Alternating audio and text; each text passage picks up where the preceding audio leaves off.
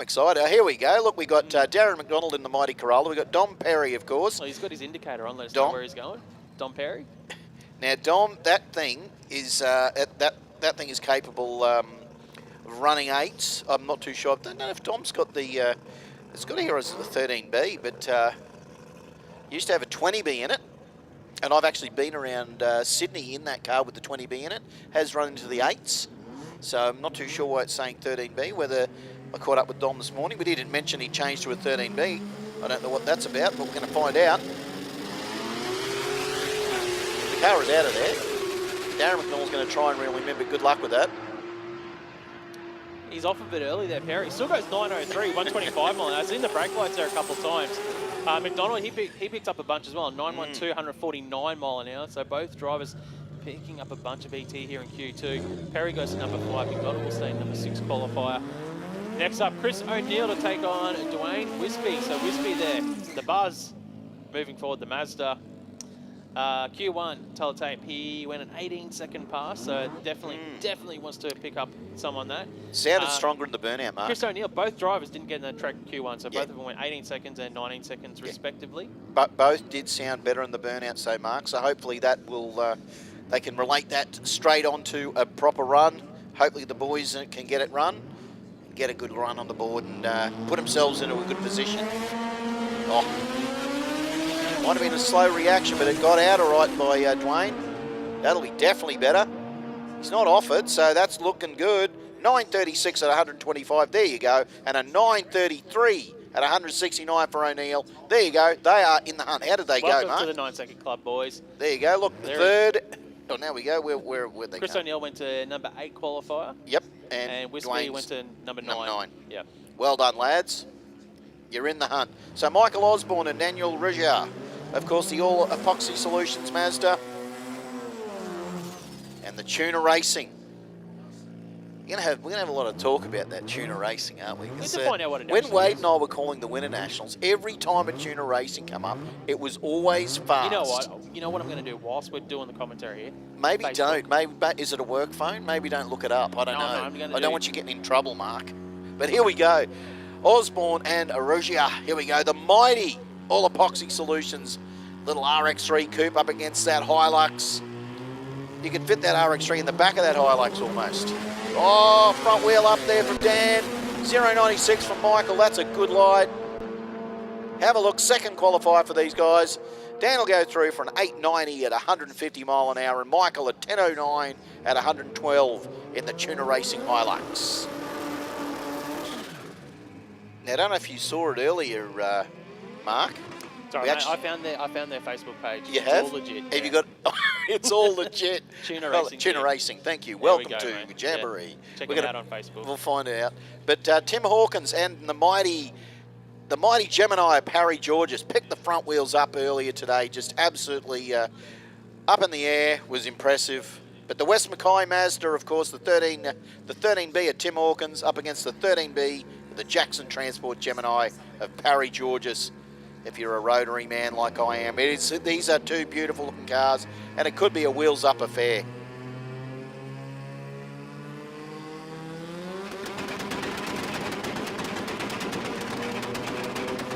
Needs to get in stage, Parry Georges.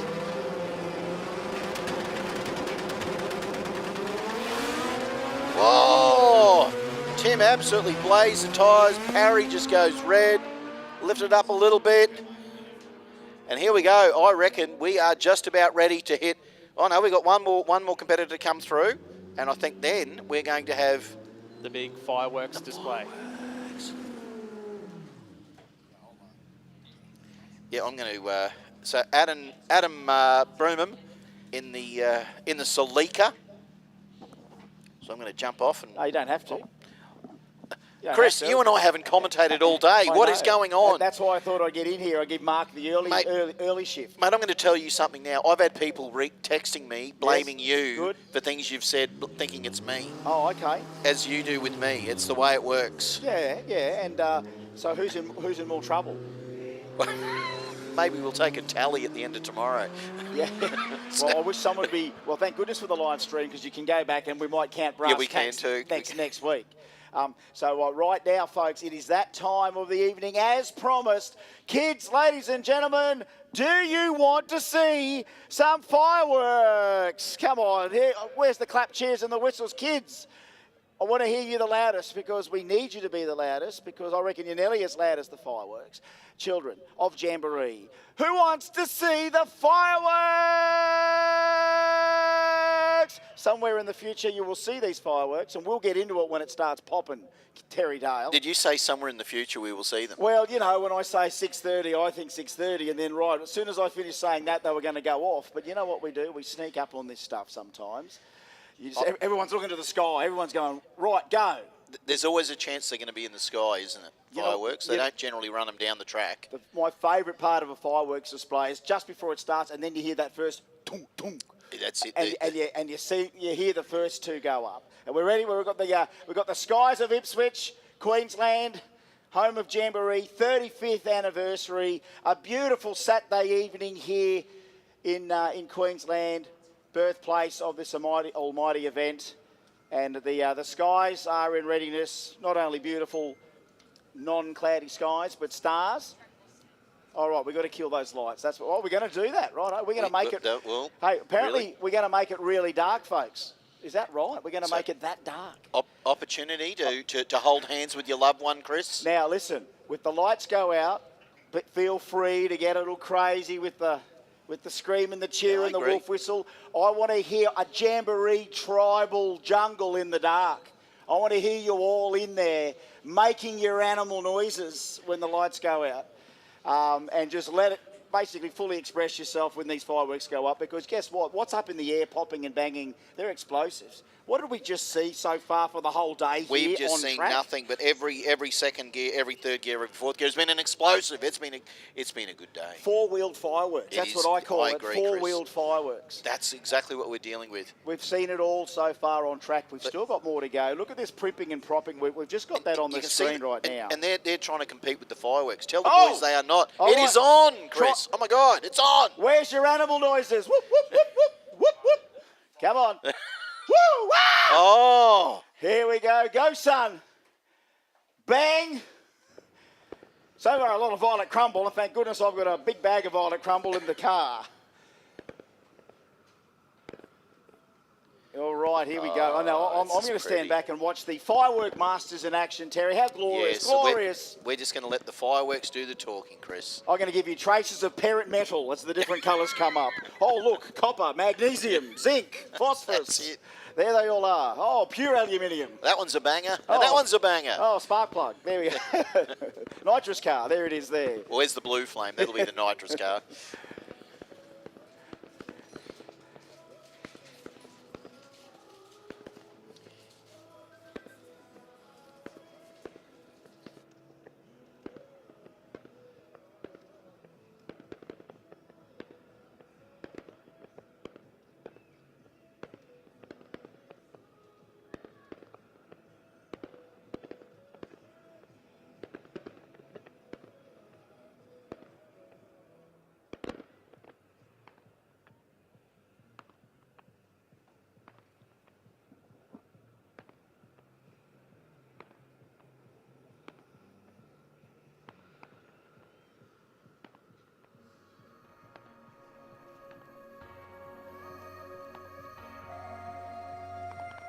I'm thinking back on all those times when I felt closed off from all that I could become, eager but too scared to climb.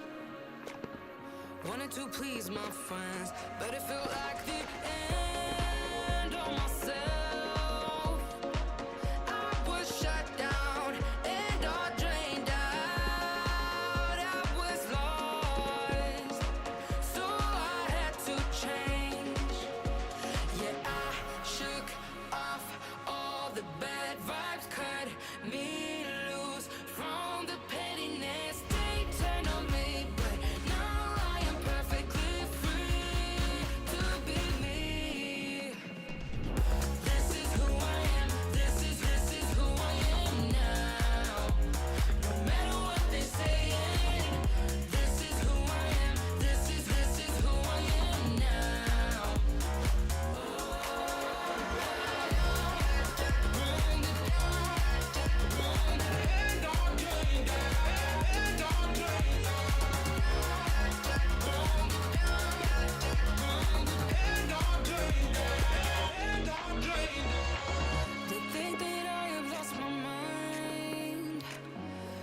not being true, but they don't have a clue. 'Cause this is me when I cut out all the shallowness and everything I suppressed to fit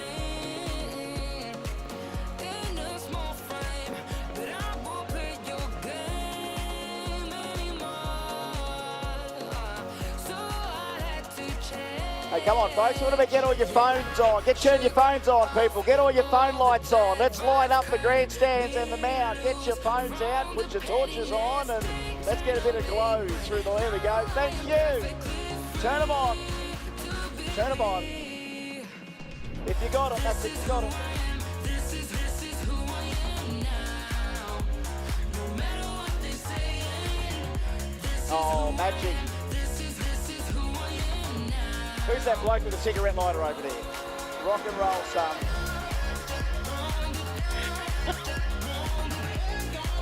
That's old school, Chris. Old school. Sure is, Go on in mate. with a cigarette lighter. Yeah. Seriously. Come on, get all your phones out, get all your lights out. It looks great on the stream here, folks. This is Jambo 35 years. Celebrate. This is qualifying, nearly coming to an end, but still so much more to offer. We've got some Q3 stuff. That's it, light up the place. Thank you. Looks good, folks.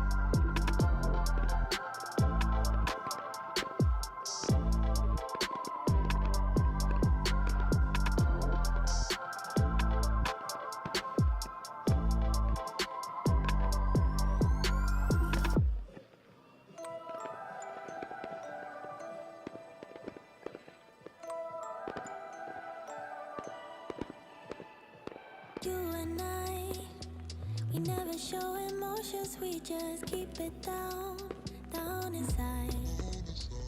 Yeah, you and I, both longing for expression for the things we like, but we stay quiet. Hold me now, tell me things, tell me all about how you feel. Just let yourself go. Say it loud, wake the world on the other side, make it real. Just let yourself go, just let go. Ooh, just let go. Oh yeah, just let go. Ooh, just let go. Just let yourself go. Let yourself be anew. We're holding back each other in the things we do. It's all so blue. Yeah, what if we could grow just like the flowers through the concrete? Just you and me. Oh, sorry, it is too. That's how tuned in I am. Tell me things, tell me all about how you feel. Just let yourself go. Oh, ladies and gentlemen, put your hands together. What else can we do for you? Come on, animal noises, clap, cheer and whistle. That is a full-hearted fireworks display for you, me and the rest of the world. Let there be more light, more qualifying coming right now. Stick around for the rest, folks, because guess what? I think, as we normally know, that Jambo feeling, 35 years of knowing this stuff, prime time to run a number for the rest of our guys here. We're going to go out and check it all out on the start line in just a sec. And Dave's got the cameras down there. So, Terry, I'm off to do that. Sorry to drop you in the hole. I've got to be honest, Chris. Yes. I just had 3 of the girls from the Babe competition text me and said, why couldn't they have had the fireworks when the Babe comp was on today? Do you know? You just see how that happens when you get back to Babe comps. You start getting the inside runs, hookups, connections. Anyway, mate, I'm not trying to take your gig, but I've taken 2 of yours recently. Yeah, well, but I'm not. You can have them back though. Let's share this one for the next 15 years. So we're going to go down, eat a kebab, and interview people. I love that. In that order. Thank you, my man. The fireworks. What a great addition to Jamboree. I'm not too sure. We'd have to ask Kelly and Chris if they've ever done it before. I think this might be the first time they've ever done it, quite possibly. So very, very exciting. So look, you know, you can't beat a good fireworks display, really. I mean, it felt like we were at Riverfire or we're at the Ekka, and all we needed was some show bags, and then we would have been good to go. So it looks like we are going to do like a little bit of track prep, maybe. I can see the. Well, it's either that or we're doing a bit of crop dusting. So, but I think it could be a bit of spraying on the track. That it is. Get a bit of a quick squirt, have a look, see how we go. So good to see everybody here. Hope everybody enjoyed all those fireworks over there on the grassy area and on the grandstand. I hope everyone enjoyed that. A nice little sweet addition to Jamboree. Besides the normal flames and smoke and tyre smoke and everything we have here at Jamboree with all the wheel stands and everything going on. So Chris is on his way down there. He's going to try. He's thrown his kebab down. He's going to get it stuck a little bit somewhere.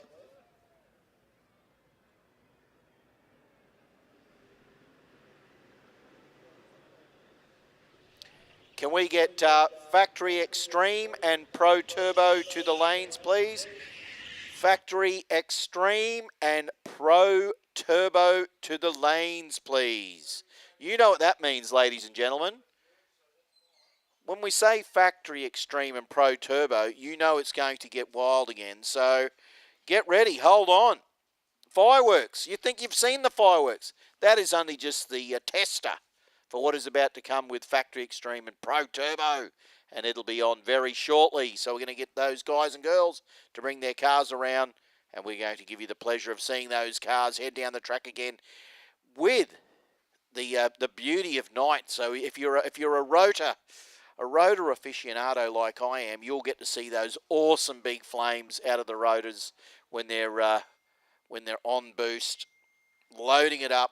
Just put those big flames out, and I'm excited. I'm going to sit back and take it easy and watch them. So enjoying it.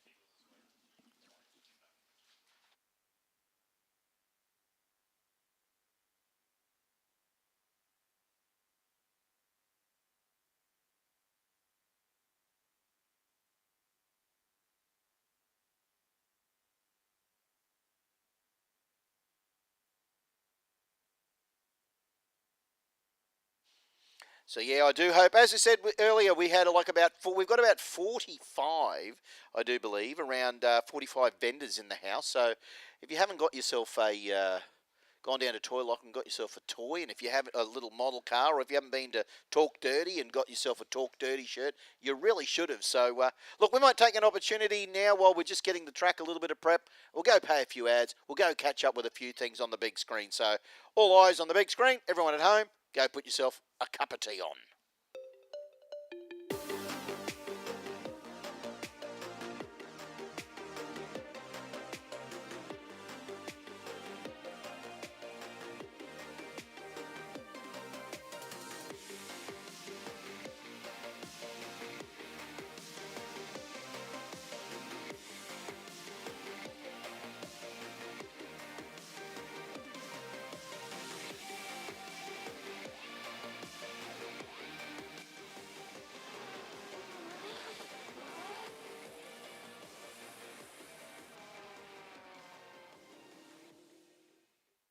Founded on a passion for motorsports and a commitment to innovation, Fueltech has established itself as a leading developer and manufacturer of high-performance vehicle control units and automotive electronics.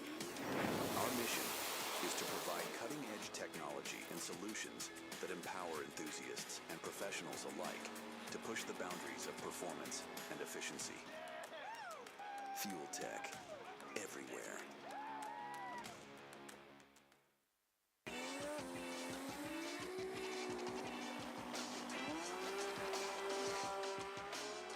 Real Street is an international retailer and distributor focused on finding new and better ways to be your favorite place to buy parts from. Parts that we know could be purchased elsewhere if we don't exceed your expectations. Your builds are expensive investments that deserve a premium experience. We are a group of over 30 car enthusiasts who have found a way to earn a living doing what we love for people who share our obsession with racing. For 18 years, our experienced staff has helped racers pick the parts they need to meet their goals the first time. We understand that missed deadlines mean missed races. If you're ready for a premium buying experience, give us a chance.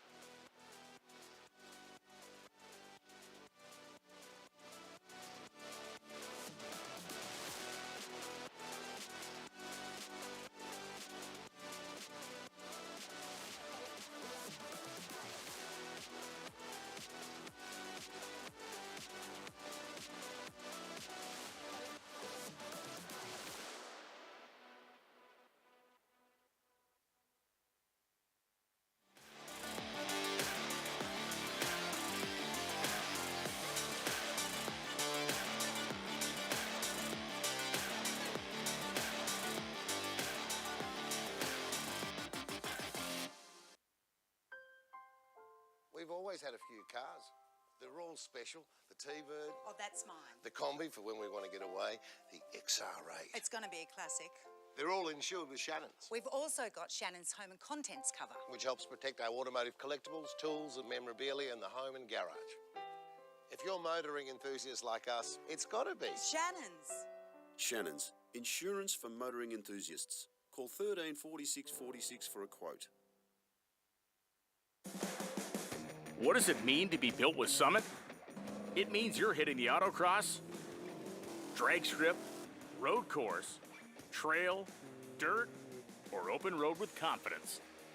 Because built with Summit means you're using parts from the top names in performance, priced to make your project affordable. And it's all backed by trusted tech expertise and blazing fast shipping. Summit Racing Equipment. Let's build it together. SummitRacing.com.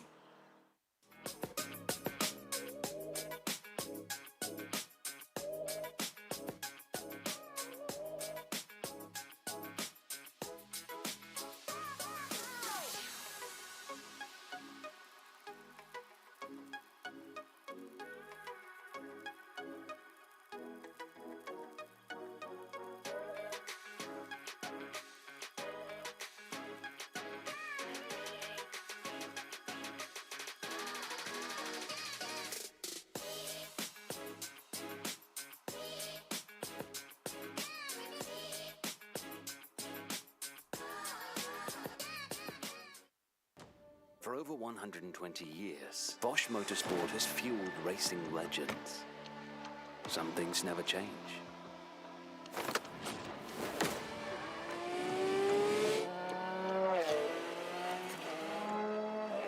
Every detail, at every moment, optimized. When quality and performance is demanded, choose Bosch Motorsport fuel pumps.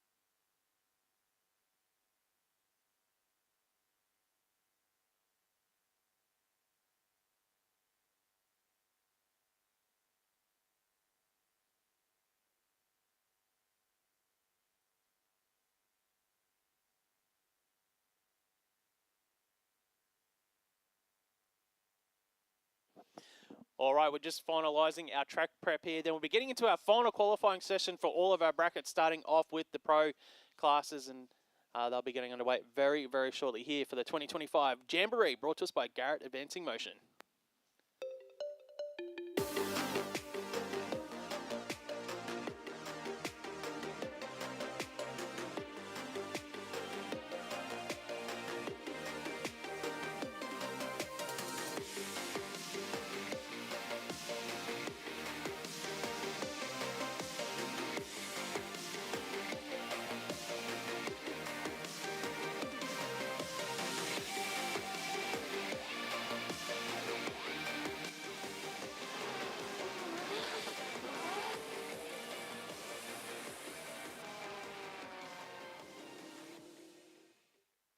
Founded on a passion for motorsports and a commitment to innovation, Fueltech has established itself as a leading developer and manufacturer of high-performance vehicle control units and automotive electronics.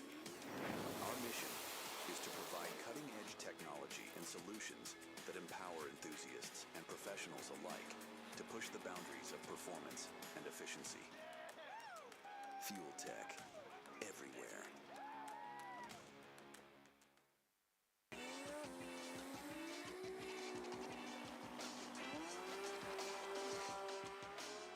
Real Street is an international retailer and distributor focused on finding new and better ways to be your favorite place to buy parts from. Parts that we know could be purchased elsewhere if we don't exceed your expectations. Your builds are expensive investments that deserve a premium experience. We are a group of over 30 car enthusiasts who have found a way to earn a living doing what we love for people who share our obsession with racing.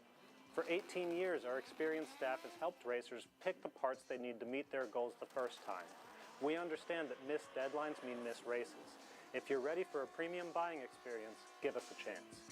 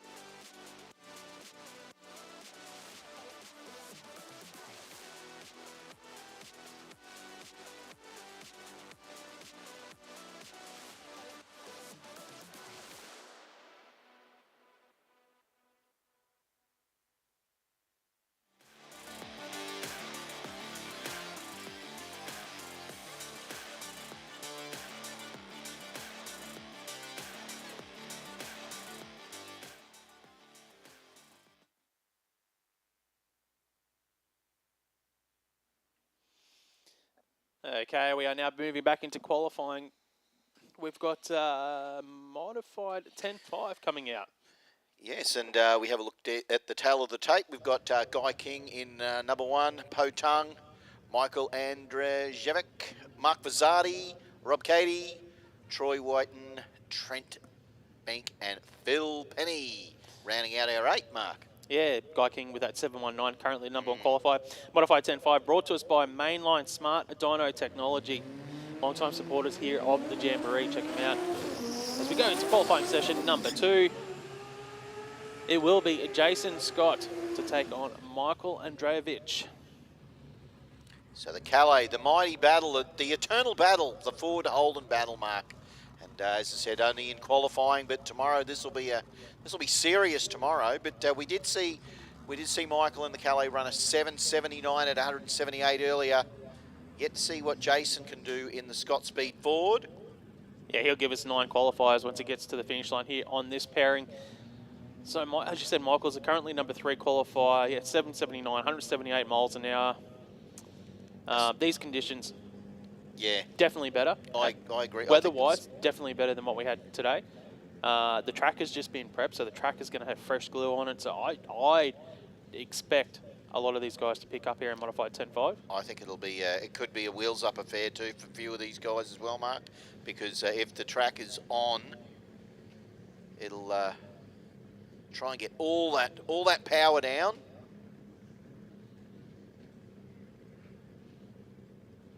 We'll know after once Michael and Jason run, Mark, we'll know exactly where we're sitting, I think.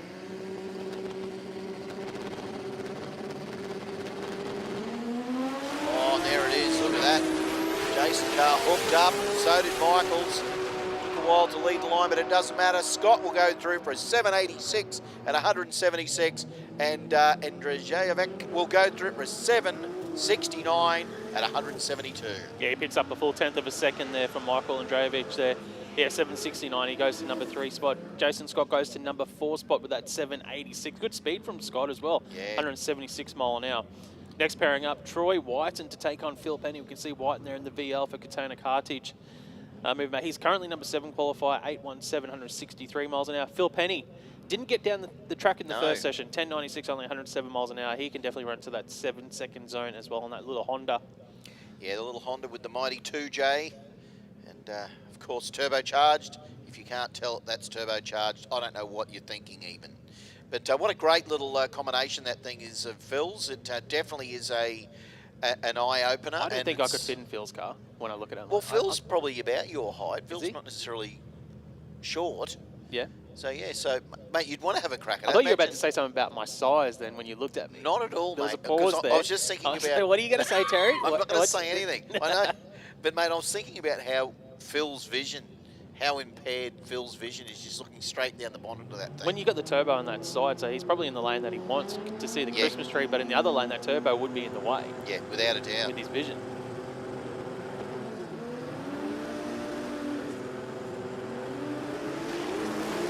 Oh, bagged the tyres did Troy, but Phil, so we might get a ride. It's gone off just at half track, sadly.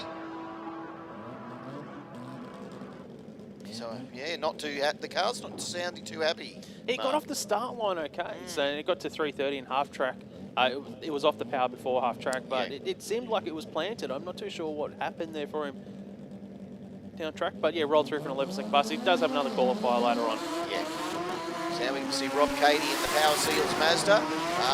Big skid there from the Central Queensland Rotary car. And Guy King in the Advanced Joinery Corolla. Yes, our number 1 qualifier, Guy King, here in the mainline Smart Dyno Technology Modified 10.5 class. That Corolla, 719. He's got a little bit of a gap on the field with that 719 because second place is Potung with the 752. But Potung was 207 mile an hour. We do know that Guy is pushing that 200, wants to get that 200. Crying, screaming for that 400.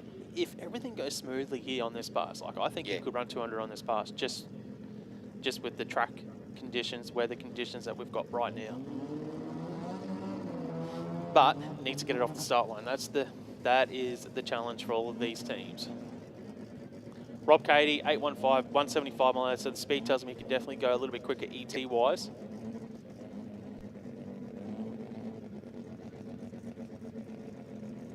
So that is what Modified 10.5 bring when you see the combination of these two cars, the Corolla and the Mazda sedan.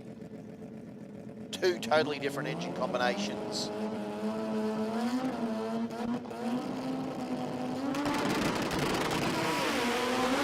Oh, Rob gets out. Oh, has a little bit of a sideways. But all eyes will be on Guy King. So Cady was quick, Oh, 756. Oh, he's pulled the chutes early. Oh, he's pulled the chutes early. Oh, what could have been there for Guy King? 740, 155 mile an hour. Got a little bit loose there, I think, so he probably did the right thing. But Cady is 756 at 179, straight to third place. That car just was on a march, wasn't it? It looked good. Yeah, puts him in the top half of the field at the moment here in Modified 10.5. Yeah, Guy King, though, it was planted. It was planted as well. I don't know why. Look, there's a reason. Nobody pulls the chutes early unless you've got a reason, do you? Yeah. Maybe he's thinking that maybe later on tonight. It was 158 mile an hour to half track. So you usually put on about 40 mile an hour in that second half. So it was getting there. It was getting there close to that 200 again. But Fred Karam and Potung We talk about Potang obviously before. 752 at 207 mile an hour in the gas racing Supra. Team Karam Racing Holden. Well, coming through. There's definitely a chance for. Oh well, actually, no, it looks like we might have. No, it's going to be a solo pass here because Potang has been pushed off the track and they're doing a big cleanup in his lane in the burnout pad. So there might have been something happen there with Potang. That's unfortunate. So Fred Karam will get all of our attention. You can see the gas racing car there at Potang actually at the back there. A lot of guys going around that car, just having a look. Oh, whatever it is. But obviously, there was something something leaking. Yeah, obviously something was leaking on track. And Mark, as you know, it can be just something simple as something just a loose, line. a loose yeah, fitting. Just something that's just gone like just when you've gone to do a burnout, it's just shaken loose, and it can quite often just be something minor. Something, you know what happens when you get tyre shake and there's a lot of vibration. Sometimes things just vibrate loose. And Mark, and anybody who's ever been close to the start line or even just been out in the crowd here, you realise the violence of even a burnout with these cars. Exactly. It's not smooth. Not at all, not at all. Because you do the burnout, and then as you go down track, the tyres actually start to grip on track as well. And then that's more vibrations, the harmonics that go through the engine, the gearbox, the car. Vibrations aren't your friend in these sort of vehicles. Well, let's hope that we get to see Fred here get this this very, what can only be described as tough-looking Commodore. I love the low slung rear. That's a car that's built purpose built for its action. And there it is. Look at that. All eyes will be on Fred. What can he get it to run? A 753 at 178 mile an hour. How tight is this field in modified 10.5, getting at the top there? Fred Karam, he will go into number 3 spot, but we'll have 3 cars within 400s of a second between second to fourth. Once Fred Karam gets put in there you go. Look at that. 719 Kai King's number 1 qualifier. Get a run. Yep. Come in at 3rd. You'd be happy with that. Seriously. Yeah, Potang number 2 with that 752. Next up, Trent Bing in that Calais to take on the Mazda of Mark Pizzotti. They're going through the big burnout. Give Put a your round hands of together. A round of applause for the Foz. How good is he? There's the Calais of Trent Bing. Yeah, Trent says, "Look, come on, we can't be outdone by Pizzotti in the rotor." Or is it? I do love it. We do. Well, I can tell you that we don't really have any sort of wind at the moment because the smoke is just sitting there. Look at It's not disappearing really. Maybe a slight tailwind. But not much wind at all here. Considering what we had today, it was a big headwind during qualifying during the day.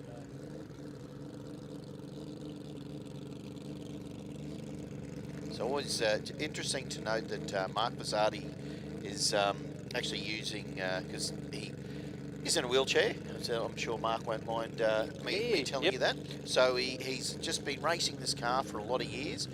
You see his hand controls there. That's great shots from our team at overtaking lane here inside there. Pizzotti and his hand controls on this car. I have got a really interesting story at some point in time I can tell you about, Mark, when after a post-Jamboree party that kind of got very messy with Mark and I drinking, and it was a lot of fun and not a lot of fun. In the end, it was good. He's a great guy, and how good does that car look though? It's pretty tidy. But let's see what Trent can do in the Calais. Let's see what Mark can do in the Mazda. 814 at 166 before. Trent an 887.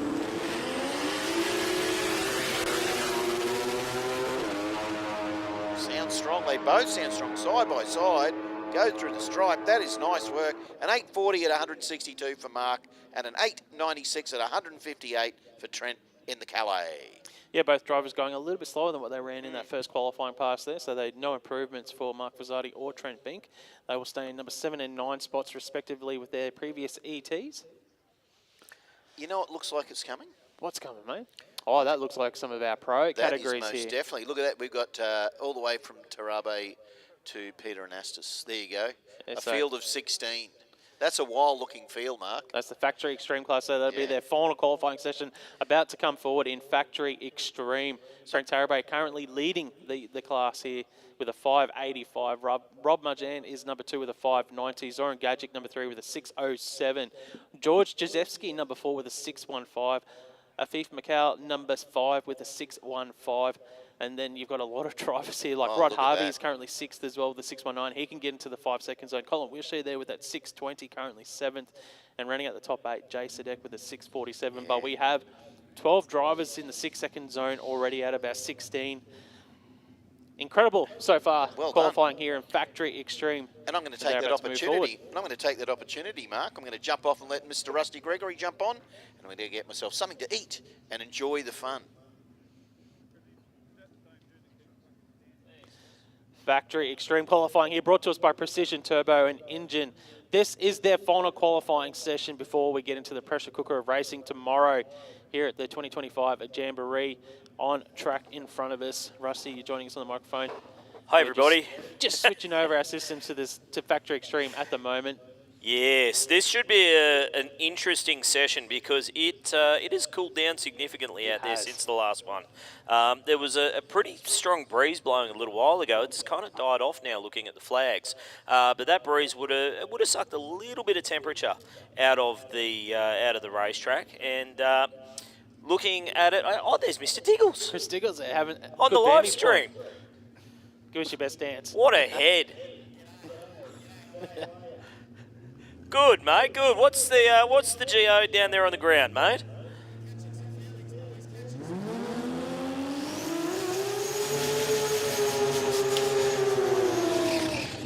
It's Factory Extreme time. Getting the sounds of the racetrack through Diggle's microphone. Absolutely. Well, we have now got 2 drivers coming up that did not make it out for the second round of qualifying, one of which was Zoran Gajic, the other being Rob Margin. Now, apparently the body was up on Rob Margin's car. They were absolutely thrashing on this thing to get it back. So whatever it was, they've obviously got it sorted and put it out on the racetrack. It's currently number 2 qualified with a 5.90. It was number 1 for a fair way, but then Frank Tarabay knocked out that 5.85. So this should be a fairly solid matchup. Zoran Gajic, on the other hand, running the clutch in the car. Not too many in the field running the clutch, but Zoran's persisting with it. Well, he went 6.07. He's currently a number 3 qualified, 244 mile an hour. For Zoran Gajic going through that burnout procedure. Here, as we see, well, Margin's pretty much ready to go into stage now as he's about to move forward. So Zoran Gajic for elite race parts in the BMW.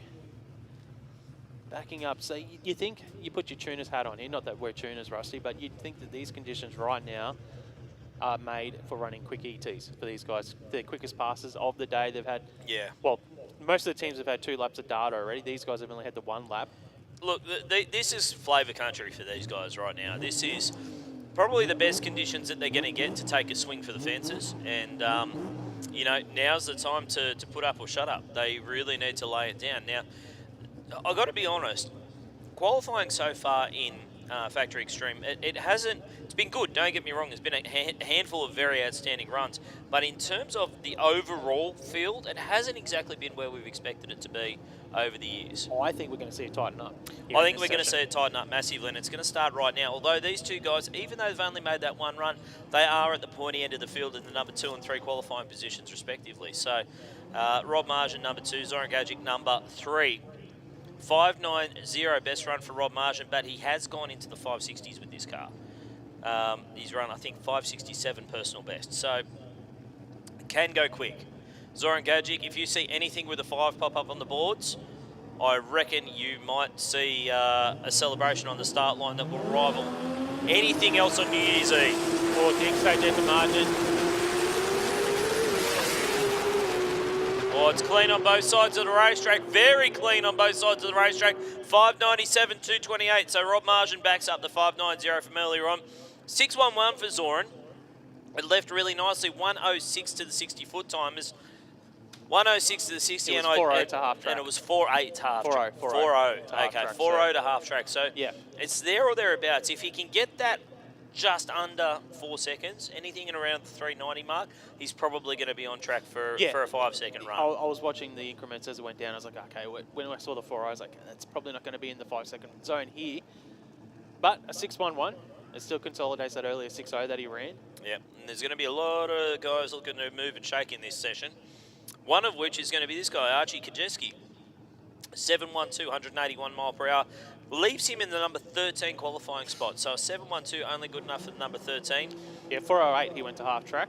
Yeah. Just then, yeah, and a 398 for a margin. So yeah, actually, yeah, 390, 597. So that equates to what you expect. Exactly. So Colin Wilshire now, I should say. The Eclipse, the Mitsubishi Eclipse with the 4G63 in it.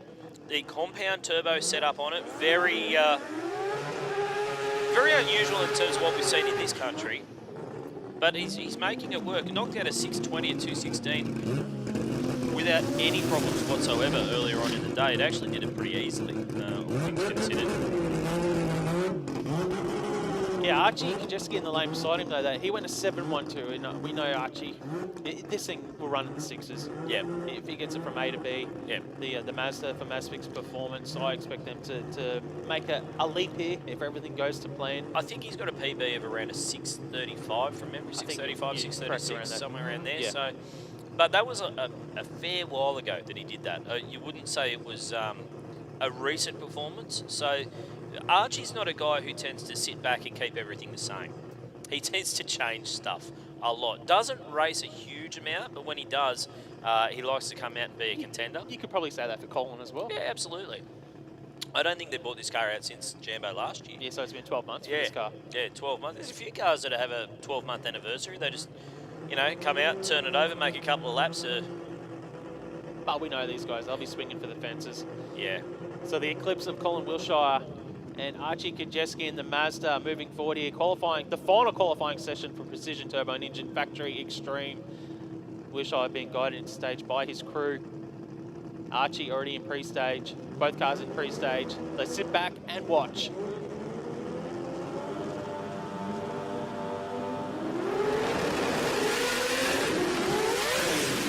Archie all over the place. Colin's on a nice run. Colin's on a very nice run.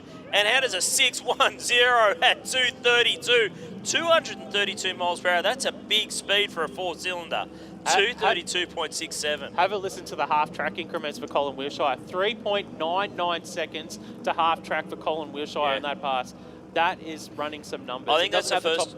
It doesn't have a top-end speed like some of the other cars, but it gets to half-track very quick, 3.99 seconds. Is that the first time they've gone under 4 seconds to half-track? I'd say it'd be pretty close to the mark, I reckon. I don't know about that, but 610, either way, that's a good pass for him. Absolutely, and a 610, that's certainly moving in the right direction. He has gone as quick as 600 with that car. I'd say he would have went quicker on the 600 to half-track than that. But still, Good plenty more killers coming out now, and you want to talk about all killer, no filler. That is exactly what Factory Xtreme is this weekend. So that car that you see on screen, that is the quad father, Sam Sadek, in the King Kong Camaro, I reckon we can call it. It's got the big King Kong on the side. It is a 4-rotor. So this car is the only one of those in the field here this weekend. They haven't quite got it sorted, but it's still ran pretty quick this weekend. He's already got it down into the 6s, and that was with 2 big pedals and a very early shut-off. Watch this thing haul through the top end, right? So you'll see these cars, a lot of these cars will get off the line very quickly. They'll 60-foot, almost sub 1 second to the 60-foot. This car doesn't necessarily do that. They haven't got the front half sorted out. But you watch it come in as they wind it in from about half-track on, it absolutely gets on a march. In the lane beside Sam Sadek, we've got George Josefsky in the Lotus Caravans. It says Nissan here. Is it Nissan, is it? Yep. He's running a best of a 615 at 212 mile an hour. Yep, running the RB power plant in this car. And George Josefsky, of course, has a couple of VLs in his shed as well. Yep. He's pretty popular with the whole RB thing. Absolutely loves it. He would have loved nothing more than to dip down deep into the 5-second zone here. We've already had 3 cars go, 2 cars go into the 5s. I see the front end on it. When I was looking at that long shot, I wasn't sure, all the Camaros and that these days with the spec bodies all look so similar. It's almost as if they might have all started as Camaros, but I know.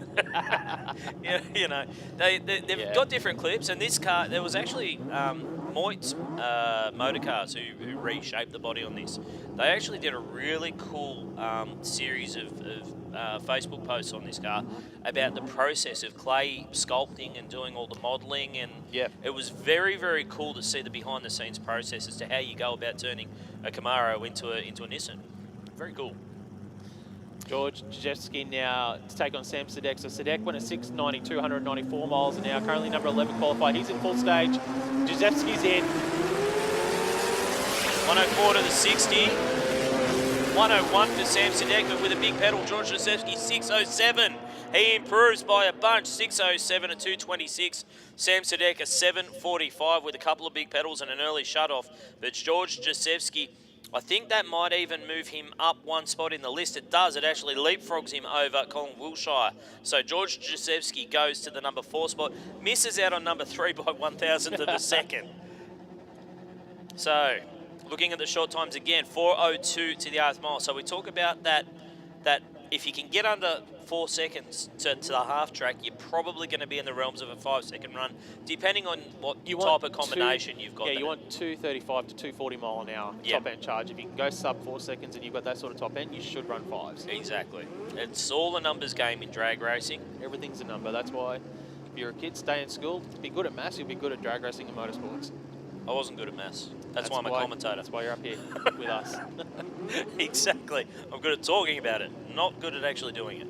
So, next up it is going to be the RX-9 out of the Pack Performance stable, and that is George Rahayem. And he's going to be taking on Jason Both, one of their customer cars, in the Mazda 6. So this should be another good matchup. A lot of smoke out of these cars down here. There's nothing like a rotor at night. On a cool, crisp night, there is nothing quite like a rotor. We've got a couple of good ones rolling up now.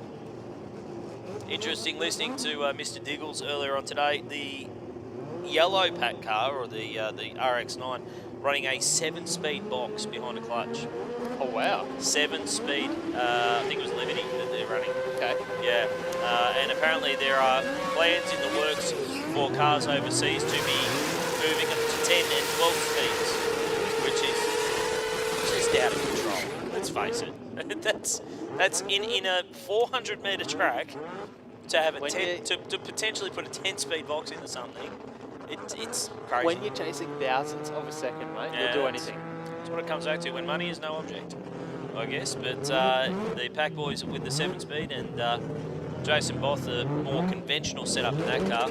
Best of a 695 today, 665 for George Rahayem, though they did knock out a couple of 630s, I believe, in testing yesterday. So, gotta love the flameage. Has anyone mentioned flameage tonight? I haven't yet. No, not tonight. I think this might be the first real sign of flameage that we have. Well, you can see good shots there of Jason Both. About to move into stage with his Mazda. It's funny you say the flames, that he's supported by New South Wales Fire Detection. Yes. Here we go. Here we go. Great shots here from Overtaken Lane on our live feed, brought to us by Real Street. Factory Xtreme final qualifying session. George Rahayem, built by Pack, has run a best of a 665 today, currently qualified number 10 at 210 mile an hour. Watch the flames. I feel like I'm riding the firing line of that pipe right now for George Rahayem. Clean on both sides, very close to the wall for Jason Both down there. That's a great run for Both, and a 635. That's a PB for Jason Both, 638 alongside George Rahayem. 223.58 miles per hour apiece on both sides of the racetrack. Identical. Identical. That is sensational. And Jason Both leapfrogs the boss, George Rahayem. 635 with a 6. That's a PB by, I think, about half a tenth of a second. So that's a huge jump for him. And George Rahayem is 638. Big, big steps in the right direction for those guys. How's the field now looking for you, Rusty? Getting better. Getting better. Getting better. Certainly getting better. A 635 and a 638 are only good enough for number 8 and number 9 spots here in Factory Xtreme qualifying. So one of those cars has gone deep. Was it George or was it Jason? Don't know which, but one car has gone deep down the other end of the racetrack. We're just getting word from our operatives, top secret operatives down there. Hopefully everything is okay, and we will come to you with an update. It looks like he might have just taken the long route down there. I don't think he's gotten to the sand. And based on the fact that the car's dark, I'd say it's probably Jason Both by the look of it. So we're going to have to retrieve him, rescue him from the extended runoff down there. but we shouldn't be down for too long. So we are moving in the right direction in terms of speeding this field up. And I know Chris Diggles will want to hear the numbers because he's a numbers kind of guy. 585, Frank Tarabay still leading the way. Rob Margin, 590. Zoran Gajic, 607. Josefsky's leapfrogged up to number 4 with a 607. Wilshire in 5th with a 610. A 5th, Mikhail, he's plummeted down with that 615. 619 for Rob Harvey, 635 for Both. That's the top 8. It's a big one. Round 0 here. It's very rare we get to do that.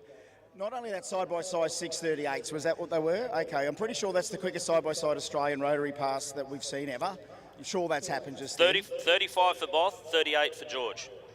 Well, when have we ever seen rotaries go side-by-side 630s? I can't think of it. So I think that's a new milestone right there. Captain Colin Wilshire, 610.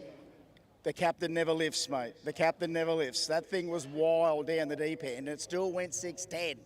So for a 4-banger, that's world-class stuff. Remember, a week ago, our friend in Sweden with his Volvo went 609. So the world 4-cylinder mark is being pushed at its absolute limit, which is good to see. And there's a little bit more of that to come, obviously, as well. I was down beside the gas team here when Zoran was trying to run that 5. You should have seen that anticipation. One thing I miss when you stand right here and you see these teams as these serious hot rods come to a line. This is like an adrenaline moment like nothing else. Just the expectation to think that you're going to send these things down the track. And if you folks could ever come and stand and right there and see those things point blank, you think they're awesome now. See them up close. They're off their heads. All right, well, Sammy here's. Afif's here. All of our crew hanging around. Massive crews here. 500 blokes over here. Afif's in the car. We've got Chris Caramola here at the back. So we've still got more factory Xtreme stuff to come. And as you said, mate, the Pro Mod field is just getting themselves ready there at the end. We've obviously got some of our other categories still to come to finish off, because remember tonight, we're going Q3 for everyone. So we're technically still, I think, in Q2 here with this stuff. So Q3 is still another session away for these guys. People's asking, are we wrapping up soon? And the answer is, well, until we qualify everyone, you know, for 3 rounds, if we can fit it in, we're going to do it. Beautiful conditions. We've lost too much time Wednesday, Thursday with the rain, and we're figuring if the weather's fine, we're going to go deeper, a little bit deeper tonight than what we would normally do at a Jamboree. Conditions are perfect if I do say so. So more Pro Turbo to come after Pro Mod as well. So we've got stuff. We'll go find some more. We'll go find some more for you anyway. Hey, what about that? You come back to us when you're ready, Mr. Diggles. It is Q3 for Factory Xtreme that's on track now. And so it is their final qualifying session. Next time we see these guys, it will be in the first round of racing tomorrow. If you haven't already got your tickets, if you're either watching online on the Real Street live stream, or if you're here at the venue going, oh, I only got a one-day ticket because I wasn't sure, well, let me tell you, you need to jump on and get your Sunday ticket now. We're kicking off tomorrow morning at 9 o'clock. It's all going on, and it's going to be a massive day of racing. And at the end of the day, we get to hand out the billet J's, and it is J Day. That's what we call it. Race day. J Day. Race day at Brisbane Jamboree. There's no other day that you can call J Day. That is J Day. So we're just rescuing Jason Both from the top end of the racetrack. Hopefully everything is all right. He hasn't had any issues that have caused him to go that deep. Hopefully it was just he hasn't gone that fast before and didn't know how to get it stopped. A little bit late on the chute. Yeah. It happens. What happens with these cars, obviously, we've got a third loop down there where the cars turn off the braking area, but if they go past that third loop and use the extra runoff, there is no return spot for them. So when they come to a stop, we've got to go down in there and back them out, basically. Yeah. And that's what takes the time. Exactly right. So we shouldn't be down for too much longer. I know Mr. Diggles is down there going for a bit of a wander through the staging lanes, just trying to figure out who's there and who's not and who wants to talk, because not everybody wants to talk to you on camera either. A lot of people, when they see you coming with a microphone and a camera, they'll turn around and run in the other direction or jump into the tow car, one or the other. They'll try and hide from you, but we have got a killer lineup for the remainder of the evening here. Of course, we're in our professional categories now. Factory Xtreme up first, be followed by Pro Turbo, Pro Compact, and then Pro Mod, as well as the GTR Shootout and all the other fantastic categories that we've got still yet to come tonight with our third and final round of qualifying. We've got fire in the pipes, and we are set to continue with Q3 for Factory Xtreme qualifying. presented by Precision Turbo and Engine. It is Sam Avcal taking on a fifth Mikhail. So rotor versus piston job here.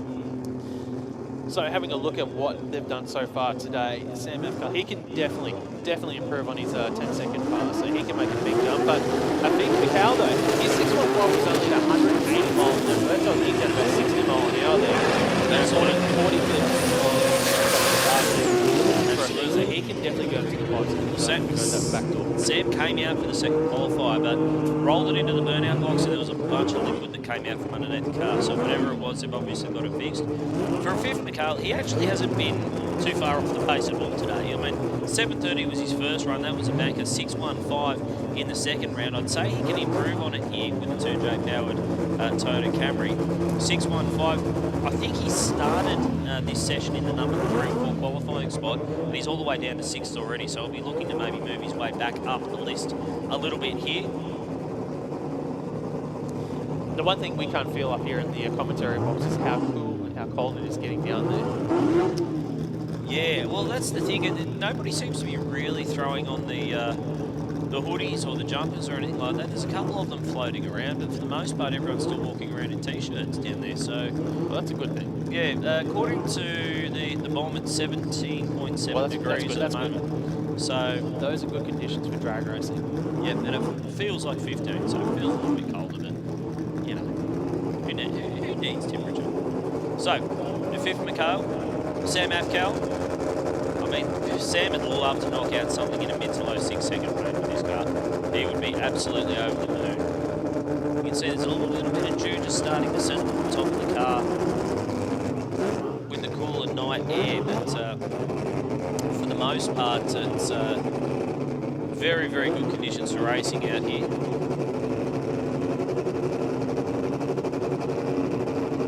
Final qualifying session for Factory Xtreme. Both drivers looking to improve and move up the ladder here in qualifying. A fifth Mikhail, Sam Avcal. Oh, he's dragging the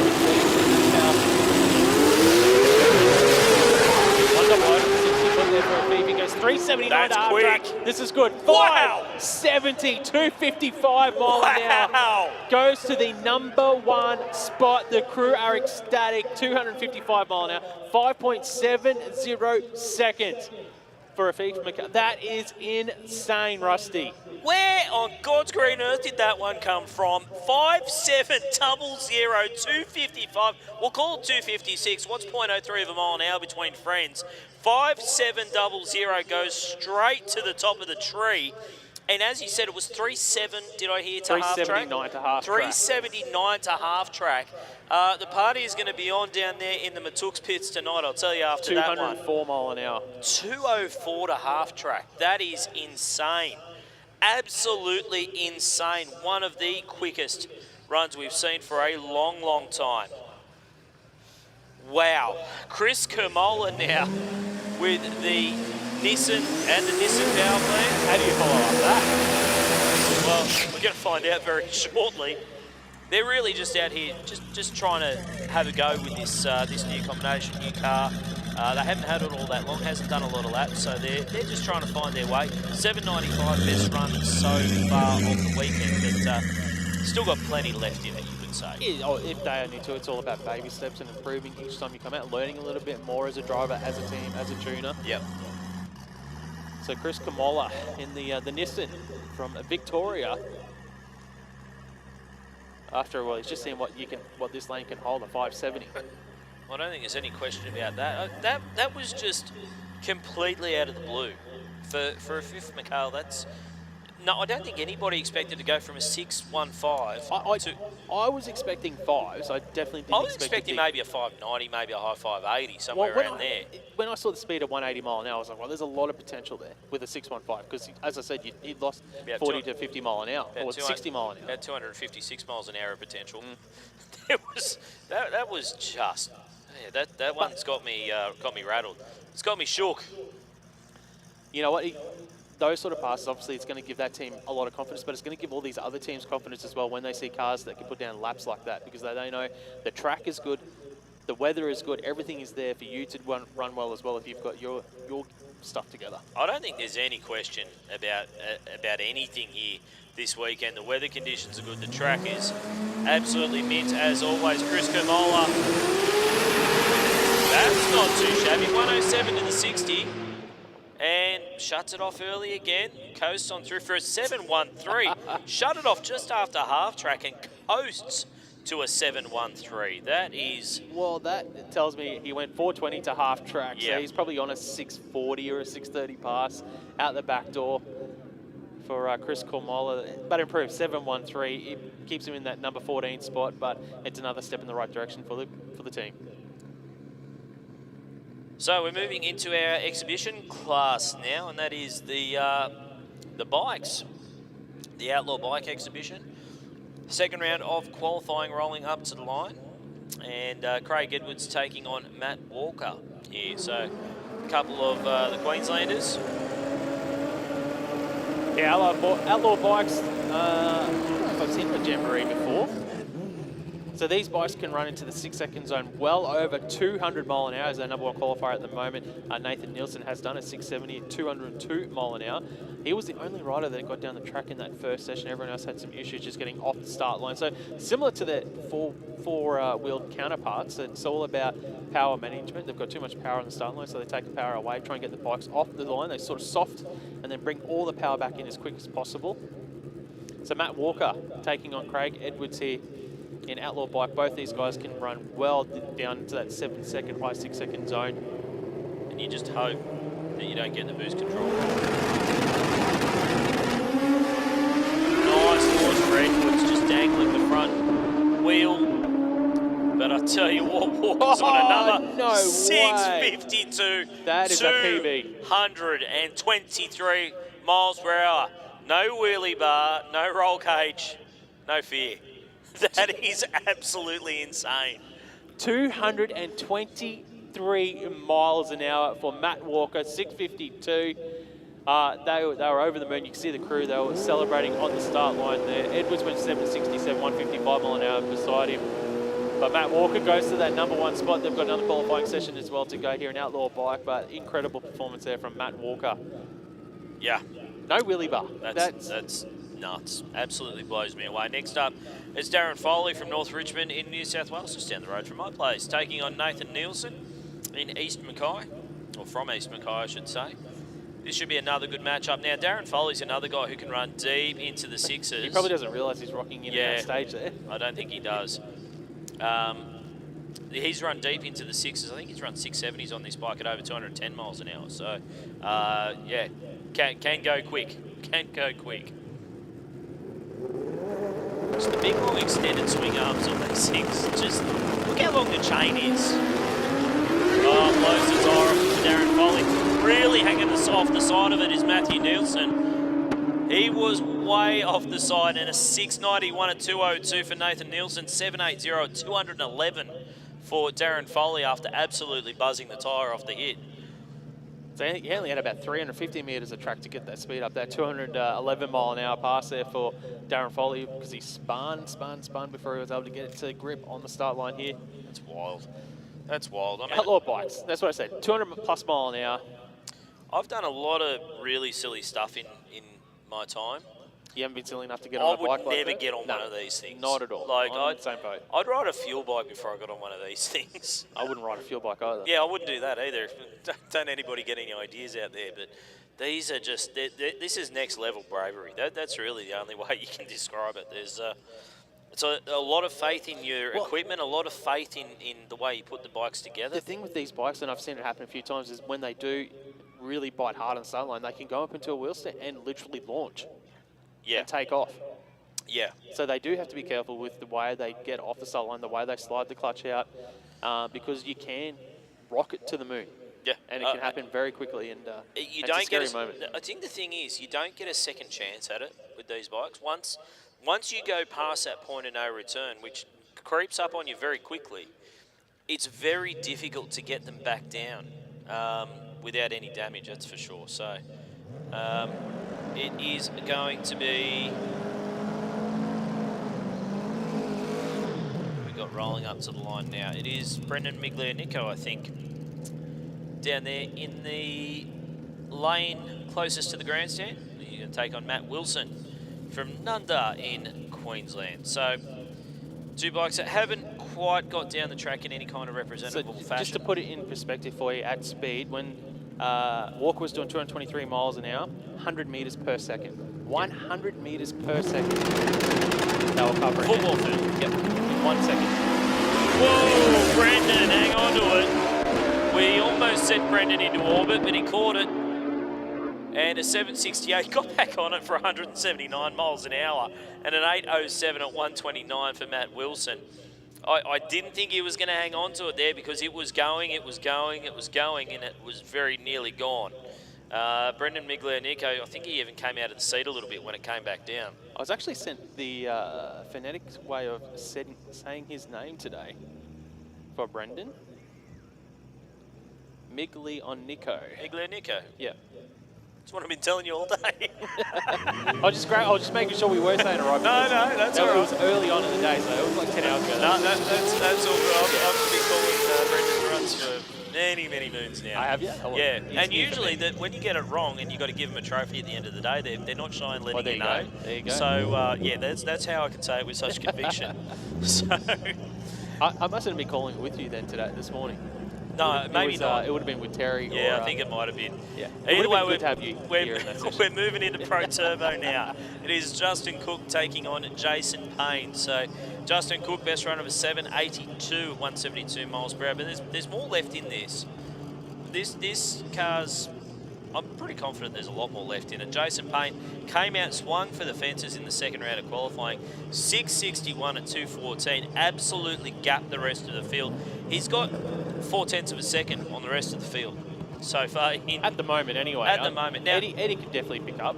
Eddie has a PB down in the 620s. So keep in mind, all things being equal, that it doesn't, just because he's there now doesn't mean he's going to stay there. But Eddie's currently in number 2 qualified with a 704. Ben Slaughter in number 3 with a 710. So there's plenty of quick cars still left to come. But Jason Payne, he's always a contender. It doesn't matter what class, what category he rolls out in, whether it's your traditional, index style racing, whether it's heads up racing here at Jamboree, he always comes out and makes it count.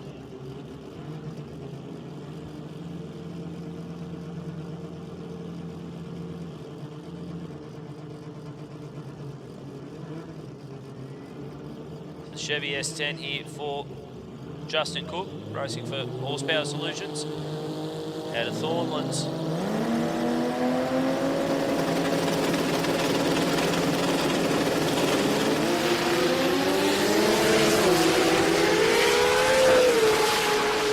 That's a nice run on both sides of the racetrack.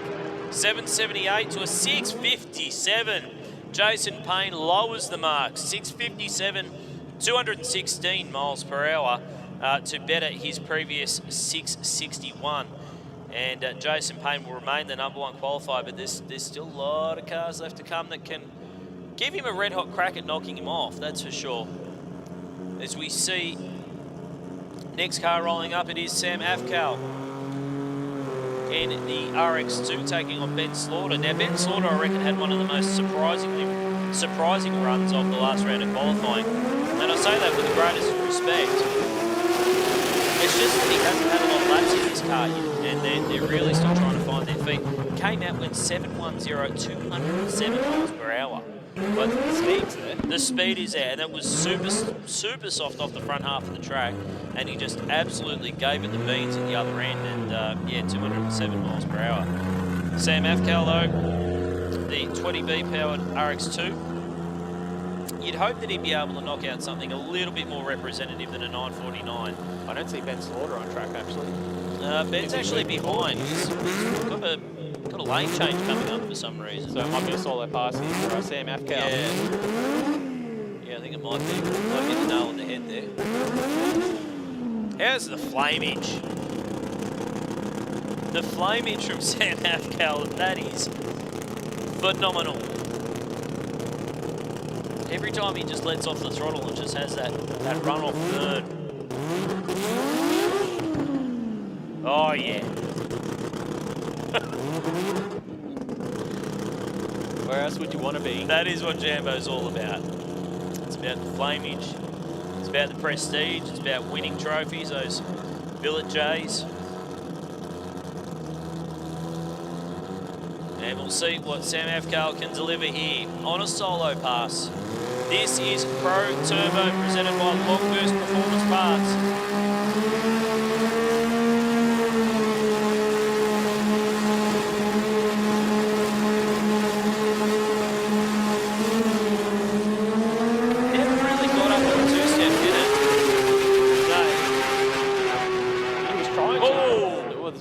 Down there. Yeah, big flash of flame out from underneath the car for Sam Afkal.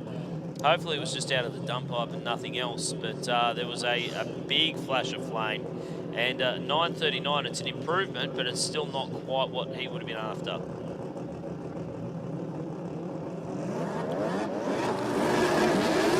think he's been slaughtering and pushing through, I think. No, it's actually back. Not sure what the story is there. But next up it is Jerry Keel taking on Anthony Matuk, VL God, the VL Commodore, and only an 8:42 to show for his efforts so far today. The Don's still a little while away in terms of seeing that car back out on track after its accident not too long ago. I think it was Jambo down in Sydney that we saw that car have its accident. But for Anthony Matuk, he'd love to knock something out in the 6-second zone here with this car.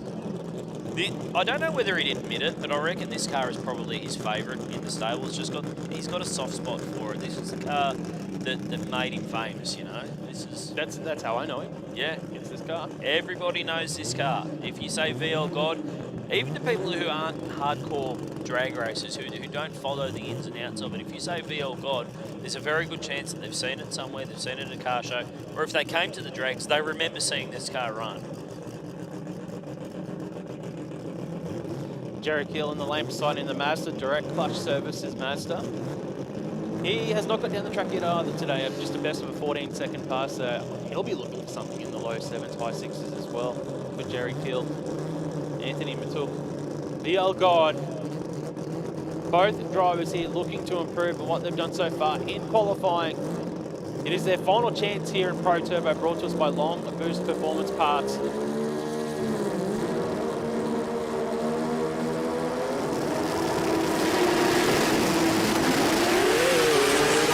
That's a big cleaner. Jerry Keel over the centre line, really loose, and I think 677 at 165. I think Anthony Matuk actually rolled out of the throttle because he saw Jerry Keel coming across in front of him. That was absolutely wild, and some pretty good heads-up driving from both drivers there, because Jerry Keel was well over in the lane. He dropped the parachute to try and straighten the car up without overcorrecting and throwing it all the way across into Anthony's lane. But a 677 for Anthony Matuk at a very early shut-off, 165 miles per hour. I'd have to see the replay to see who actually took out the centre line. Jerry Keel definitely took out the cones. I'd bet. I don't know. Did Matuk get to his finish line first? Yeah, he did. He passed him because Jerry dropped the chute. So I think the run should stand for Anthony Matuk. So the run might stand for Matuk there, that 677, but we'd have to see the replay on Can't pay any attention to the incrementals because... No, I think it went 3 seconds to half track. Exactly. You can't pay any attention to the incrementals, but in terms of the finish line, unless the finish line cones got bowled over, which I don't think they did, we'd have to have a look at the replay on that one, but that was... that was a little bit of a gather yourself, have a little bit of a breather, and then we can get back into it, because that was a moment for Anthony Matuk and Jerry Keel there. So we've still got one more car, I think, left to come in this session,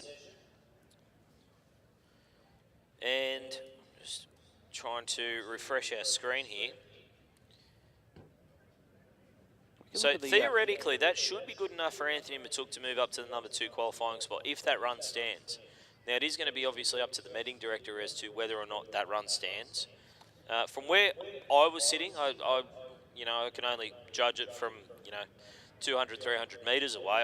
It looked to me like Jerry Keel got across the centre line first, dropped the parachutes, and Anthony drove around him and beat him to the finish line. So if that's the case, Anthony obviously, if he got to the finish line first, then the run should stand. Here's the replay. Let's have a look at it here. Keep your eye on the silver car right of screen. So it was about here it started moving, and there. Big move over the centre line. Pulled it back, shoots out, and Anthony Matuk, first to the finish line. So yeah, Matuk got to the finish line first, so that 677 is a legit ET there for Anthony Matuk. Yep. So that's good. That's good news for him, but pretty heads-up driving as well for Anthony, because I think he did roll out of the throttle and try and move over in the lane to try and give Jerry as much room as he possibly could.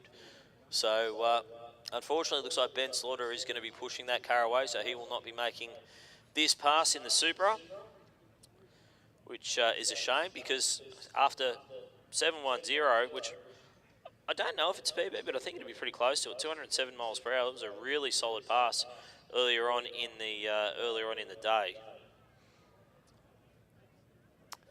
Unfortunately, it looks like Ben Slaughter is getting pushed past us here just under the commentary box, so that's unfortunate for the team. Hopefully we see him back out here, well, tomorrow now, because this is the final qualifying session for pro classes. Absolutely. It is Don Maiolo rolling out now in, I believe, what will be the final car for Pro Turbo, if I'm not mistaken. Just trying to get a bit of an idea of what's going on down there on the racetrack. So it's been a hell of a day so far, and if you haven't already got your tickets for tomorrow, make sure you grab them, because it's going to be big again. Cannot wait to see what tomorrow can deliver, because if today is anything to go by, we're going to be kicking things off tomorrow morning at 9 a.m. with J315. According to the schedule that I've got in front of us. So make sure you do get here early, get your tickets early, get in, and make sure you do not miss out on one of the biggest days on the Australian drag racing calendar tomorrow. Do want to say a big thank you to all of our category sponsors here this weekend. We can't do it without them. Factory Xtreme, presented by Precision Turbo and Engine. Long Boost Performance Parts, giving us Pro Turbo this weekend. McKernan Associates, bringing us Pro Compact. Manly Performance Products, bringing us Pro Mod. Boost Line Connecting Rods for J275. Mainline Smart Dyno Technology for Modified 10.5. Speedflow All Motor. And Street Compact, brought to us by Racer Industries. So I think what we're waiting for is just the all clear at the top end of the racetrack, that the timing cones are back in place.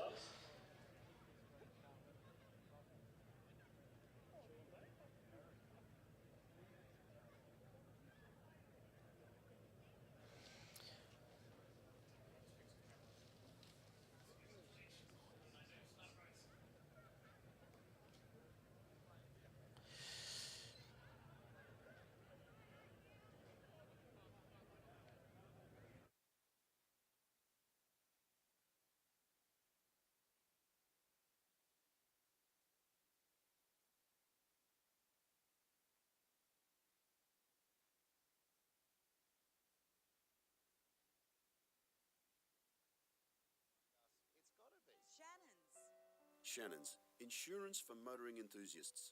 Call 13 46 46 for a quote. What does it mean to be built with Summit? It means you're hitting the autocross, drag strip, road course, trail, dirt, or open road with confidence. Because built with Summit means you're using parts from the top names in performance, priced to make your project affordable. And it's all backed by trusted tech expertise and blazing fast shipping. Summit Racing Equipment. Let's build it together. SummitRacing.com.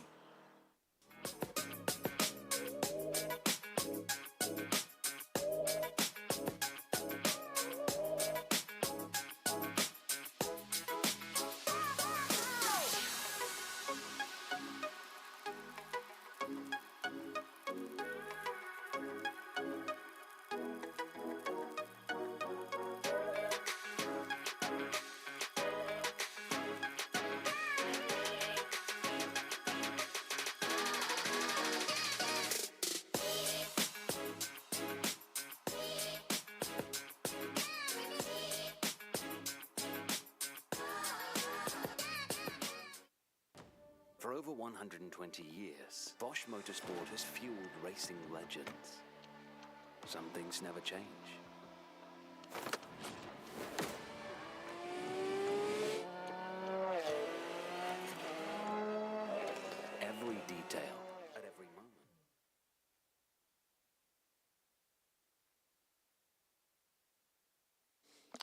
Welcome back into Garrett Advancing Motion Jamboree for 2025. I've got another new commentator for the weekend. First time we worked together for ages. Tez, how you going, mate? We actually haven't worked for probably a couple of years. Maybe at a Winter Nationals, maybe. Maybe might have been Jambo last year. Maybe in a morning session at a. Who knows?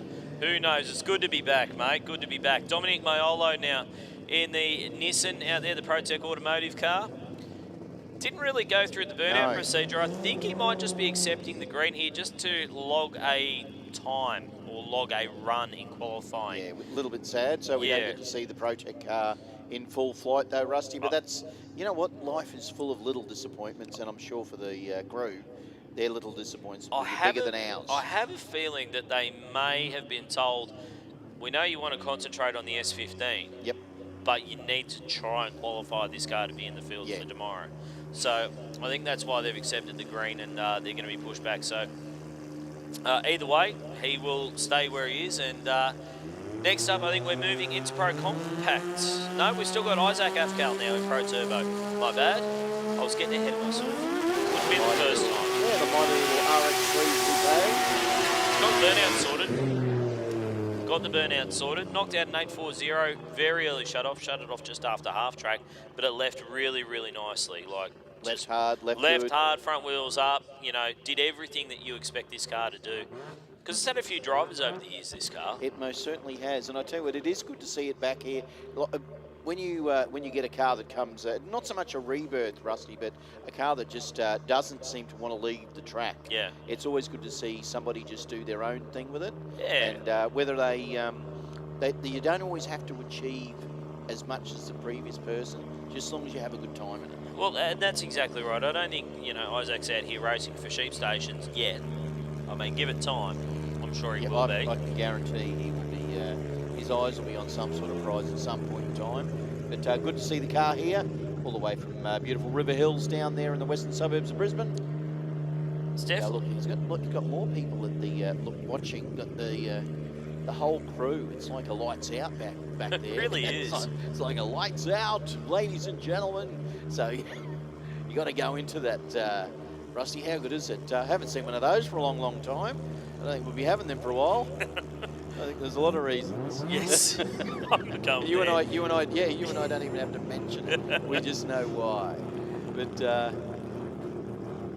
it makes for an interesting blot on the drag racing calendar when you see the vision of it from the old days. You kind of look at it and go, that's, yeah. But anyway, we move on. We get to see the mighty RX3, see what it can run. It's a very, very cool car, this one. Been around for a long time. We talk about Jason X driven it, Sam Sedek's driven it, still got the Sedek Motor Group decals on the side. He's gone in very deep here.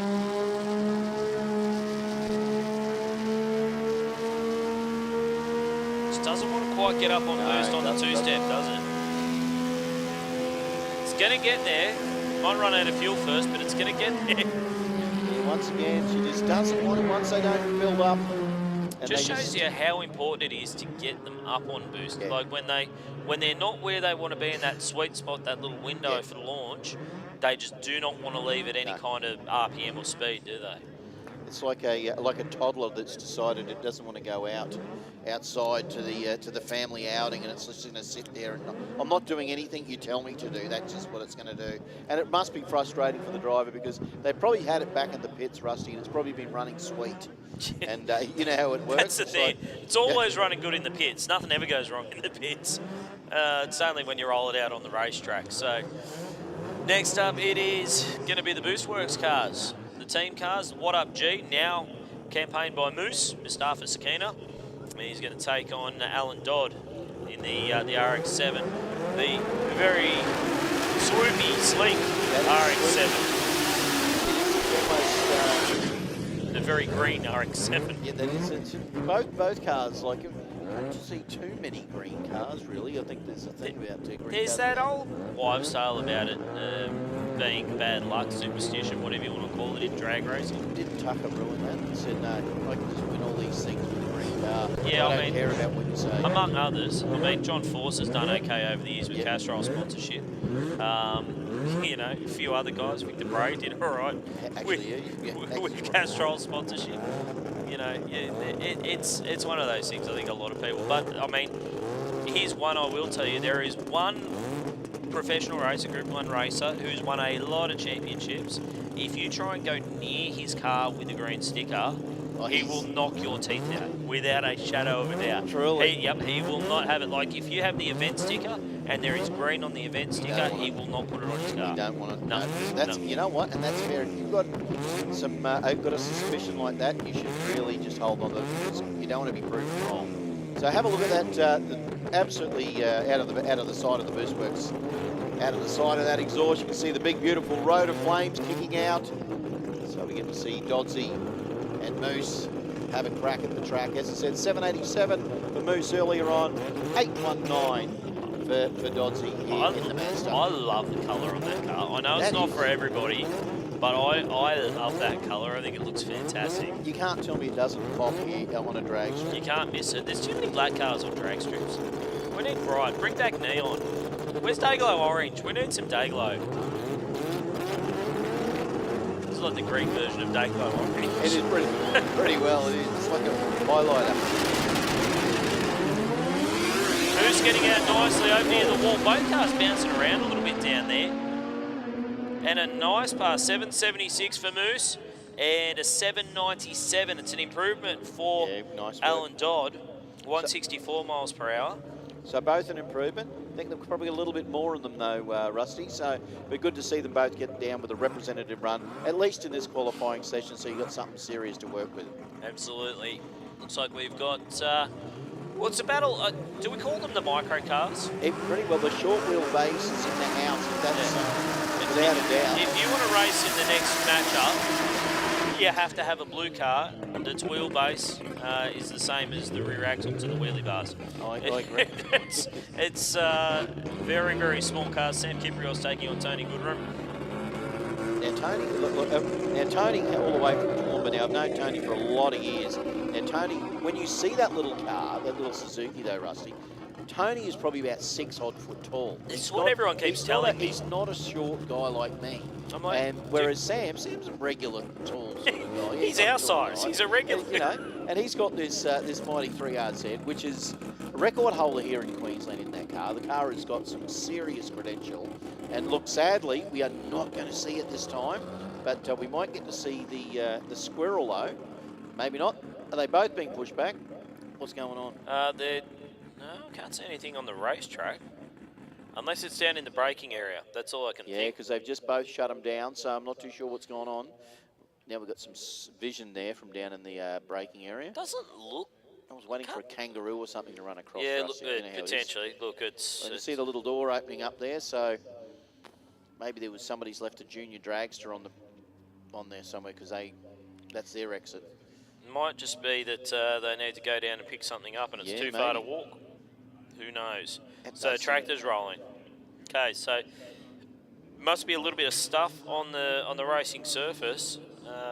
Looks like it's down in the braking area though, so not heading up towards the racetrack. It's definitely heading down the other direction. So just waiting to see if we got any intel coming in from our operatives. No, nothing as yet. So we just see the tractor heading off down the beach, down towards the beach end of the track. Mate, that's. We hope got us miffed. Yeah, we hope you're still enjoying the live stream presented by Real Street. I'm going to jump back on and have a look at the comments because I haven't looked at them for a little while. So just check my text messages. Margaret Harder-Law watching on. Hi, Margie. Hope you're enjoying the coverage. Now, what was I doing? That's right, I was checking the comments, wasn't I? You got sidetracked very quickly. That was like This isn't going to surprise anybody. Apparently, I have late diagnosed ADHD, right? And it comes as no surprise to anybody. Anybody who knows me. So that is funny. My wife and I keep holding out. We reckon we shouldn't get tested. Why is it? Because we don't want to know. Well, that's. I'm like I've lived this long with it. What are they going to do about it now? So Yeah, apparently the voices in your head aren't standard issue for everybody. Rusty, you know what you get? You can have a bit of sympathy from us. That's what you'll get. Nobody will give me sympathy. Anyway. No, actually, you're right. As commentators go, you never give each other any sympathy whatsoever. That's just the rule of the tape. You can see our little tractor right down the other end there with the flashing lights going. I'm not too sure what's going on. We will find out very shortly and let you know.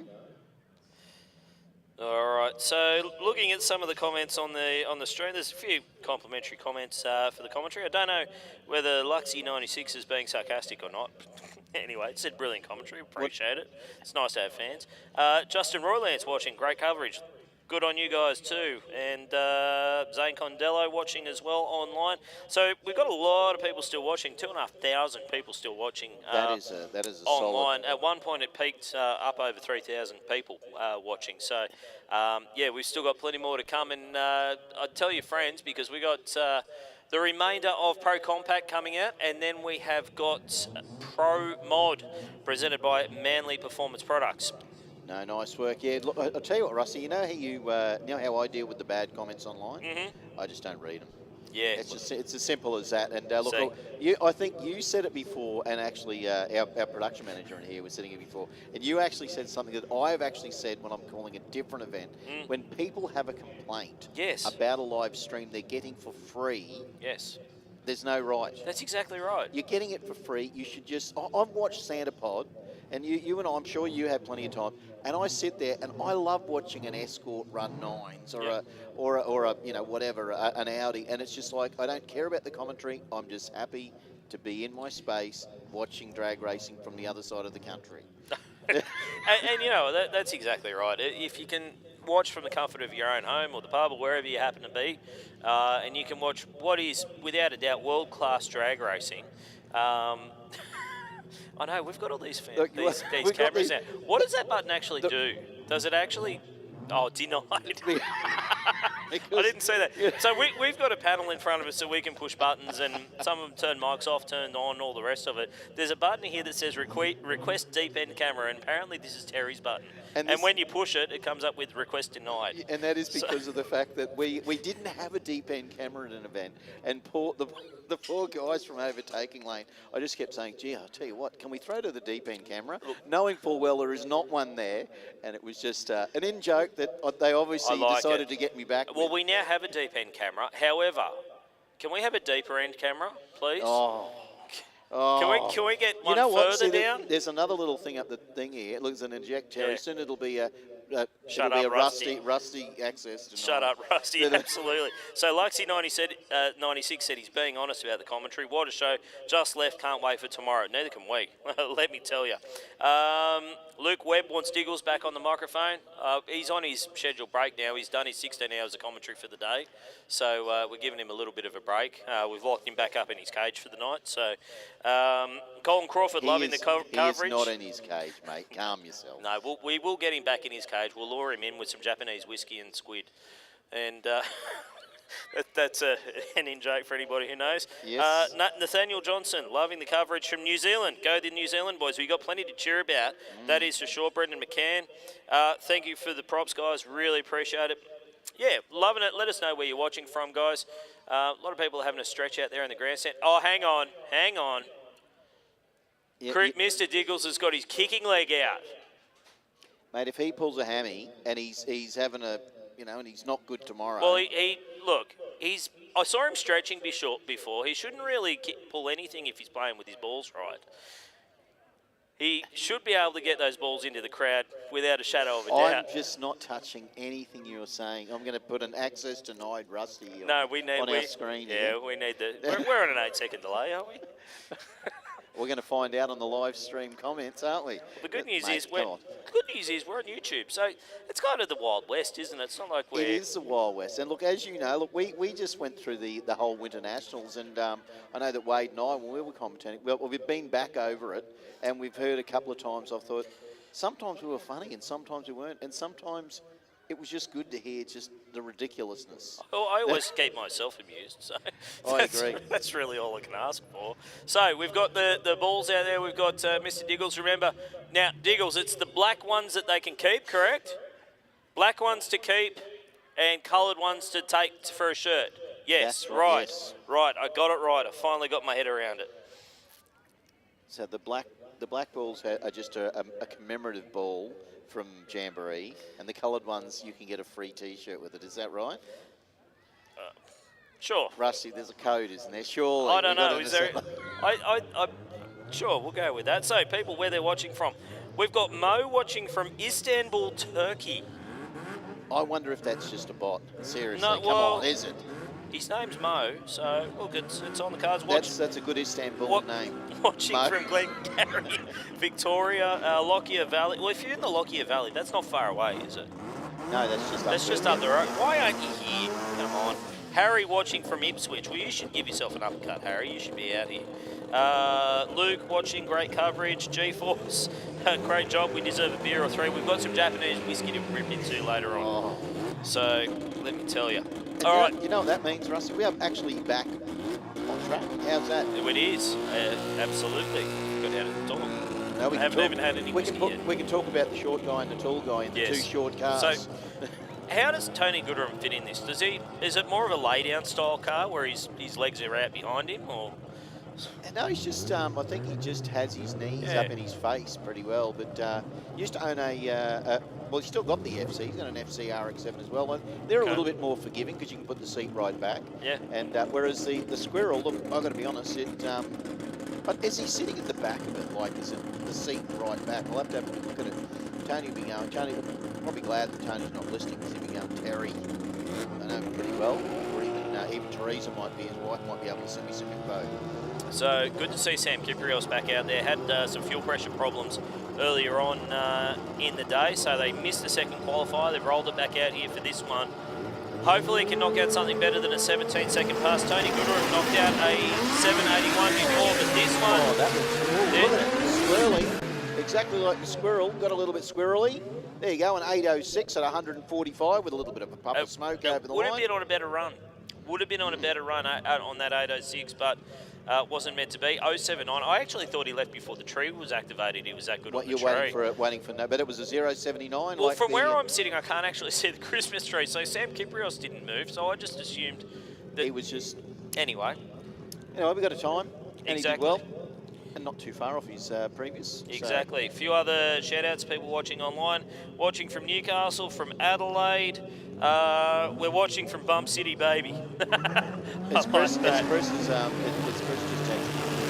Watching from Bump City population.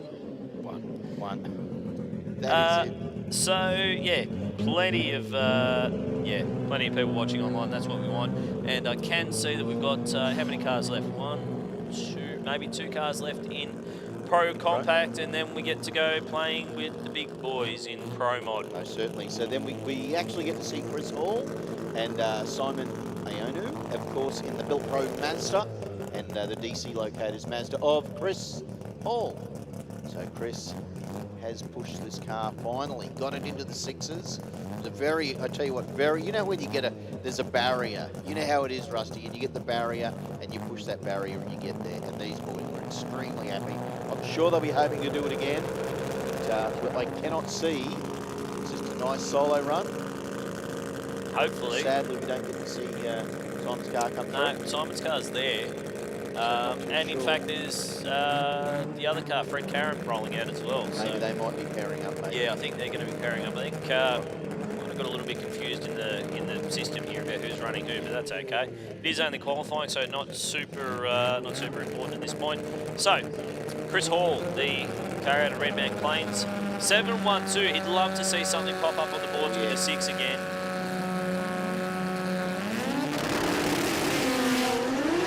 Not a bad launch, 106 to the 60. I reckon it could be on a march. Yeah, that could be a 6. Yeah, it could be. It's on a number, so it's close. 708. 708, 190.43. So he's picked up 10 miles an hour, but unfortunately just misses out on that 6. But still, he's number 2 qualifier with that 708. And it's Anthony Quino first, Chris Hall second, and Daylight third. Simon Owanu 724, and Fred Karam rounding out the top 4. Peter Rahayam in 5th, but obviously not likely that we're going to see Peter Rahayam back after that. I don't think so. Well, look, I say that. We're not going to see him tonight, obviously, after what happened earlier in the day. I wouldn't be Yeah, surprised I if agree. something happened by tomorrow. I know where you're going with that, Rusty, and you're absolutely spot on, because we know what they're like, the passion and the, look, we're here. What can we do to get this car back? Look, and you don't want to be preempting anything, but you and I know teams sometimes can make... They got parts. They got parts to fix it. They'll try and get that thing back out there if they can. Somebody can make strawberry and a lot jam of out of pig shit. No, really, it's the way it works. A lot of that comes back to Peter's save that he had. You know, when that thing went up, there's two ways you can go about it. You can panic and throw your hands in the air. Have you seen the vision from the back that the boys have posted? I haven't, no. Oh, it's online, and it is horrifying. It got to a watch. solid 4 or 5 feet of air underneath the back of the car when it bounced up. Have a look and see it later was on. very lucky not to go shiny side down, but he did a good job of keeping it off the wall and keeping it from being a lot worse, that's for sure. So Fred Karam now taking on Simon Ionu, the ProMaz car out of Thomastown in Victoria. Billet Pro on board as well. 13B, and Fred Karam with the Cosworth power plant underneath the hood of this car, as I've been told. Yep. And knocked out a 756 earlier on today. 177. I know it's only a qualifier, but this will be a good drag race, Russ. Both cars very similar in the times, and it'll be tough. Both tough competitors, both regulars to Jamboree. It's a good Jamboree when you see these two here. But let's have a little look. The mighty Nissan, the mighty Mazda. Just got a Pikachu. Pick your flavour. What do you like? So he said he's got a Pikachu. Yeah, he's got a Pikachu. Oh, Simon, no, don't go there. Good idea to roll out of the throttle. Fred Karam on a nice pass, gets to half track, drops the laundry. Went sub 5 seconds to the 8th mile, even with a very early shut-off, 4.97 to the 8th mile marker, and crossed the line for 9.42. Simon had the front left lift and said, no, I'm off this, Rusty. Yeah, generally speaking, when you sort of point it at a 45-degree angle to the centre line, that's usually a pretty good time to maybe make a decision for the future rather than now. It's a very quick decision you've got to make too, and he done the right thing, so he's a seasoned campaigner. Anyway, I'm going to jump off, and I'm going to let Mr. Diggles jump on, because Diggles back. You guys are going into some, into some pro. Who let him out of his cage? Seriously. Thank you, Rusty. Thank you, Mr. Terry. And to everybody watching online, we hope you're enjoying it. A lot of cool comments on there. Someone had a brand new Toyota Starlet in 1981, 4-speed rear-wheel drive. Wish I still had it. Yeah, I guarantee you wish you still had it. People watching from the Gold Coast, watching from the staging lanes, watching from next door to Terry's house. That's a weird one. Is Tim your next door neighbour? There you go. Can you feed the dogs, please, Tim? Thank you. So a lot of people on board, a lot of people watching, 2,500 people on there. Welcome back, Mr. Diggles. How's things outside? You know what? It's not as cold as what people would assume. It's still quite decent. How were your balls? All right, mate. Again, good question. Thanks for asking. No racket. No, the balls you throw in the crowd. That's what I meant. That's what I meant. What did you think I meant? I have no idea. It could be one of those double meanings. Get out of the gutter, please. A loaded question. Could be a loaded question. No, well, it's hard to catch a black ball at night.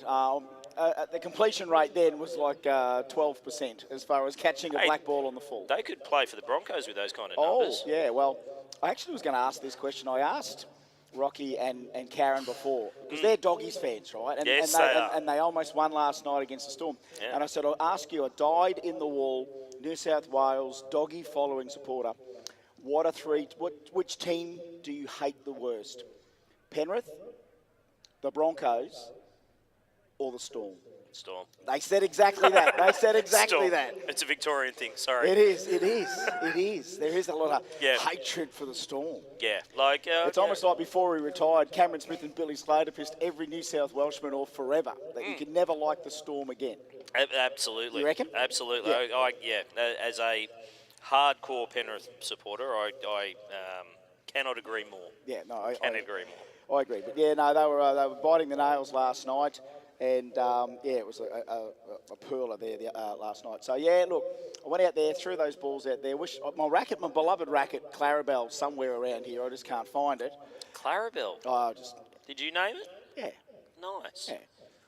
Well, she wanted to change from a Yon X, and I said, what do you want to be called? I said, Clarabelle. Yonex is very Eastern European, isn't it? Yeah, it is. It's hard to wrap your tongue around. Well, you go and stand on the start line there for the last 40 minutes and you tell me you don't get half converted.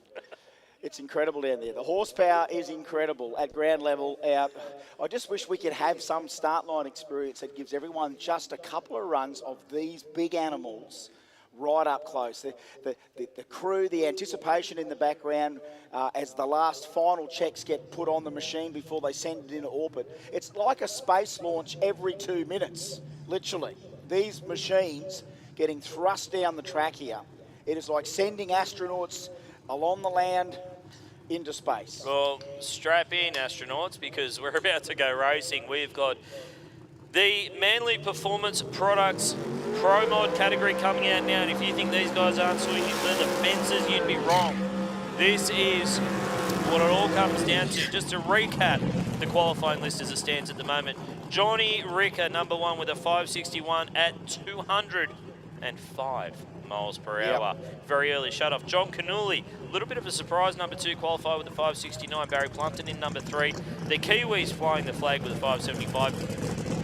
Burnsy down there in 4th with a 575. Steve Smith, the man on track, with that fantastic looking green Corvette. He is in 5th with a 577. Salim Matta 577. Russ Pavey 591. And Steve Carlson, well, technically that run for Steve Carlson should actually be removed from the list because it was a centerline infringement that got him that time. Joe Gauci, a 615, puts him in the top 8 effectively. So we've got 7 of the top 8 in the 5-second zone as it stands at the moment. And Joe, technically speaking, still has the record for the quickest Pro Mod run in Jambo history with a 559. So he can do it. They both can. They both have the potential. All the horsepower you can muster. If you want up to 4,000 horsepower of Proline 481X, well, Joe Gauci, the world is your oyster. Steve Smith, brand new Noonan 4.8 combo. I don't know what the world record is for door cars as far as an 4.8 Noonan is concerned. I'd certainly like to know. Oh, thank you for the pizza delivery, lady. We're pizza delivery here. We got pizza? Yeah. Jeez, you guys look after us. Thank you very much. I like that. Fantastic. We'll just get a chance to get one of them in our gobs in the next 15 minutes when Pro Mod comes through. Let's see how we go. Bring it in when we're calling Pro Mod. Bump City, baby!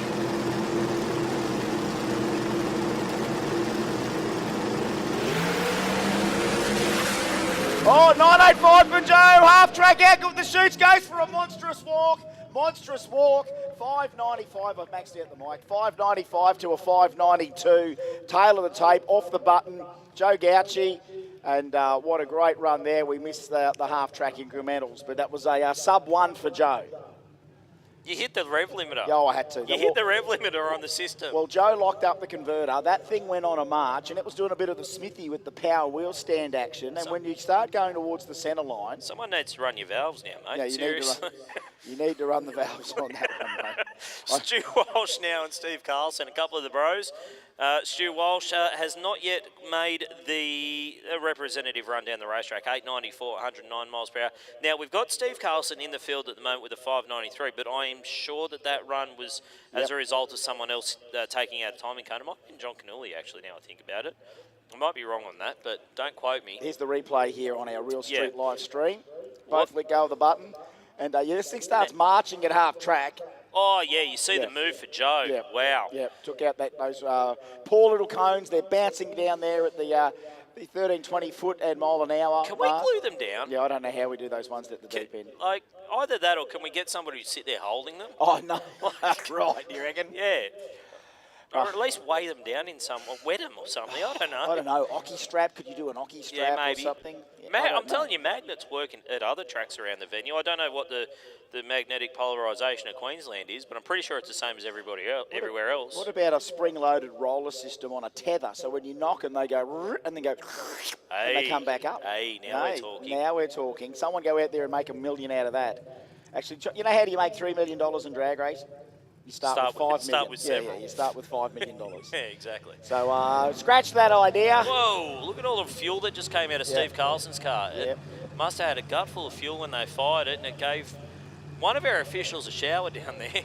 I don't know who it was, but he was wearing the green jacket and copped an absolute face full of methanol when they fired it. So Steve Carlson will be taking on the Bro Mod. 2 Kiwis, 1 just via Queensland. Oh, bro. Bro. Thanks for the burnout.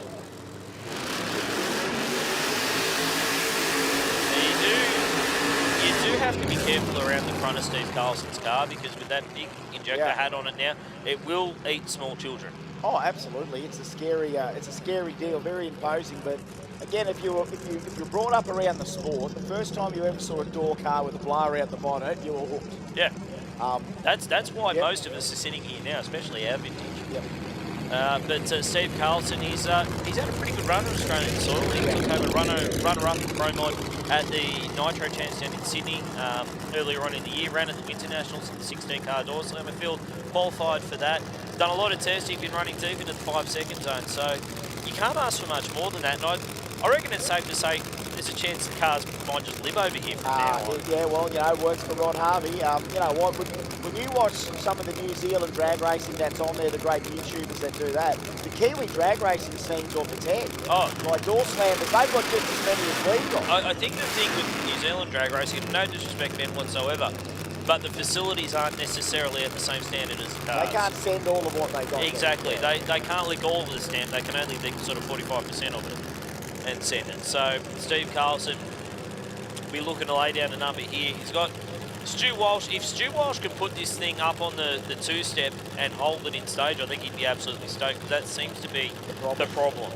Every time he goes to put it up on boost, it just pulls through the beam, so it's a brake pressure issue or a controller issue. Something came off the back of Carlson's car. The Pro Mod moving around. Both guys side by side fives. 599, Nice. 599, 258 for Stewie. 258, I think top speed so far of Pro Mod. 599, 258. Now, 258 out the back. I think it might have been a GoPro that came off Carlson's car. You reckon? Yeah, I don't know. Let's see if our official's going out to pick it up. Doesn't look like it's anything too solid. It was a GoPro? It looked like a GoPro. Was it a GoPro? It was a Broco. It was a Bro Go Yeah, Pro it Go. was a Bro Go. The Go Bro Go. It was a Bro Pro. That's what it was. It was a Bro Pro. Couldn't get the thing to stop. Who let us in the commentary box together? I think he might have cracked it. I think he cracked it. Oh no, he could. Oh bro, that's smashed. Oh no. So Jeff Cuttajar taking on NASA Matter now in the A Civil 37 Business Coupe. RPM is your friend. Yeah, JC got a bit of a taste of what these cars can do when they bite you earlier on in the day. Turned it into a single wheel hovercraft at one point for a brief split second down there. The car jumped out on him. I think it might have actually crossed the centre line. I don't know whether it did or not. It didn't really matter because he's already gone 651. But NASA Matter, on the other hand, hasn't done any better than a 681 today. 194 miles per hour. There's been a lot of shake for the A Civil guys. Shake, shake, shake. Shimmy, shimmy, shimmy. But for JC and the JC race up car, so very interesting that the two guys who run this car, Jason Cunliffe and Jeff Cuttajar, same initials. So, you know, you just put JC on the door, they're both going to drive it. Yeah. That works out okay, doesn't it? Sure does. But this car with a lot of pedigree, won a couple of championships in Top Door Slammer back in the early 2000s with PK, Peter Kapiris, behind the wheel. This is one of those cars that you remember when you first saw it. I remember it had pens all up the side. Absolutely. Absolutely. And look at this. You don't get too many body shapes like this side by side anywhere in the world right now. No. That 37 Chev, that Studebaker Hawk. Yeah, great body styles, something different. Commander, actually. Yeah, it's a Commander, righto. Let them go, boys. Pro Mod.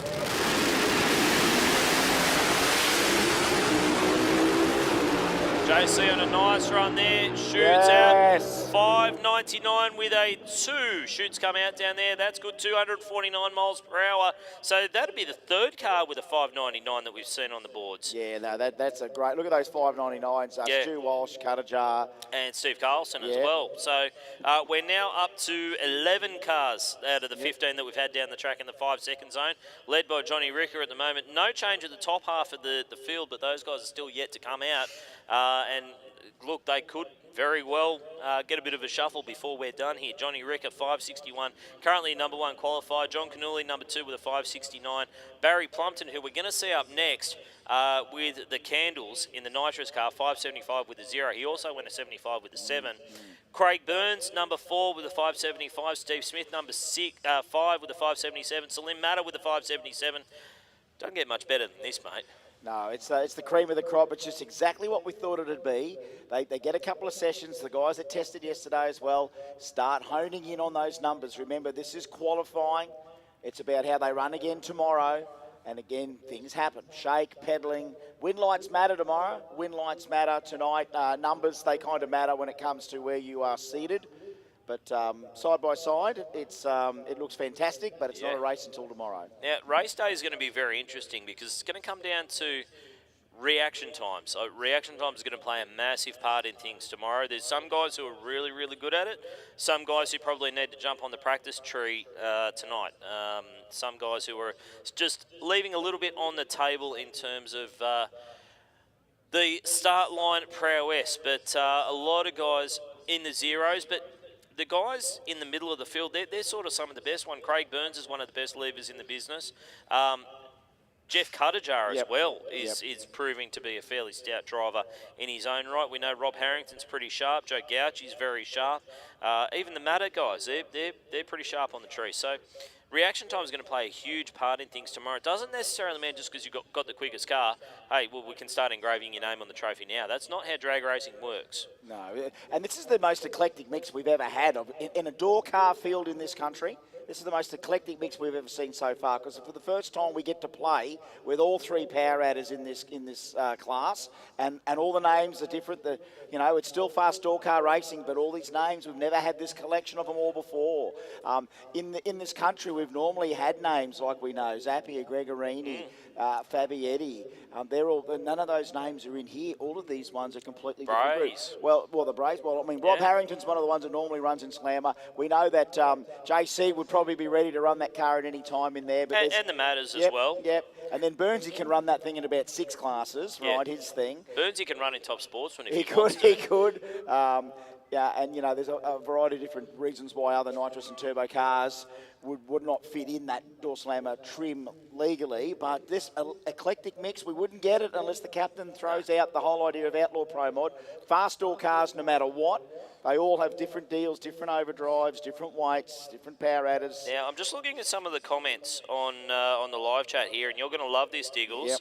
I've just got to find it again. PFR Racing said that we need to come and do commentary in New Zealand. Yep, now, if that's an invitation, I'm there. Yeah, I'm there. What do you reckon? Yep. All right, you just let us know where and when, and we'll be there. Let's check the dates, check the times. Right. Hey, speaking of checking the dates and checking the times, all competitors that are still qualifying, waiting for your session, it's coming. Just be patient. We've had to juggle the sessions around, as you would aware, and you're getting called when you're called. We haven't forgotten you.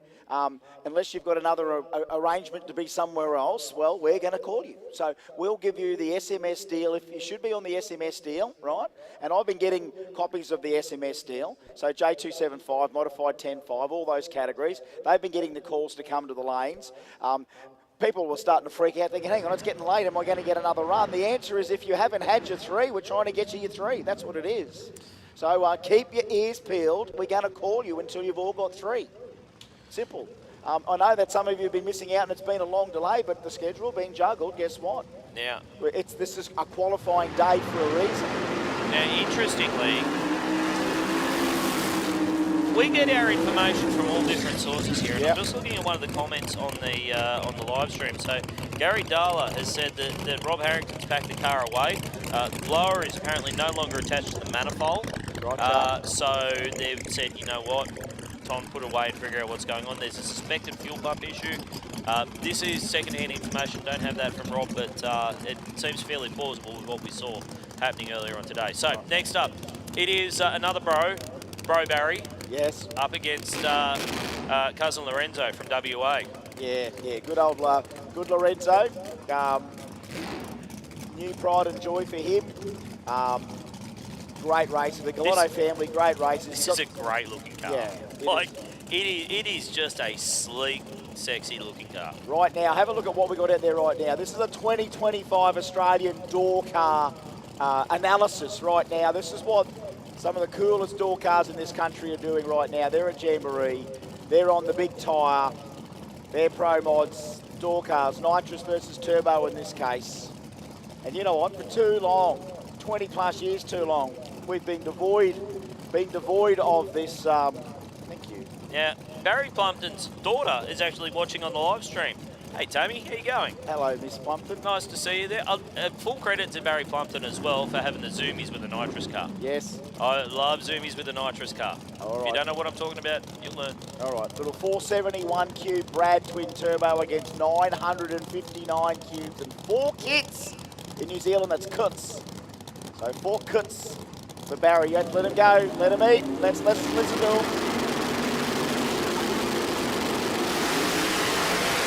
Whoa, mixing cylinders up a little bit for Barry there. He's staying in it though.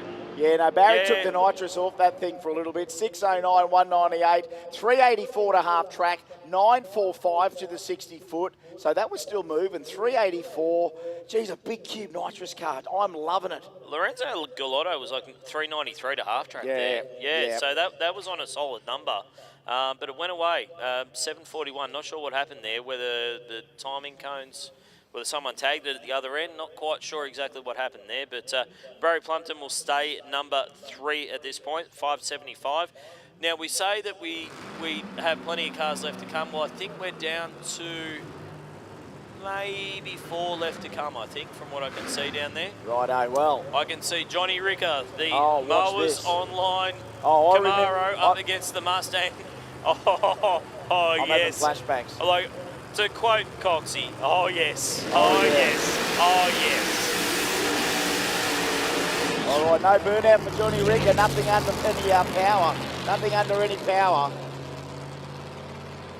Nothing under power. He's going to have to get back the things turned off too, by the look of it. That's not good. Definitely doesn't look like there's any kind of motivation. So I think it is going to be a solo pass here for Craig Burns, because once you fire the car, that's it. You can't refire unless you can do it without outside assistance. And I don't know, does that car have a self-starter? I'm not sure. It does. I think it is self-starting. It is air-fired. Yeah, okay. C-rotor blower. But I had a flashback because at one Kenda final in Sydney, Johnny Ricker in the Mustang against Burnsy. Yep. And that was, I think, Burnsy's 7th 3-second run in a row. Ricker hole shot him though, but massive transmission fire inside the car on that run. Yep. And I think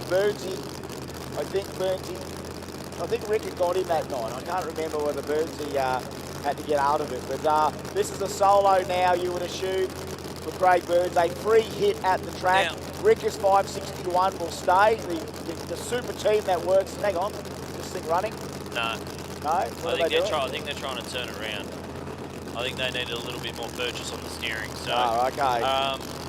Now, I'm going to say it's no secret Burnsy wants to go into the 60s with this car. He's gone 575 so far this weekend. PB is a 571. Right now, conditions are probably the best shot he's got at throwing the kitchen sink at it and trying to get that 60. Which, if he could do it, that is an absolute credit to them with this car. He's on a number 981 to the 60-foot timers. Oh, it's quick, Burnsy. 575 with a 252 miles per hour. Picks up 5,000ths of a second. Doesn't quite get it to the 60s, but man, he's consistent. I said he could run top sportsman earlier on in the commentary. I wasn't kidding. I was not kidding. He is he's an animal.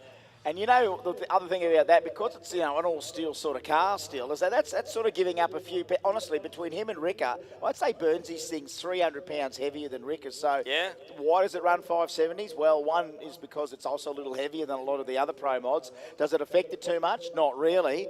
Can Craig Burns drive? Absolutely. Yeah. What a run. What a fantastic run for him. And that's arguably, other than maybe Daniel Camilleri, that's probably the only car in this field that actually started life as what it still is now. That started life as a road-going Mustang. They brought it in as a effectively street-registered car and turned it into what it is today. That's, outstanding. Sydney car, and that's the best thing about it, that car born out of that workshop at SCF. I mean, that thing is, you know, it's not a car that's come in, the latest, the greatest, the state-of-the-art stuff. I mean, it's good that we've got guys that like Johnny that bring those things in, and you're going to see a new era coming either tomorrow. Let me tell you, hang on to your hats when that thing gets going tomorrow. But guys like Burnsy that I'll say just knuckle down in his shop in Sydney, puts something together with their own hands, the kids as well, putting it all together, and then Dad goes out and steers that thing for his family and for his own team. And, you know, he doesn't get enough chance to do it, Burnsy, but we know when he does it, it's like, dude, you know, you're living it. And it's only a matter of time before the boys jump in that too. Oh, they've made no question about the fact that that's what they want to do. And, you know, when you go out to the SCF race cars workshop and you have a look around, you know, that Mustang's got its own little section of the workshop, and it sits in there very nicely. Everything's very ordered, very neat, structured. You know, Craig and his OCD wouldn't have it any other way. You know, the place is absolutely immaculate. You could eat off the floor. So it shows in the results that they get when they go racing. The organisation, the planning that goes into it, and the way they approach it, it absolutely shows in the results and the number of trophies they got on the mantelpiece. Yeah. No, and you know what? I mean, it's not like they've had the car for a long time. Maybe probably nearly 5 years, I think, by the time he started to campaign. Maybe a bit longer than that. Yeah, do you think? Yeah. Because he's tried it on a radial as well, and he's tried it on the big started tyre. on the radial. Started on the radial. Started on the radial. The idea was that it was going to be a radial car, and then they put the big tyres on it, and then, you know, moved some other things around, changed other bits and pieces. But yeah, it's Well, I remember that streak he got on at that Kenda down there in Sydney, where not only did, because remember 3-second times were a big thing, and I mean, it was still a big thing in Australian radial racing. Yeah. Anything sub-4s has got to be considered an epic radial run in any language. But on that tear, when Burnsy got himself shaken down on the radial and then I think put 7 3s together in a row, he met John Ricker in the final in the radial Mustang, the ex-Jared Wood Mustang, which was the first 3 in Australia, that car. Ricker whole shot Burnsy. All I saw was injector hat, Burnsy power wheel standing down the track. And I'm still trying to remember what the result was, whether Burnsy did held out Ricker or Ricker got him and went out in a big burst of flame because he had a big transmission fire inside the car. But I'd certainly known when John Ricker had arrived on the scene. I think Burnsy won. I think he got him. Yeah, I think Burnsy won, and I do remember the fire as well. That was a big night. That was a pretty wild one, that one. He's been around a while, Johnny, but that was sort of one of the coming-of-age nights, which I'll never forget because the man can drive, plus on the tree. I wouldn't say he gapped Burnsy, but he definitely got out on him. Yeah. And if he wasn't on this massive tear that the Burns car was on, it might have been a different end of that result. But that was a Ricker Burns matchup. Might see that by the end of tomorrow too. That could be a long tip right there, Rusty, right now. Absolutely. Sitting here at the end of Q3, Nelly, thinking, well, is that one matchup we may see tomorrow? I tell you what, if Barry Plotman's got Ricky Smith on the tune with that thing, that's going to belt out those 70s. It seems every run. Consistent. Yeah. So consistent. Just keeps going down the racetrack. Obviously, that last run was not exactly representative, but that being said, still went deep into the 6s. So next up, it is going to be Russ Pavey taking on John Canuli, the other JC.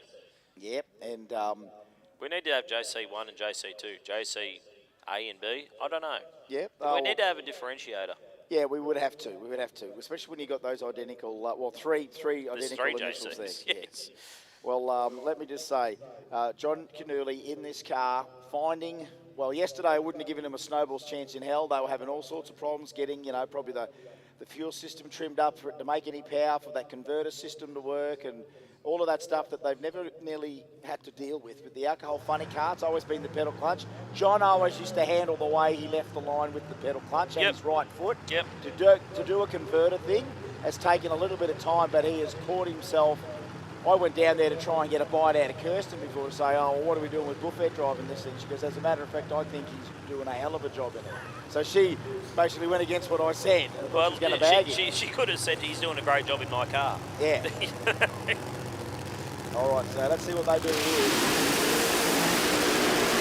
It also does help when you've got somebody with the experience of Daniel Gregorini down there as well, helping out. Not that JC's not capable, but it is a very different style of car to what they're used to and what they have been running. And you know, ultimately, I'm actually trying to think the last time that John Miller drove a small car. I reckon it would have been close to 20 years ago. Yeah, it'd be at least 15 years ago.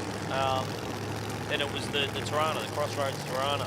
Yeah. Remember the hatchback that they had. So Russell Pavey came out, laid it down deep into the fives, first time out, 591, 243 miles per hour.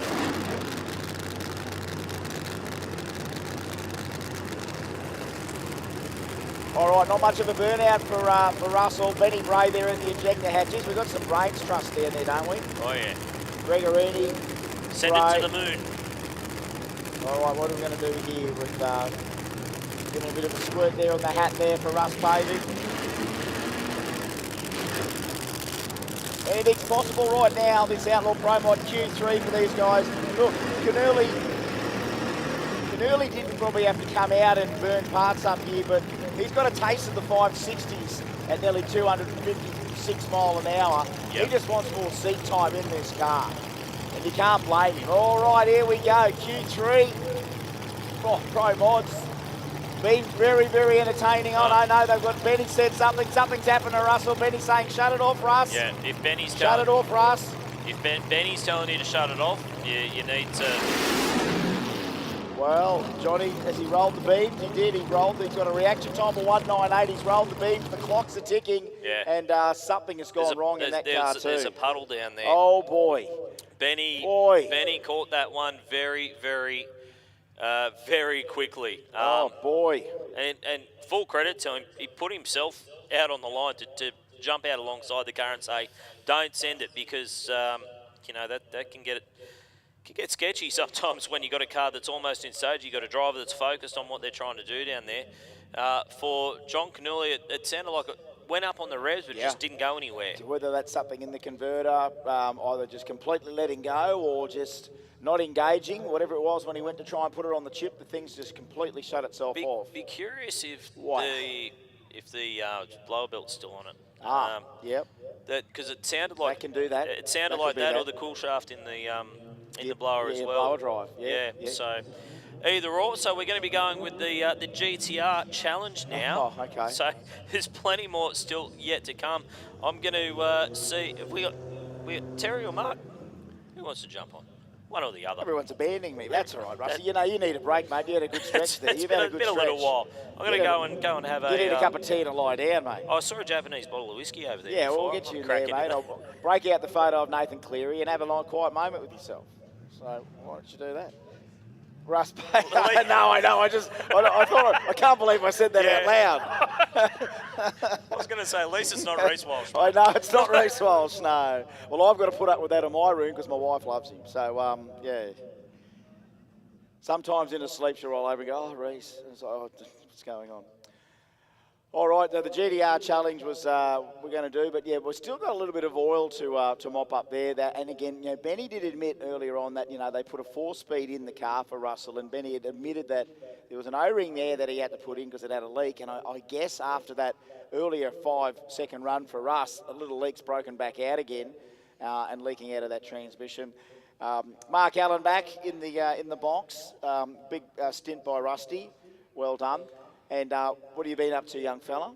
I've had it's overwhelming, isn't it? Overwhelming. Watching you guys, I was here for the first half of that pro session. Yeah. So it's overwhelming, isn't it? The atmosphere out there is still electric.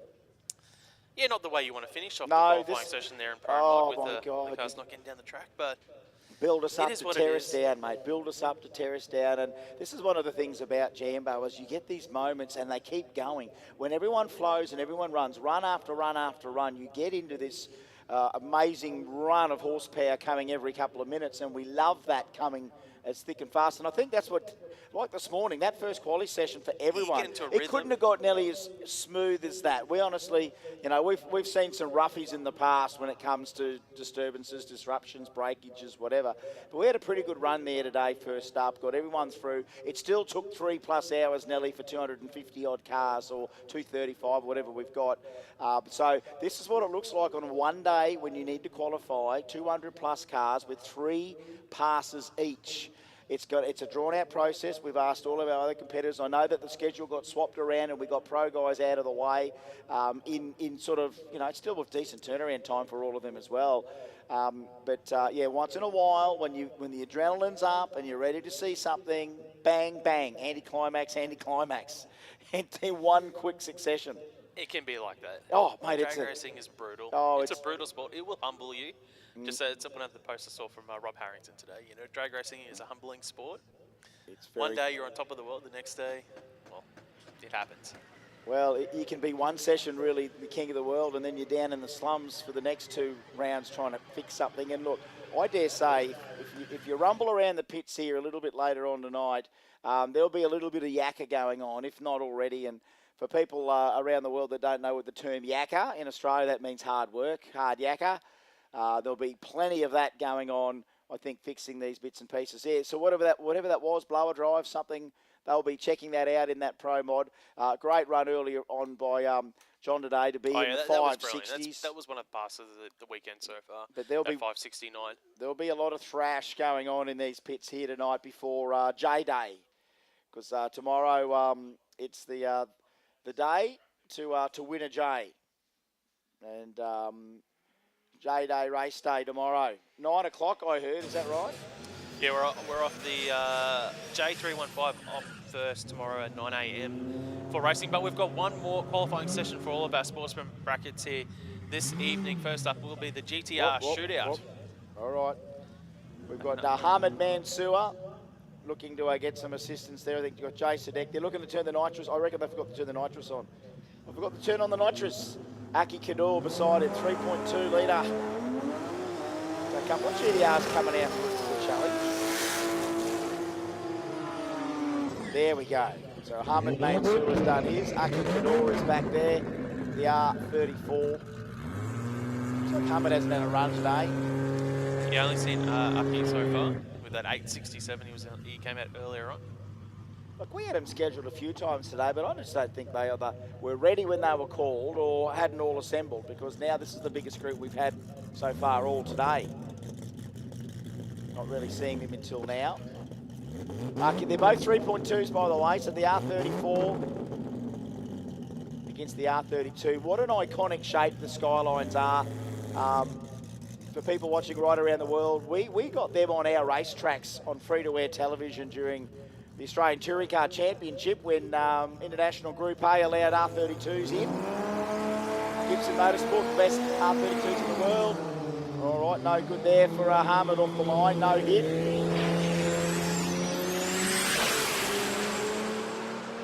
Tell you what, the 34's a real stealthy beast, isn't it? Just goes about its business. Oh, 846, 159 miles an hour. With the brake lights on as well. He was off of it way early.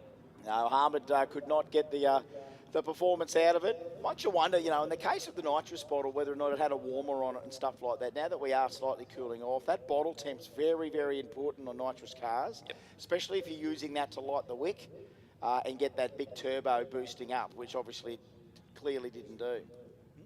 Well, he was 140 mile an hour at half track, so that's at least 170 plus mile an hour across the finish line on a full pass for Aki Kador there. So he was definitely off of it way early. As we now move into our next pairing, I think it's still the GTR Shootout still as well. No, we're going into Street Compact. Street Compact. Yeah, we've got Cherish Singh and Sarah Roderick. I'll just take a little quick break. Tez is ready to fire up here, so Terry Dale back on for a sec. Marky's taking the reins here as well, but I'm going to go and check a bit of collateral damage. Yeah, we are final qualifying session for Street Compact here in front of us. Massive field, 42 cars have qualified so far here in Street Compact. Sarah Roderick on track, our number 36 qualifier, has run a best of a 14.74 in that Holden wagon. Affectionately known, it's got the tow car written on the side there. It's usually the tow car for their race cars. Taking on Cherish Singh in the Skyline. has run a best of a 16.26.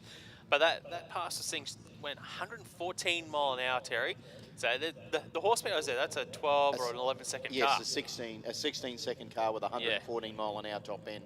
There's we definitely know there's some more in the left in the tank. There's more change in the pocket, so to speak. But let's have a little. Sarah Roderick, Terry Singh.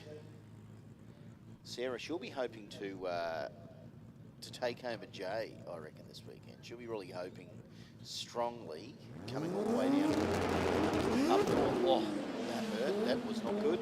But let's have a look. Sarah can run the Holden through for a 1470 to back up a 1474 and a 1491. So she's in the zone. She's got something. She's got 3 really good runs to work with, Mark. Yeah, all fairly consistent there for Sarah Roderick. So going into round 1 of racing tomorrow, should be feeling pretty confident. But Singh, with some issues there, though, so that's going to make it very difficult to picking that dial in tomorrow with the best of a 16.26. Like, what do you do in that situation when you haven't done a full pass, but you know that the car's potential is a 12 or an 11-second pass? How do you dial it in? Well, I suppose you can you only just go from your previous track's experience. Well, yeah, if you've done a lot of consistency's been. Yeah, it depends on what the issue is. So what caused the issue here on the start line? Is it something that's a simple fix? Was a driver error, or is there an issue somewhere else mechanically? If it's an easy fix, well, then you're just going to try and take an educated guess for your dial in tomorrow. You're probably going to take it safe and then play the game to the other end as a racer. But it's just one of those things. It makes it tough, it makes it interesting as well. There's a lot of open-ended questions there, isn't there, really? So, look, Christine Thompson and Scott Clibborn, of course, in the Mighty 13B powered Corolla. The Ford, the turbo Ford, of course, of Christine. How good is it to see that thing out here? It's quick. 135 mile an hour in the top end. Scott, 133 in the top end with a little 13B turbo. I would advise that Christine Thompson, 037 in the Ford Force Performance Ute. He goes across the finish line there, 1068 at 133 miles an hour, and Scott Clibborn goes 1070 at 132 miles an hour. So Clibborn improves by about 700ths of a second, but Christine was a little bit slower than what she ran earlier today. So Ash Reason and Steve Johnson. The Celica. Talk about the Celica. Like we talked about it earlier when we did the commentary for the car show, for the show and shine, for the Shannons Show and Shine, and there was quite a few Celicas there. A couple of took out some prizes, which was good to see. But Steve Johnson in this tough-looking Celica. Look, what a classic style, and up against Ash Reason in the rotary-powered Mazda. 1165 for Ash, 1070 for Steve.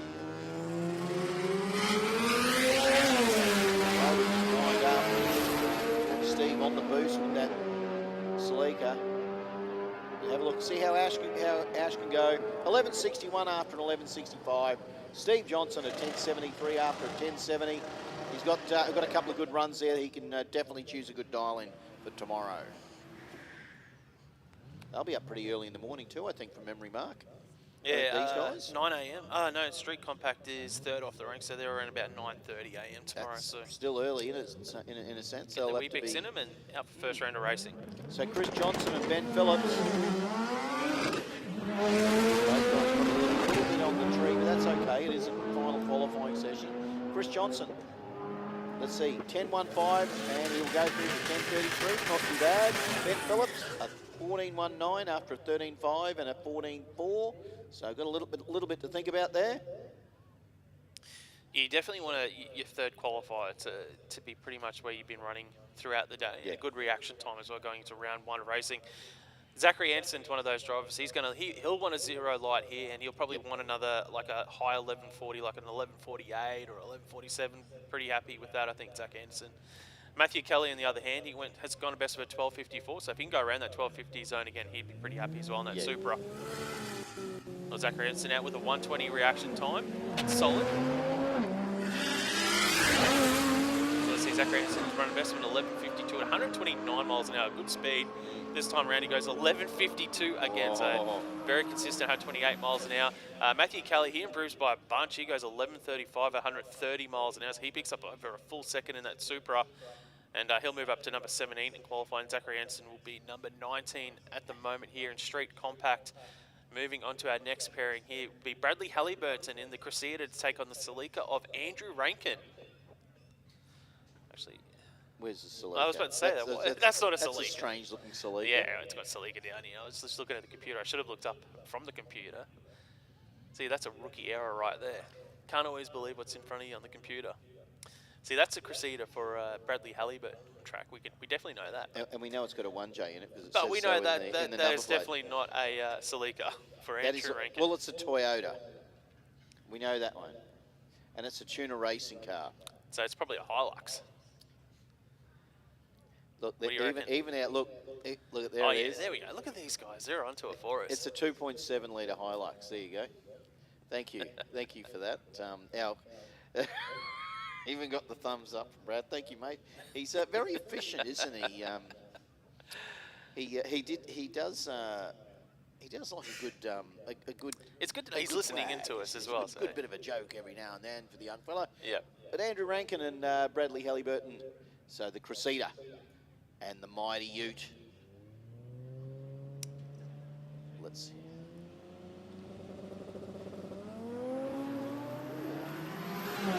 Maybe it identifies as a Celica. That's why it's got Celica on our screen. We don't know.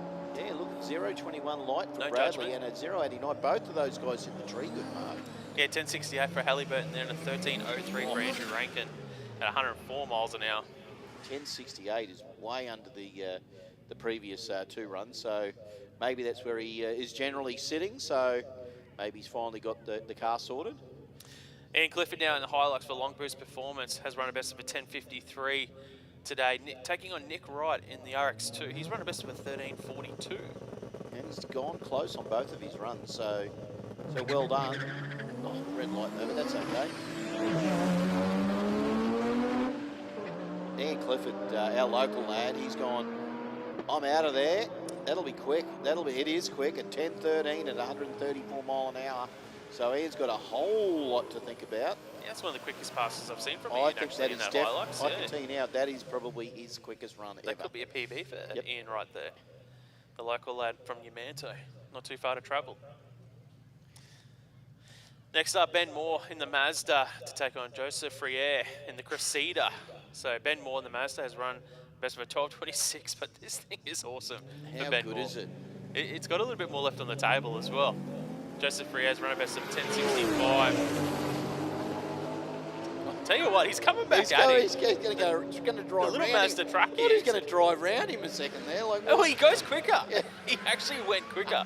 He was 2/10 quicker to 1,000 foot than Joseph Friere, but got off of it. So he was on like a 10.40 or a 10.30 pass there. That is unbelievable. Ben Moore, 10.63 both sides of the racetrack there. Incredible. That was the Mazda truck. Oh, look at this. You need to get your parts delivered quick. Very quick. So that's it, yeah. We got Griffin Matthews backing up against Rusty Wilshire in the GTR. So there's a lot of these dual cab utes, isn't there? For the Tuner Racing team, I checked out their Facebook page as well. Check them out. So Griffin Matthews in the Hilux, he's best of 14.77. Rusty has run a best of an 11.17 today. And then Nissan this time around, he goes an 11.14, 124 miles an hour. So consistency there for Rusty. And Griffin Matthews goes through for 15.63, 98 miles an hour. So it doesn't improve on that earlier 14.77 that he ran. Oh, another one of my favourite cars. Better move forward is our Domino delivery driver here, Jonathan Jones in the Echo. We actually did get some Dominoes. We did get Dominoes tonight. We did get Dominoes earlier. So big thank you there to John. Thank you very much. I don't think it was John. No, it wasn't, but we've had some fun with him today. He's been good. So Emily Barron, we talked about Emily earlier. She's a regular to our street meets here. 15.68 and a 15.68. She has doubled first two runs. Exactly the same. That's where you need to be heading into racing tomorrow. And you watch it probably go like pick up like 2/10 or something. Yeah, you just to go 15.4 or something. Yeah. It's like a 15. No, stop it. That's what Holden Commodores do. Sometimes they can just be really inconsistent. Just pick up bunch of ET for no reason. Now, the trick would be to have Jonathan's boot open up with a couple of pizzas, just drop out the back of that little thing, and it'd just make it the whole thing just perfect. Well, you think the parachute, he's got a parachute in the back, just like in the shape of a pizza box. Blossoms. Little wheels, yeah. Here we go. Emily Barron once again good on the tree, 0.41. Have a look. John Jones goes 11.66 to back up an 11.76. And Emily Barron, there we go. Look at that. Well, it went slower. Yeah. By a bunch. 50, she's probably listening to us in. She would 1580. be 1580 at the same top end. So well done to that, Em. So Lockie Sanders and Ilya Bendevsky, the Sora, the Hilux. How many of them in the field? Seriously, there's more Hiluxes there here than there at. Oh, he's jumped through the beam. Well, he can back up. I think he can back up here. If he reverses back, because he wouldn't have gone through the beams in the burnout. So if he just reverses up here and goes back into stage, he should be all right. It's like almost like he's wondering where am I sitting? I don't know whether I'm forward, back. I wonder if he realises he's been timed out now anyway. So the Sora for Bendevsky will go through here on a solo pass. That is a pair pass, but it won't be time for Lockie Sanders, unfortunately. At least it happened in Q3. And it wasn't round one of racing. Yes, actually, you're right. So Ilya will go through for a 13.53 to back up a previous 13.50 and a 13.53. How good is she? We need to keep an eye on Bendevsky over tomorrow. It's just the reaction times then for Bendevsky, just to improve on those. No, nice work. Okay, next pairing up, we've got Laurie Gurley in the V-dub for Logan Village Carpets, taking on Michael Crouch in the Hyundai. Has run a best of a 13.46 so far this Hyundai, a very quick Hyundai, but the V-dub, 13.24. It's a strong 250 reaction time for Laurie Gurley. And a 141 there for Michael Crouch. Across the finish line, let's see what they do here. Q3 in Street Compact, and Crouch goes through for a 13.44, 105 miles an hour, and the V-dub for Laurie Gurley goes through for a 13.16, the quickest pass of the weekend so far at 93 mile an hour.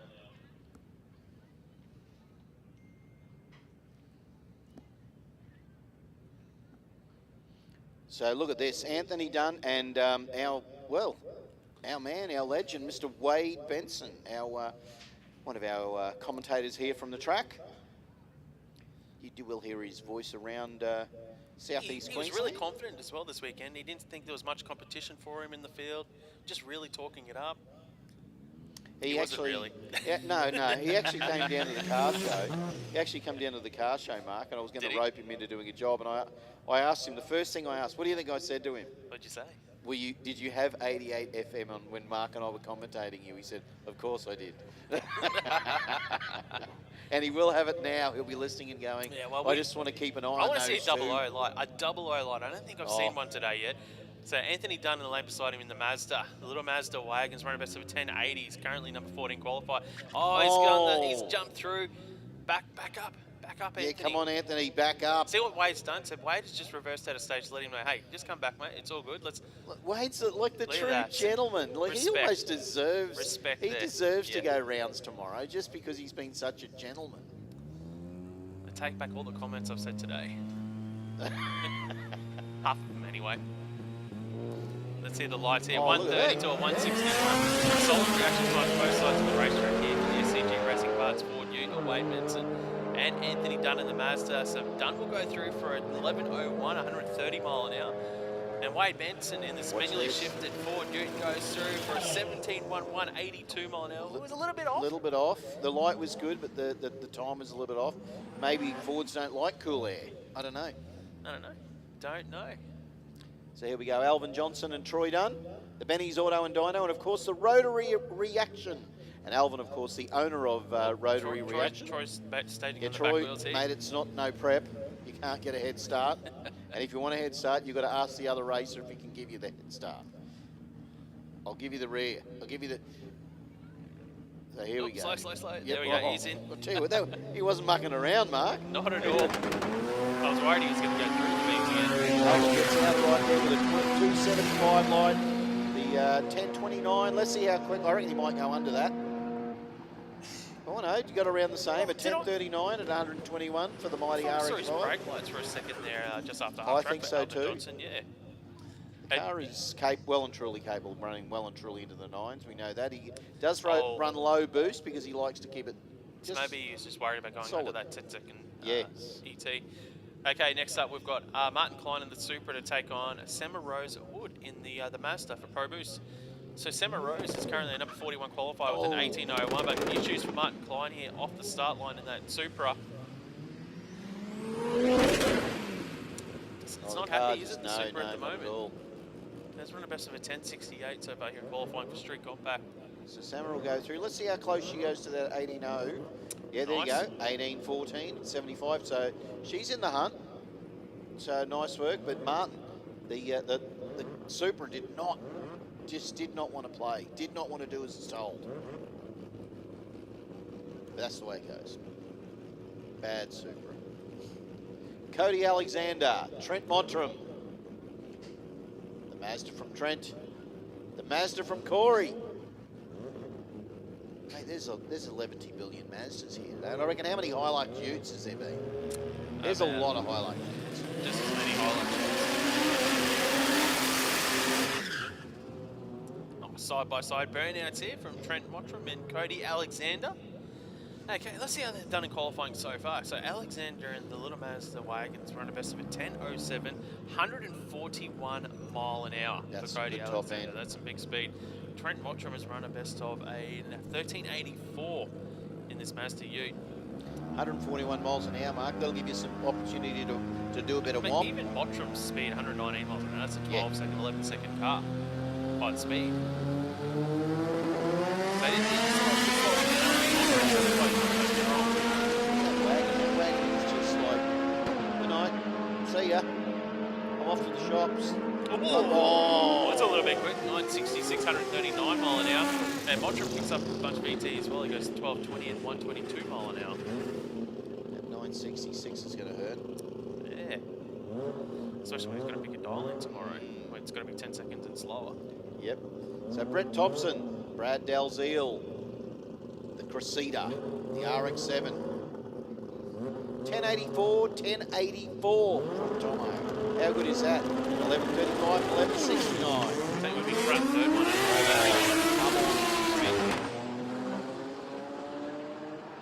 What do you reckon? Oh no, it's gone off. He's gone away. Oh, that's disappointing. Really hoping for that. But looking 1145.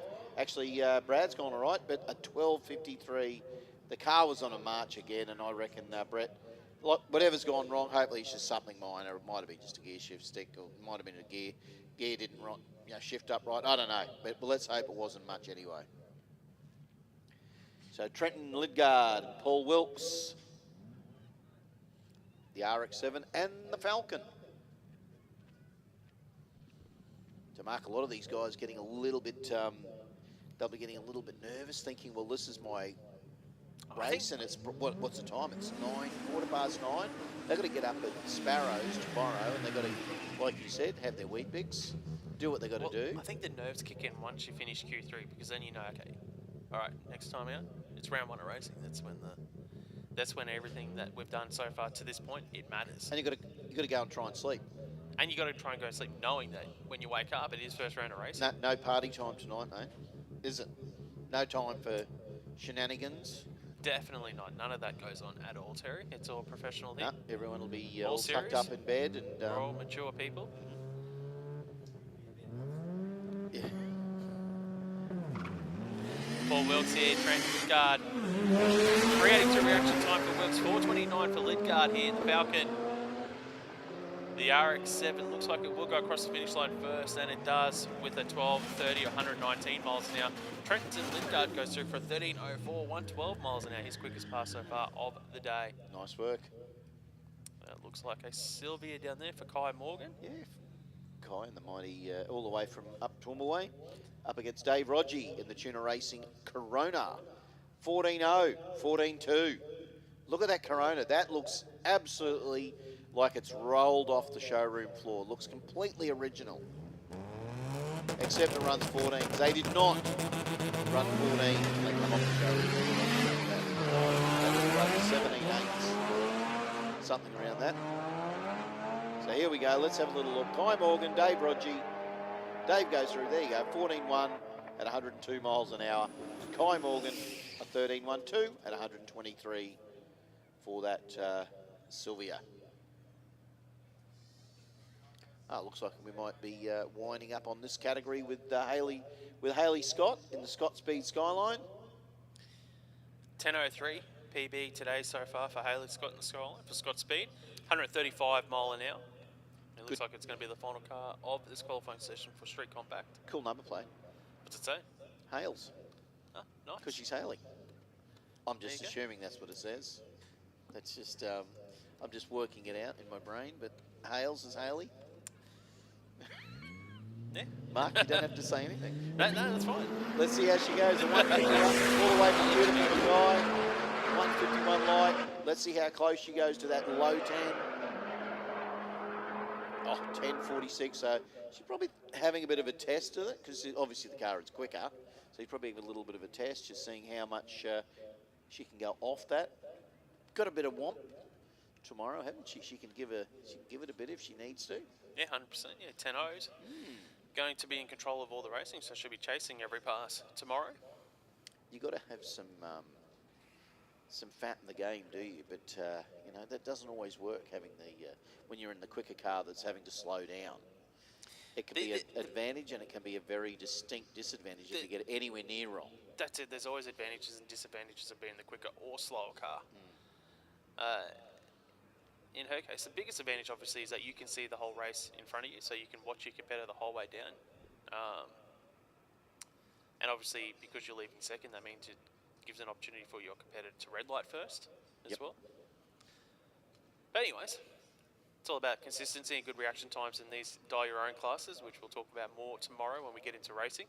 But right now, we're just going to do a quick little prep here on the start line, and we're back with some more qualifying action here at the 2025 Jamboree, brought to us by Garrett Advancing Motion.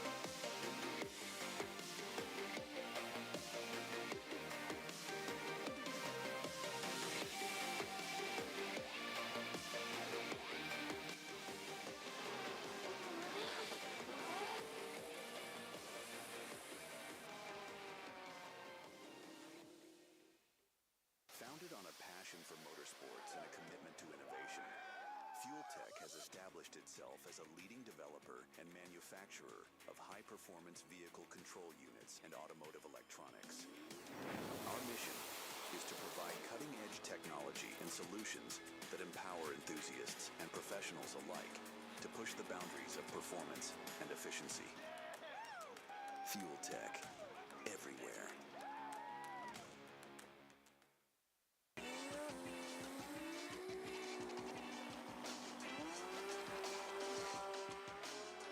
Real Street is an international retailer and distributor focused on finding new and better ways to be your favorite place to buy parts from. Parts that we know could be purchased elsewhere if we don't exceed your expectations. Your builds are expensive investments that deserve a premium experience. We are a group of over 30 car enthusiasts who have found a way to earn a living doing what we love for people who share our obsession with racing. For 18 years, our experienced staff has helped racers pick the parts they need to meet their goals the first time. We understand that missed deadlines mean missed races. If you're ready for a premium buying experience, give us a chance.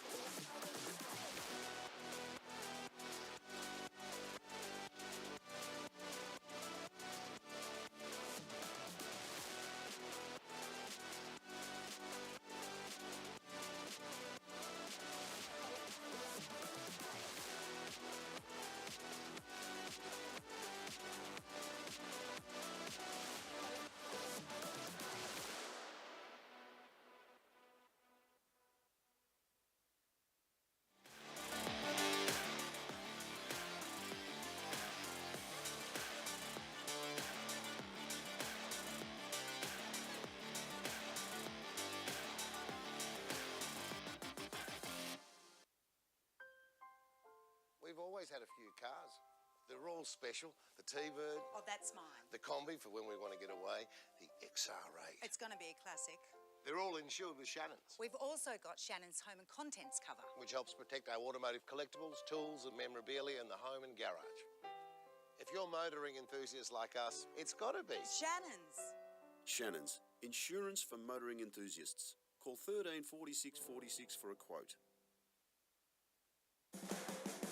What does it mean to be built with Summit? It means you're hitting the autocross, drag strip, road course, trail, dirt, or open road with confidence. Because built with Summit means you're using parts from the top names in performance, priced to make your project affordable. And it's all backed by trusted tech expertise and blazing fast shipping. Summit Racing Equipment. Let's build it together. SummitRacing.com.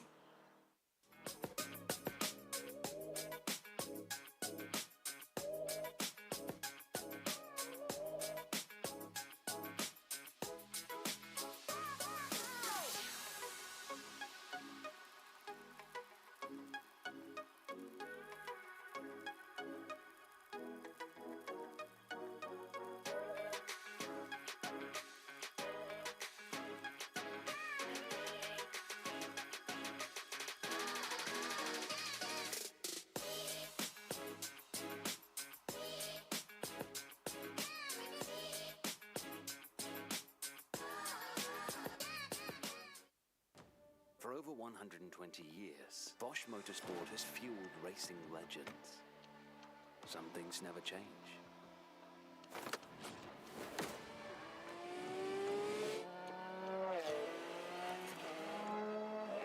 Every detail, at every moment, optimized. When quality and performance is demanded, choose Bosch Motorsport fuel pumps.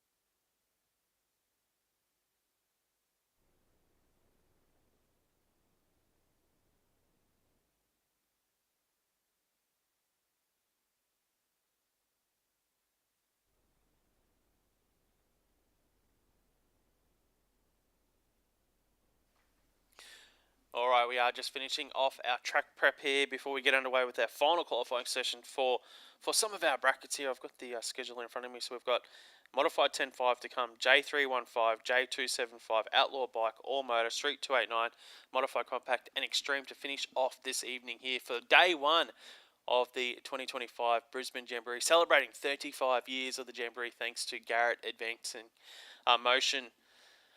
Terry, it's been a good day so far, but we are in the final moments here of qualifying. Not too many brackets left. It's been a bit of a long day. It's been a challenging day. Our officials out here still working their butts off. I've got to say this, Mark. Yeah. I've been commentating drag racing, and the first thing I commentated today was the Jambo Babe comp. Can we just go back to that? It was a lot easier. I just got to chat to lovely ladies and be friendly with the crowd, and life was good. And you don't like chatting with me, or? Oh, mate, I do. Okay. You and I have commentated for a lot of years, actually. Actually, can I tell you, you and I have been commentating together for 13 years. This is my 13th year here at Willowbank. So that's a long haul, mate, to be honest. Trust me, it is a long haul. And it is. Yeah, I know. I can see, and it's sufferance. Yeah, I'm glad you've learnt sufferance by commentating with me, mate. So, but... and I just let everybody know that, once Mark and I have a bit of a joke in the commentary box, everybody around us has got something to say, and it's Just like there's little jabs thrown everywhere It's like- in here it's that like- we're trying to avoid. I'm just going to have to say it. Words hurt sometimes. It's just you're all being cruel. But anyway, it's late in the evening. We got some really good racing still to come, and Mark and I are here to entertain you as much as we possibly can. We do know we've got some absolutely cracker racing still to Should be come. a mainline smart dyno and technology modified 10.5 Oh, coming out 10.5. final qualifying session. Let's have a look at the qualifying chart Oh, so far, and Terry. look at this. Look at this. Oh, Look 1 who's and 2. coming. Look who's coming. It's King and Po Tung here. Oh, what do you reckon, Mark? Well, I think Tung has got the potential to knock off Guy King in the qualifying charts. Well, because you know the car can go quicker. I do know the car can go quicker. Well, Guy's rattled off a 7.1 at 197. Poe's run a 7.5 at 207. So we know the car is capable. So even though well and truly. these are heads-up classes, there is still a degree of consistency that's required, because if you only get down the track one out of three passes, well, you're not going to win too many laps that way. So you might be the quickest car here in the field, but if you're only getting down, as I said, like 30% of the time or 40% of the time, it's opening the door up for your competitors that get down the track 70 or 80% of the time. They might not be as quick as you, but their consistency is what can beat you. That's exactly right, Mark. So, look, it'll be the advanced joinery versus the gas racing car, the Corolla, the Supra. Big purge there from Guy in the mighty Corolla. Let's hope that he can crack this 200 mile an hour. Oh, you know what? We'll know by how high the crew jump. And, well, look, Poe just says, let's just put this to bed and I can be top of the tree, and that'll do. 7:19, that is the time to beat. Currently held by Guy King, number one qualifier here in modified 10.5. Tung has run 207 mile an hour, so he's got 10 mile an hour on Guy King, but he's only run a best of 7:52. Big implication Oh, deep qualifier, isn't stage. it? Big implication qualifier. Here we go. Oh, out goes Poe. Here comes Guy. Poe is out there. Let's see what he can run. 7.19 at 200, but here it is. A 7.08 at 194. Mark, what do you reckon? Well, Guy King keeps that number one spot in qualifying with a 7.08. He lowers it to a 7.08. Po Tung goes quicker as well, the 7.190. Speed down only 200 mile an hour. Guy King, so he picks up a full 10th, Guy King, but loses 3 mile an hour. So we were all hoping to see 200 mile an hour on the board, but it was only 194 this time. I wonder if he rolled out of the throttle a little bit early there across the finish line. And, mate, lights don't mean anything in qualifying. So Guy just took his time, get the car up on boost, and rattled off a 7.0 and said, there you go. How is that? Unbelievable. All they were worried about was ET right there. That's why they sat in line. They got the boost right. They got everything right before he launched the car. He keeps that number one spot at the moment here in modified 10.5, but we've got a lot more competitors come forward. Next up, it will be Mark Fasati to take on Michael Andreevich in the VL Calais there for Capital Roofing. Currently a number 5 qualifier there, Michael, with a 7.69 in that VL. Fasati's our number 7 qualifier with an 8.14. And we just let Fasati is going. He's been pushed back. Oh, he's been pushed back, sadly. Or are they not both cars? Something on track, maybe? Yeah, we've got an official walking out on track, just at half track. We can just see him there running across. So they might have seen something. He's looking at the box, actually, just on half track, one of our officials. Might have been an issue with the timing box there. That block that was hit earlier, it did make a launch into the sky pretty well. It was pretty impressive. I still keep going by the fact that Jamboree really should have the timing block sponsored. They should have, we talked about it once, having you could have your ex-partner's name on there. You could pay to get, there's all sorts of sponsorship opportunities here. I see what you're doing there, yeah, yep. You can, I don't know. It's just, anyway. I'll just take that away, and you can just ignore that even happened. They don't even said anything. So there you go. Oh, okay. So we don't get to see Mark, sadly, but we do get to see Michael run this Capital Roofing we might Calais. call that one the Melbourne Storm block down there. Yeah, oh yes, the Melbourne Storm block. I heard them mentioned earlier today. They did. There was a fair bit of some banter about them. Wasn't hate, but it was definitely some dislike there, wasn't there? Definitely. For the Storm. definitely. But it is the New South Wales Victorian thing, isn't it? I don't really have a hate for any of the teams. Like, I have my favourite team, but then I have every other team just below them, and Yeah. I don't really yeah. care otherwise. But anyways, Fazzati, Oh, good burnout in Mark. the Mazda. Nice work there, Mark. Big fat skid. You see, Michael's just he's done his skid and he's done his thing. He's just taking his time. Be waiting for Mark to reverse up.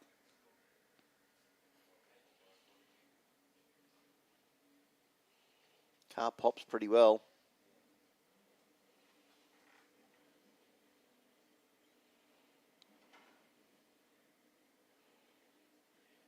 So let's have a little look. Will it be the Mazda? Will it be the Calais? Number 5 and 7 qualifiers at the moment. Michael currently 5th with a 7.69. Fazzati 7th with an 8.14.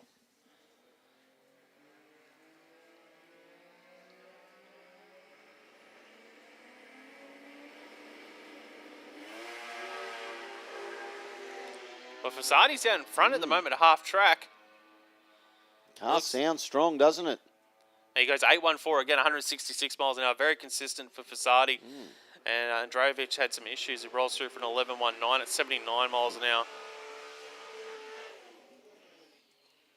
So Phil Penny and Troy Whiten, the Container Cartage VL, the Vansite Repco Nambucca Honda of Phil Penny. That car just is with one of our many short wheelbase cars we've got here this weekend, Mark. Yeah, he hasn't got it down the track yet. The best of a 10.96. Phil Penny so far in that Honda.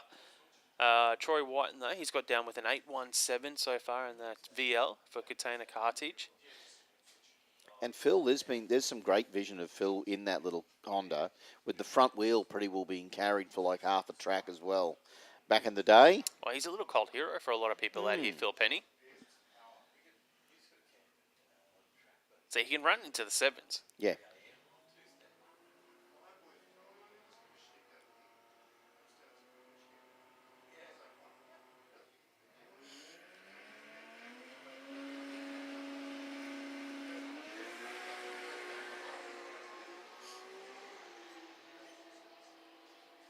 Well, Phil might get something cooking here.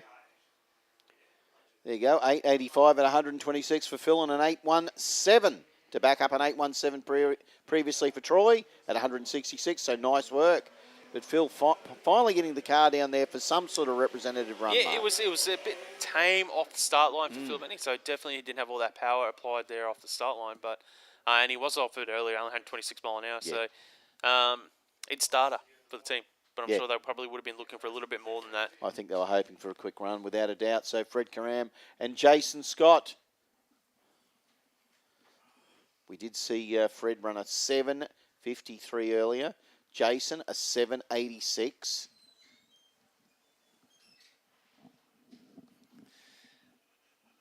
Couple of tough cars in the field. The Ford, the Holden. What a classic battle. See, you don't need to be at Bathurst for this battle. You can be at Willowbank for the evermore battle between Ford and Holden. Is it really that battle anymore at Bathurst? Aren't there some other brands now? No, I think you'll still find, if you go on any forum to do with anything to do with the supercars. I don't follow supercars anymore. Everyone, it's still the Ford Holden thing. Just drag racing through. They still all hate each other's guts. I remember seeing guys at a Summernats once beating each other up because of the fact that one liked Ford and one liked Holden. I thought, dude, really? Here's this bunch of Mazda guys sitting in the corner saying, "How do we sneak out of here?" Don't look at them. Don't even look. Yeah, don't make eye contact. Anyway, Karam and Scott, the Ford, the Holden. So we're just checking something out here at the moment. You can see the officials are just holding both competitors up.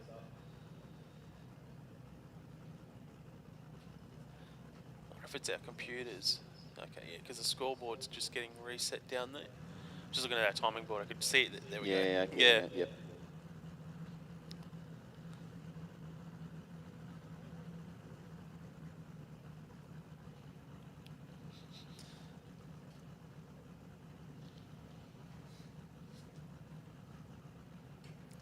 Come on, little computer. Do your thing.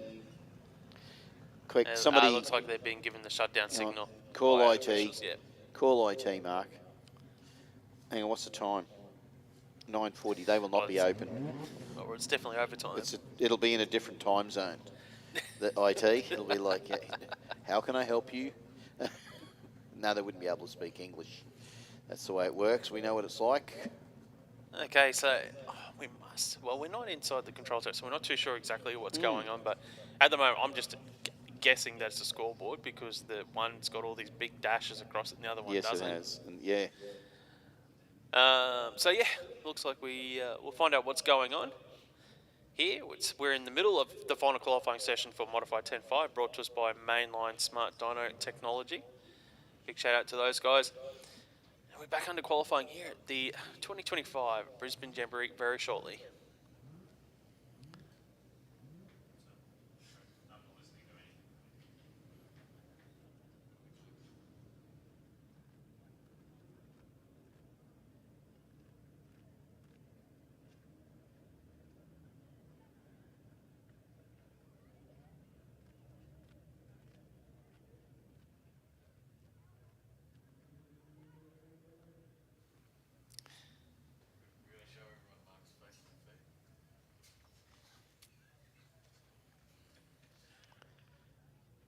So they're just pushing these lads back. Whether they'll give them the opportunity to do their pre-stage routine again, Mark, I'm not too sure. We know what your thought would be. I'm a big fan of resetting myself. I know you are, and that's a good thing to do. Just to go through your routine again, just so it's all get into your rhythm, do it all again. A few deep breaths.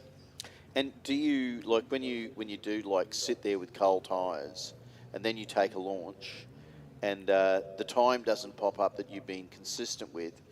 You've got a distinct reason as to why. So if you said, no, I went through all the routine as normal, I went back and did it again, and it went awry, you'd be looking for a different result. But you know that if you've gone through it again and it's all good. So I agree with you entirely, Mark. And even Fred does a little skid to the side again, just to almost keep it like it's a carbon copy of what we did earlier. Jason Scott, nice burnout from the Ford. Yeah, the only thing you can't really control right now is your engine temps and transmission temps and all that, but it's all fairly controlled these days. Let's see, Jason Scott moving forward in the Ford. He's keen to get this happening. Karam just backing up here in that VL for Team Karam Racing, the Holden VL. All right, tail of tape. Jason Scott has run a best of a 786 today in that Ford. The VL has run a best of a 753. Speed-wise, pretty much identical, 176 to 178 mile an hour. Yeah. So a good heads-up race, really. I know it's just a qualifier, but it's not just a qualifier. These guys are going to could very well meet each other tomorrow morning sometime. Right now, what are you looking for as a racer here? Like, in my point of view, I've been trying to get a good light, but you know these guys might be trying to get a perfect pass, but just make sure everything's perfect, not worrying about the reaction time. 0:21 for Scott. Great reaction time. And look at the time too. I reckon that's on a mission. Look at that, 786 at 176. So he did everything right there, Jason. Cut a line, yeah. Went quicker than he's previously gone, and that was a good run all round. I'm sure his crew will be going back and probably having one beer because they're going to get up early in the morning, and that was an impressive run. Karam had issues, so we'll have to get him off the racing service. So yeah, so Fred's he's pulled up just after half track. So he's running that awkward spot where it's right in the middle where it's about the same distance either way, going backwards or forwards to get off the racing surface.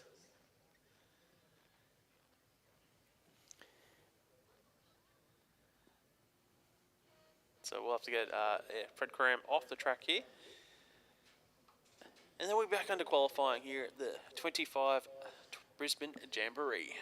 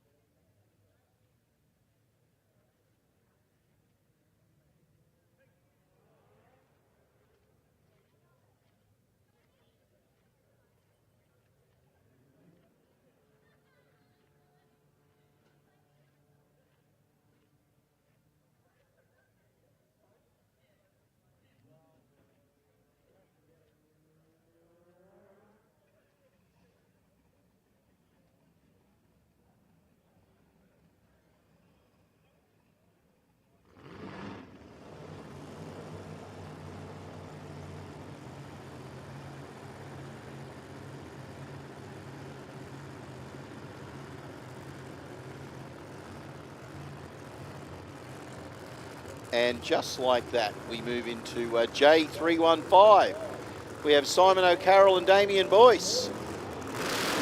So this will be interesting. Boyce has run a best of 7:36 already today. Simon, a 6:8.1 with a 7.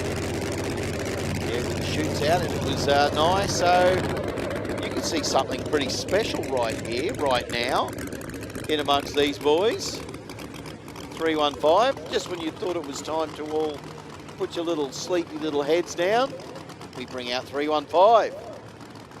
Mark, are you ready for this? I am ready, mate. Just had a Nutella biscuit, so I'm good to go. A Nutella biscuit. Is that your go-to to get you going? I've never had one before. It was pretty good. Simon O'Carroll, that was a PB for this car as well at 681. There's a lot of potential in this Camaro. Brand new car. Still really hasn't done a full lap yet.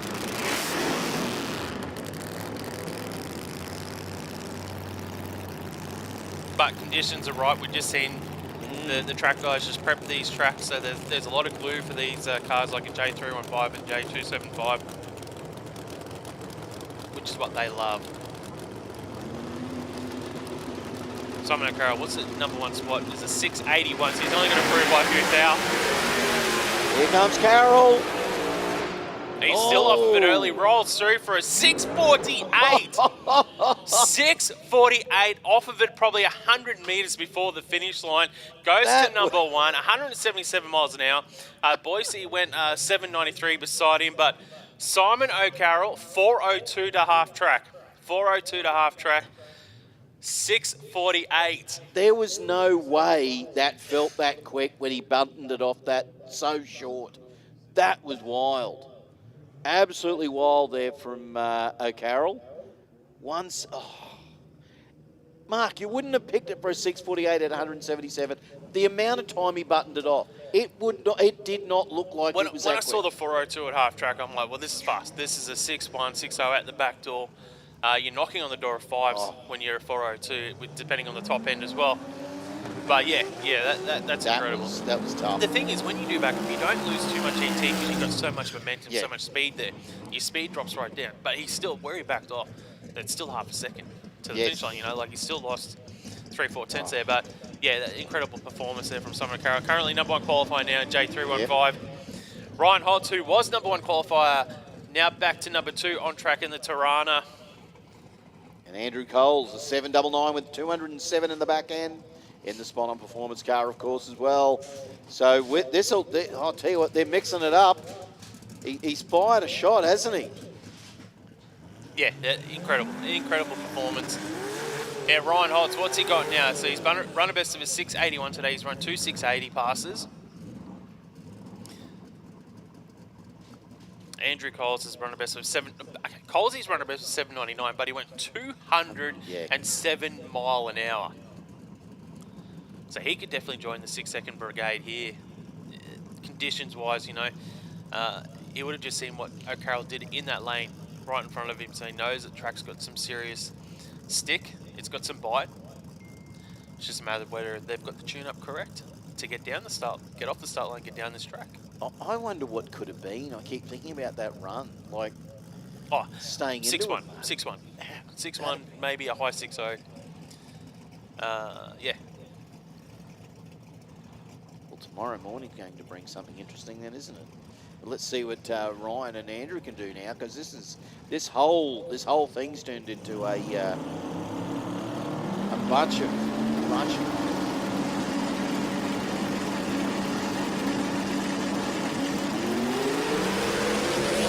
both of them on the lights like a machine.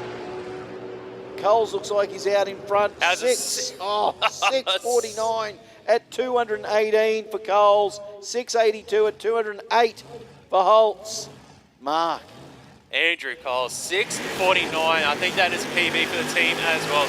218 miles an hour.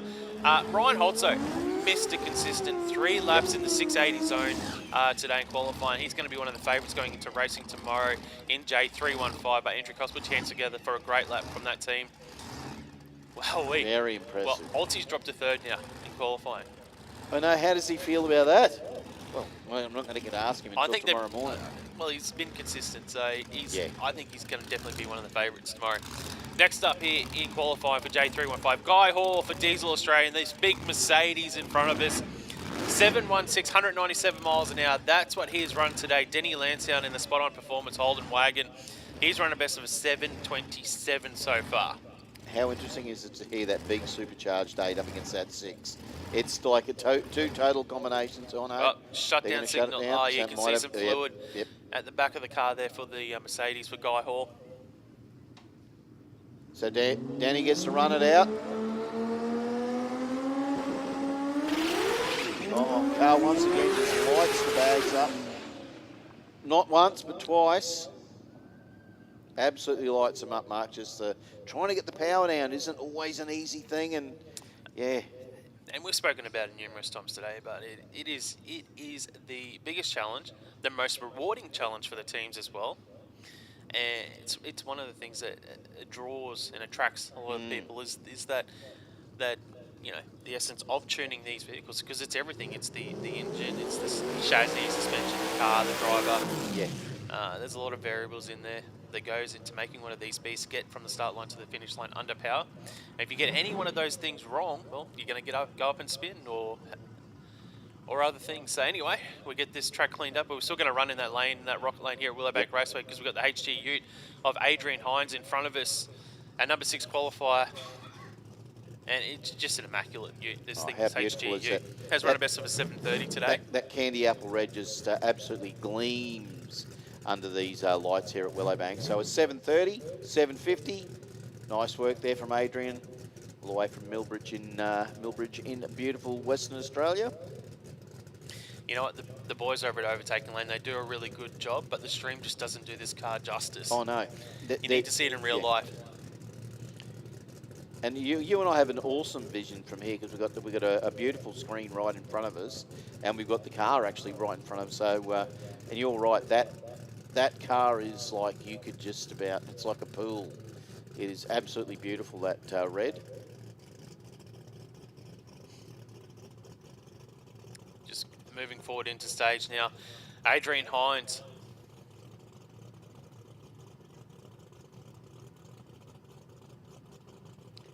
I wonder if he'll, if that's 730 a nudge, I'm sure he'll be certainly hoping to.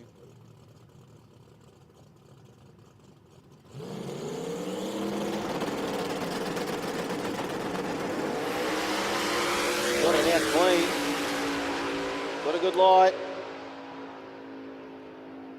There you go, a 726 at 191. Said, take that 730 at 186 and give me a 726 with a 191 in the top end, Mark. He raises that, yeah, 726, great pass from the team. They'll be happy with that. Everyone is improving here in Q3. We've got another car here in front of us. Reese Carkeet this time. Our number 8 qualifier has run a 761 in this, the old Holden, as it's backing up here. 427 cubes on board for Reese Carkeet. Queenslander. It's one of our local races here at Willowbank Raceway. Gotta love a good EH. They were at one point in time the highest selling Holden at one point in time. Yeah. Until, of course, you know, once you started to get Commodores and stuff like that. But they were a very, very big selling car. And yeah, well, I think we had a couple back in the day with my parents back in the day when I was younger. Probably got a picture of me probably in front of one somewhere, but nowhere near as cool or as fast as Reese's though. It's crazy to think that some of these cars are like 50 years old, you know? Yeah. Plus, you know, it's 1964, I think, maybe an EH. I'll have to be corrected on that. 36, 25, so yeah, 50, 61 years. And look, Something and then, like that. and so Reese goes and puts a blown 427. Oh, Reese! And he says, and not even that. I'm just going to give it a. I'm just going to punish it as well. I'm just going to pick the front wheel up, give it a big bounce. Still goes 967, 155 mile an hour. Oh, Reese. Oh. I'll tell you what, that was impressive. The wheel stand there, very good. But. It's probably not what he was hoping for on the last run, though, Mark. He wanted to fly to the moon. Reese Carkeet there. Here we go. We got the tractor versus the Hilux. I don't know if James Oren. yeah, James in the drain. So the tractor has run a best of half a day today so far on the quarter mile. I've got to be honest. Farm Outlaws. It should be very consistent because it's had a bit of a go today. It's had a lot of runs. It's had more done a runs few than laps. anyone else. Just not sure about the safety gear for a driver in the tractor. He's not even got a helmet on. And he's just out there doing what he's doing. Wasn't happy with the first burner. Just going back into the water now. Yeah.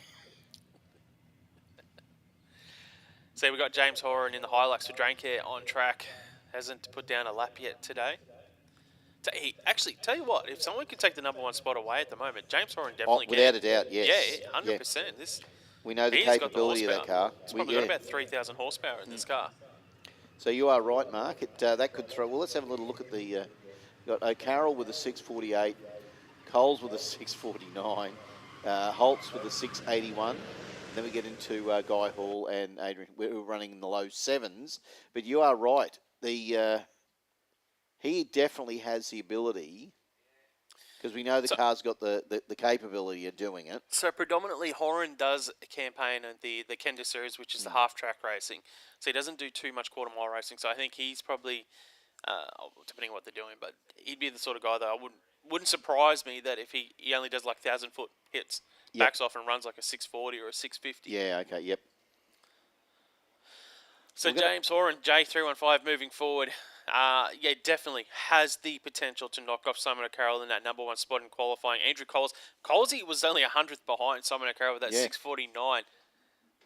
So can James Horan, in one of the last cars to go down to J315, can he get that #1 spot here in qualifying? That is the biggest question right now, without having done a lap yet today. Let me paint you this picture. Paint us a picture, Terry. Go for it. Simon O'Carroll, top qualifier, with the 8th slowest top end in the field. With the speed, yeah. Look at that, 177 mile an hour. There's only been 2 other drivers that have been slower than Simon O'Carroll. Yep. You are correct, mate. That's a flex, isn't it? That's a flex. Let's take that in. Here we go, Horan. What can you do, James? I think he can do it. I think James Horan, with his first lap of the day here, to the finish line. Conditions are good, Mark. I think he can get that #1 spot. No pressure on the team. He's in the black ute. You can see that in the back there.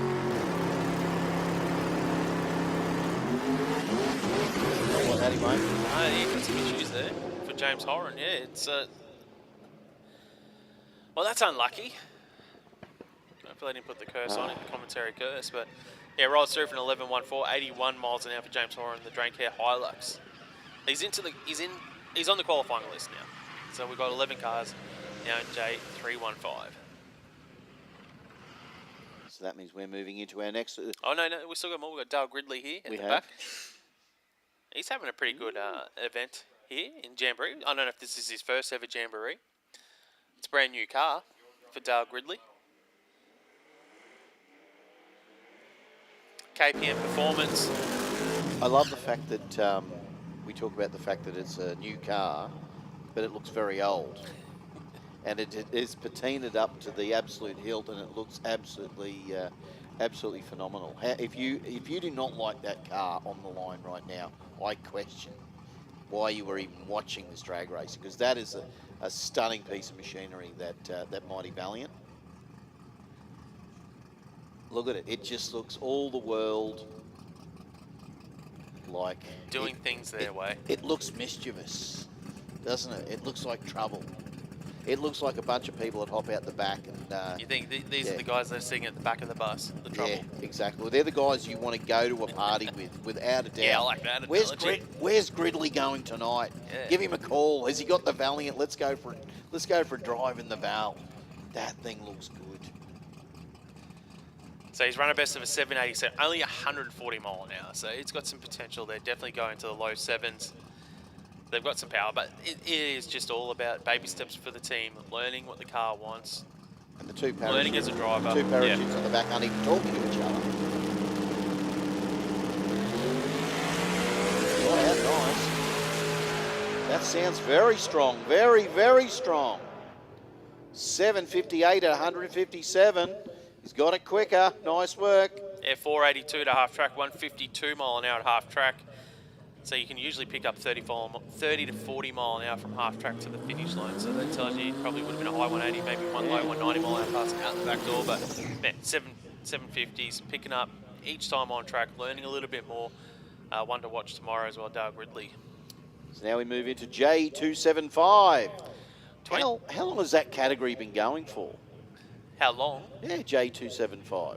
It's been around for a while. It's been one of the categories that was really embraced. Maybe 10 years. I don't know. 10 years. It's got to be something. It's been a fair few years. Maybe more. Because I've only been commentating jamborees now for I've probably been doing about 10 years of jamboree. Yeah, now, same here. I've been doing it 10 years. I can just always remember it being here, and it seems like it's been here forever.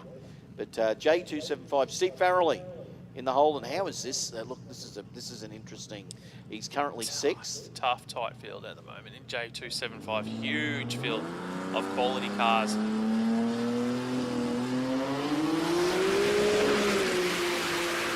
let's see what Farrelly can do. 723 at 196. Mate, that's a consistent car. Yeah, picks up 4 numbers there. Went from 727 to a 723, and he actually moves up 2 spots in qualifying by picking up the 400ths of a second. So he moves to number 4, drops down Ben Robertson and Keith Hards to 5th and 6th respectively there. Next up here in J275, Lachlan Miller in the Nissan, yeah, in 6-litre.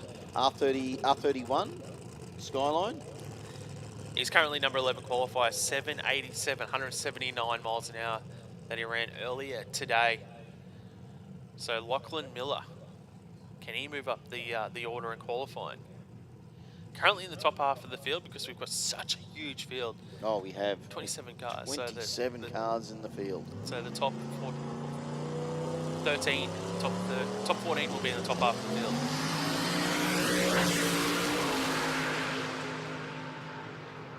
What can Miller do? He's got off it too, just got off the pedal. 795 at 173 miles an hour for Lachlan. Nice work. Yeah, consolidates that earlier, 787. Ah, good. Now we're back into two lanes. Okay, we've got Stephen Lundy on track in the Ford for Power Management Solutions, just backing up. He is currently number 9 qualifier with a 781. And Mahmoud Mansour in the Skyline. We haven't got any representative runs. So he's going to give us 28 cars now in qualifying once he gets down the track.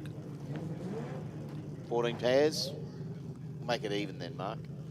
So it's Lundy and Mansour. 781 at 175 for Lundy. Let's see what Mansour can do in the Skyline. Will he be able to get this thing down? Will we be able to see it run quick? Is he going to mix it up?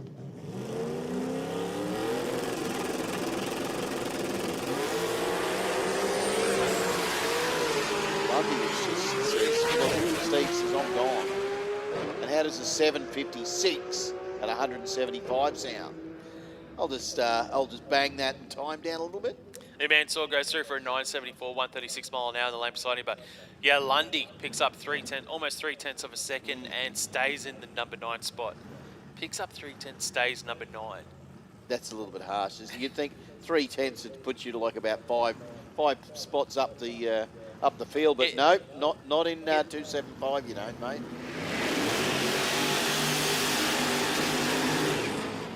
Scott Cortina in the hold and taking on Grant Schloss in the Tirana for spot-on performance. Yeah, we haven't seen a good run from Scotty yet, but I'll tell you what, Grantley, 734, 740, says to see, nice 190 mile an hour in the top end. Well, Scott Cortina can definitely we know. Run in the low 70. Yeah.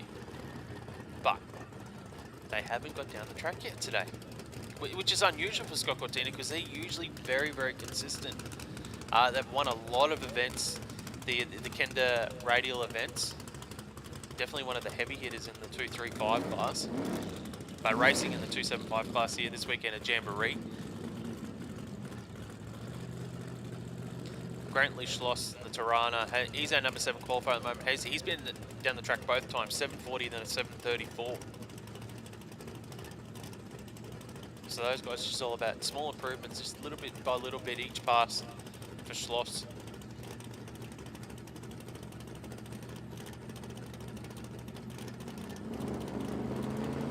Bumps it in. Here comes Schloss. Went deep. Doesn't matter. He's off and on it. Grantley says, I'm out of here. 760 at 174 for Grantley. An 822 at 121. Off and on for Scotty Cortina. He's got to run. He's got it down there. He's in the field.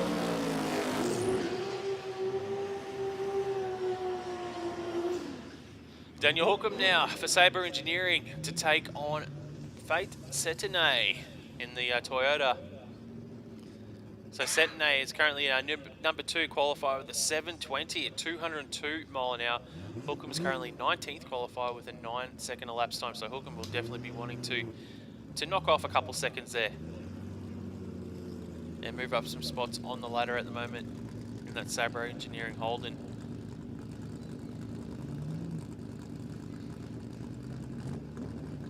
Got some good top end out of that that Supra.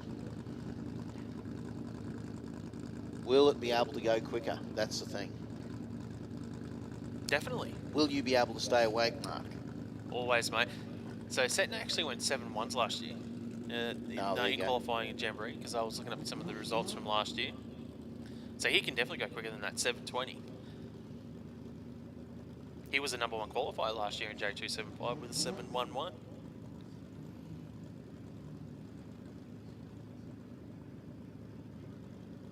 So Hookham moving forward.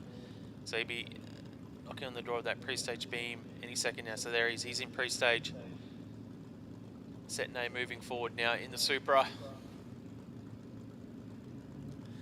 They're all chasing our number 1 qualifier, which is Denny Busbridge with that 682.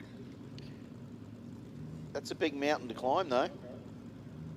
682's that's a good number.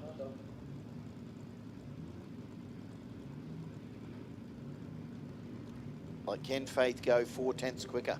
That's the question mark. That's a big jump. Yeah, that's a massive jump. But they got good speed there, 202 mile an hour.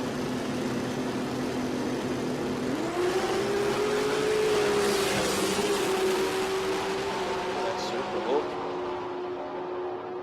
Tell you what, 720 at 201 and a 777 at 181 for Dan. Yeah, Satan ain't consistent. Wow. He 720, last 2 passes there for Sydney. Hookham jumps up to number 10 now and qualifying with that 777. Oh, nice work. So our top 10 now all quicker than 7.77 seconds to get into the top 10 of J275 and qualifying at the moment. Another one of these guys that can definitely get into the top 10. Timmy Cross in front of us has not got down the track yet in a representative pass that we know from this team. Taking on Jared Blair, same boat, hasn't done a representative pass that we know this car can go a lot quicker than Supra. Well, we've seen a couple of our contenders have actually managed to get a hold of the track again tonight. So there's no reason why these two, like Jared and Tim, can just go, there you go, bang. Well, Timmy Cross is a quick car. Like, he can definitely get into the low 7-second zone here. Maybe even knocking on the door of 6s. I've seen him run 430s at the Kenda events, which is, that equates to a 6-second pass in a quarter mile.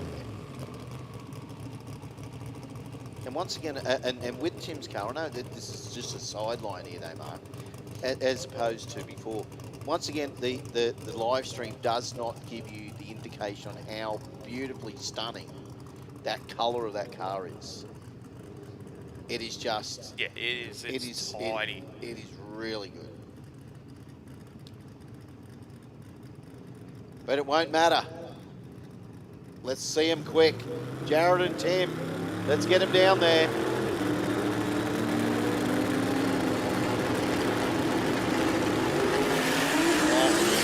Here we go, Mark.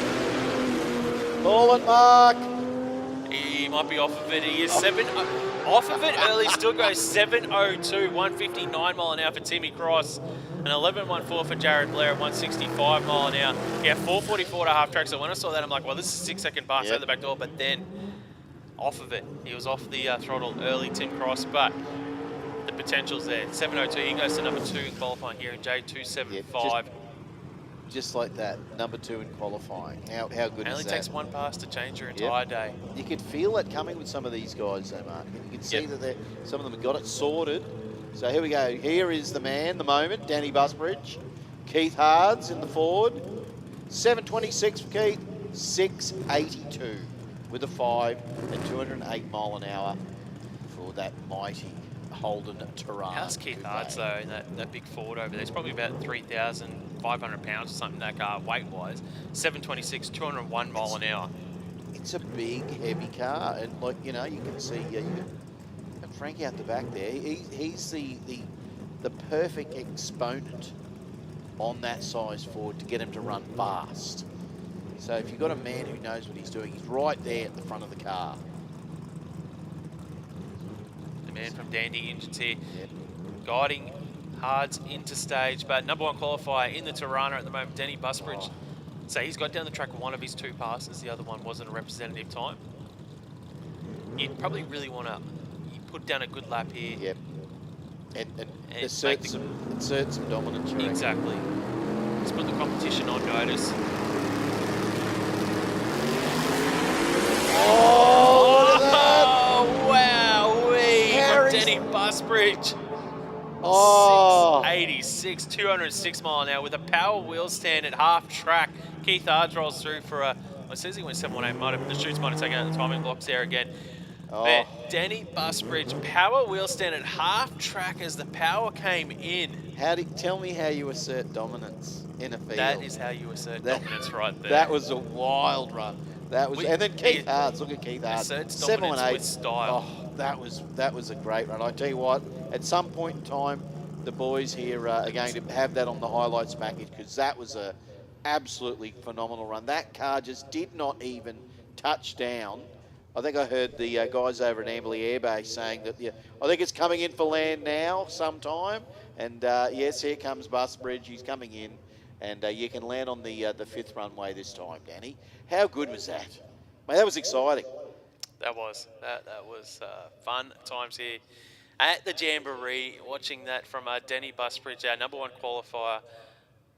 Not only in performance, but he does it in style, does it in excitement. It seemed effortless too. It just when they start going up like that, I was waiting for him to get off, but he just stayed in it. Like car key. You thought it's up, and it's just, there's a tipping point, isn't there?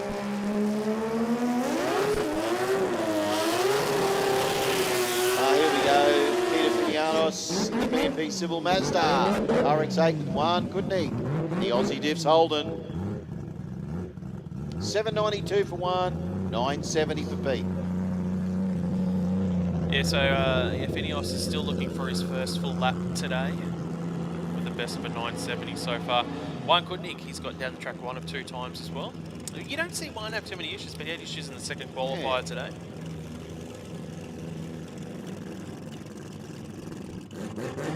When you look at that, the Holden over there, I'm not too sure, I just can't see the lights. It's a HG, or the HG, HT, and one of the H's. But it is a big car, a big solid car. Hardly any modification externally to look at it as its pack and heat. And there it is with a 7.9 at 174 mile an hour. So that's the thing with these classes. It's just impressive what these guys are doing with a full steel body car. And there we have Pete in the mighty RX-8. He says, I'll throw this in the mix.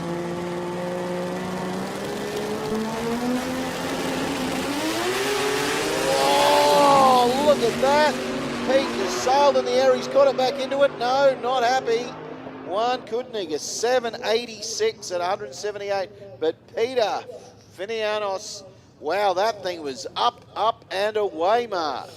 He tried to stay in it, but then it started going towards the wall there. He had to back off, unfortunately. That was exciting for us to watch. Yeah. Not how you want to finish qualifying, because it was on a good lap as well. They had the power applied. Well, obviously the power was applied because it was doing the big power wheel stand. But how much? Too much power. Yeah, unfortunately, if it's not going straight, you do need to back off. And I think when it came down, it did go a little bit right, so you can see that he backed out of it. But the other lane beside him won, couldn't he? His best of the day as well, that 780 laps time. So that was a great pass from the team. So they improved by a little bit, picked up a few mile an hour as well. As we move into our next pairing here, J275, Shane Faccioni in the Holden for spot on performance, our number 15 qualifier with the 793 best. Matt Lampert in the old Holden for power management solutions. He hasn't got down a full lap yet today with the best of a 10.17. Oh, this time he's going to get it down there. He's over towards the centre line though. He's right over there. Right on the centre line. Shoots out early. Goes 774, 179 miles an hour. Faccioni goes 775 at 538 miles an hour. Well, he might have had his ET. One of the boxes might have been taken out again because they were right over on the centre line. So obviously he didn't go 538 miles an hour. Or 397, as it's saying in our screen here as well. So yeah, it's definitely something wrong there. But it was that was impressive to see that car finally hook up, Mark. It looked quick. It looked good. And you're right. He had a good look at the centre lane. It was like it. And he pulled the chutes because he was probably close to that centre lane. I mean, we don't have the ability for a replay to see how close he got, but he did get pretty close to that He was centre line. right over there. I think the parachute might have taken out the blocks again. Yeah. Tell you what, this is probably the most times I've seen the blocks taken out by parachutes in an event. Actually, yeah, you're right. Normally it would be at Jamboree. Normally at Jamboree, someone would just run straight over them. But it's just been or just knock them, today, or you know, like it's not a slalom course, guys. So that. But interesting. That was a cracker run. We've seen some beauties here in this category, Mark. Absolutely some wild wheel stands. It's most certainly been entertaining for all the people who've stuck around.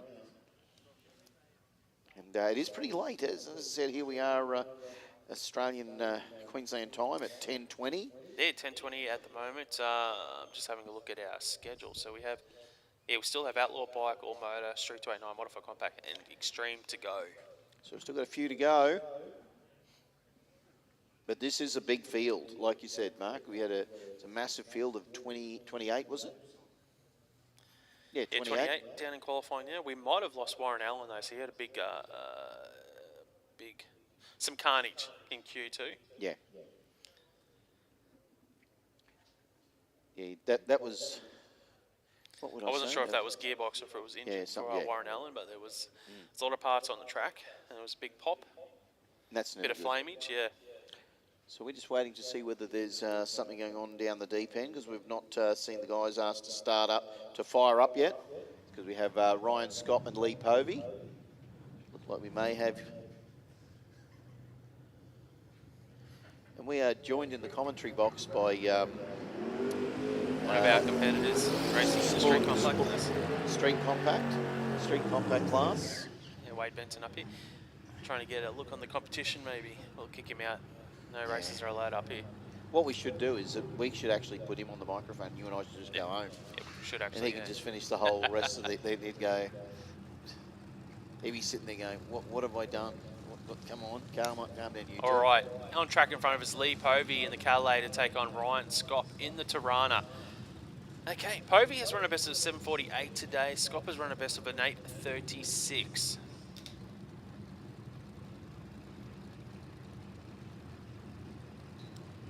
Once again, some good top end from these cars. 165, 172 mile an hour. Getting up there. This could set a standard off. Povey's gone. Let's see what Povey can run. 755 at 186. Got some extra top end, but an 824 at 166 mile an hour for Ryan Scott. He's gone better. So the Benarabi car has gone quicker, but Lee Povey, nice work there. Povey stays in that number 9 spot at the moment here in qualifying. Next up, Matthew Aegis. The VL moving forward. He's a number 5 qualifier. Has run a best of a 720. He'll be taking on Ben Graham in the Mustang for Your Plumbing Solutions. He's our number 26 qualifier at the moment in this Mustang. I think this is the ex-Stephen Smith Mustang, actually, that Diggles was saying today. Really? He hasn't got a full lap in yet, so he can definitely jump up from that 10-second pass.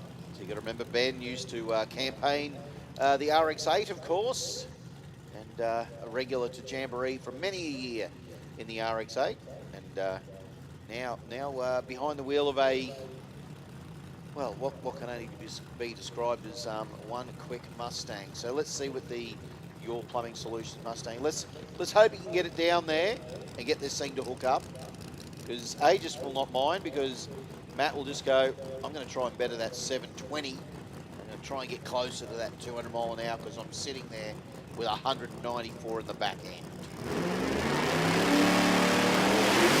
Oh, spin there for Ben Graham on the hit. No speed from Matthew Aegis, though. Gets the half track in 4.85 seconds. Across the finish line, he goes 7:43, 189 mile an hour for Matthew Aegis. Doesn't improve on that 720 that he ran earlier. And Ben Graham rolls through for a 16:58 at 50 mile an hour. So Graham, yeah, just overstepping the mark there on the hit, just up and spin instantly. Yeah, disappointing. I would have liked to have seen, I'm sure Ben would have preferred to get it down there with a bit of, you know, little bit more, but that's the way it goes. So as they still keep coming, the J275s, Matthew Dack and Camden Redgrave.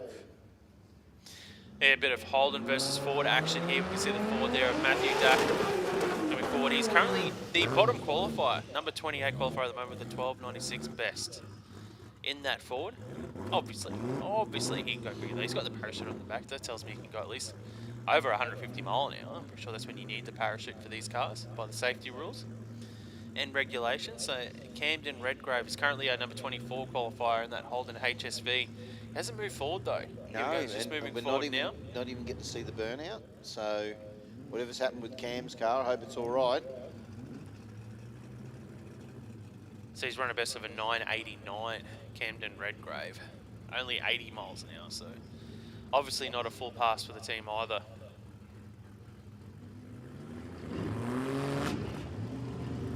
Yeah, something is definitely amiss there. Oh, look, Same those cars, they're like... just not building up on boost there for either car. No. All of a sudden, Dack's car will just get a big boost and it'll sail off. And it's just a Saturday night cruise for these two guys here at Willowbank Raceway. As we see Redgrave go through for a 16.98 second pass.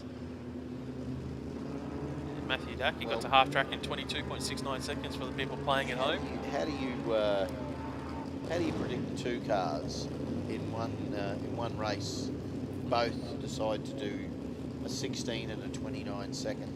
Well, you can't predict that. Well, you can, I guess, but crazy calling that.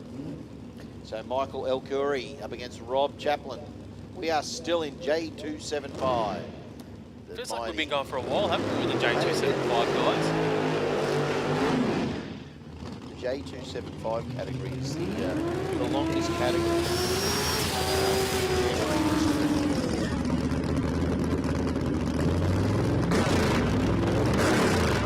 So Chaplin, 10.14 at 178 mile an hour.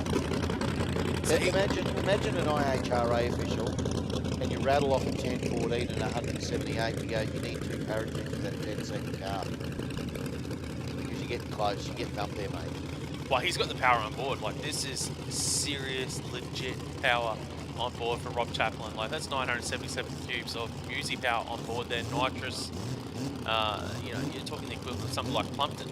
He's got the same sort of setup in his Slammer, running 5s today. So what are we going to see? I think Chaplin, if he gets off the start line, possibly in the 6s for him, if he gets it off the start line and down the track, but that's the big challenge for him. He hasn't done it yet today. Can he take it to Busbridge?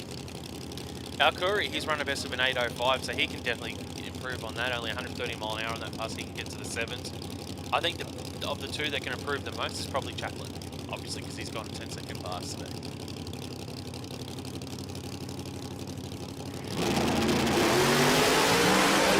Oh, the nitrous flames.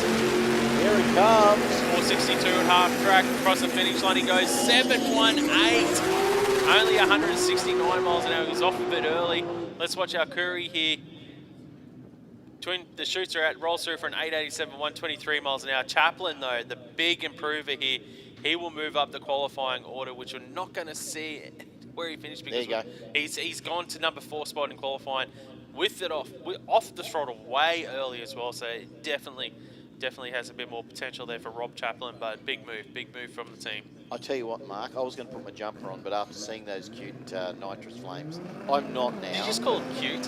They were cute, mate. You called the nitrous flames I from love the it. 977 cube motor cute. We've got the bikes coming. We've got some nitrous flames as well, so it's all happening. I'm sure the bike riders want to be called cute as well. Yeah, no, their flames are cute. Come on. Craig Edwards, Matt Walker. Matt Walker, have a look at that. 6.52 at 223 miles an hour on that booster in the rocket lane. The mind, it just blows my mind. You what can't these guys take it are doing. Yeah. 223 mile an hour, no wheelie bars. Matt Walker knocking on the door of 640s now on this bike. Craig Edwards has run a best of 767 in the lane beside him here in Outlaw bike.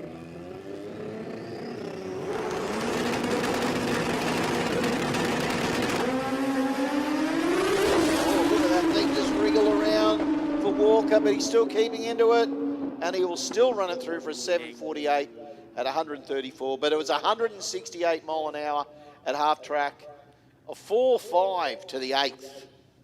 Yeah, 4.53 for Walker. It started moving around on him, so I think he's just you know what, let's play another day here. It rolled off the throttle and rolled through for that pass. It didn't improve on that earlier 6.52. Edwards ran through for a 7.70 there. Didn't improve on his earlier 7.60 either. Well, we know that Nielsen's got the capacity. So 6.70 at 202. Brendan Miglionico, of course, a 7.68 at nearly 180 miles an hour. So all these bikes, just the top end is just phenomenal, Mark. It really is. And as you said, no bars. These guys are just... It's a brave category. Yeah, they've got the small tyre on the back as well, so they really have to be gentle with these bikes off the start line, because obviously they can go up and spin very, very easily.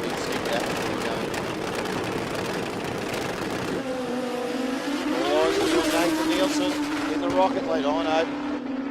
Gone off at half track. Brendan says, I'll just ride it through. 7.65 at 169 miles an hour. And sadly, we won't get a respectable run out of Nathan on that one. He was consistent in his first two passes. There were 670 and 690. But some issues there. I'm not sure. Maybe it wasn't shifting gears for him. Because everything sounded all right from our vantage point here in the box. Darren Foley now in the Hayabusa. Travelled up from North Richmond in New South Wales. He might be the number 5 qualifier at the moment, the 780, but what stands out to me on that 780 pass, he went 211 miles an hour. Potential. Which I think is the second best speed of the event so far. It is. So he's got the second best speed of the event, but he's currently qualified second last. And look, Nathan's just taking his time to nudge in, getting everything set. You can see him just going through his routine. He wanted everything to be right. Will this be his time? Will he be able to get into the second qualifier? First qualifier, we're going to find out. Over towards the centre line. Brings it back in here. Darren Foley goes 7.05, 182 miles an hour.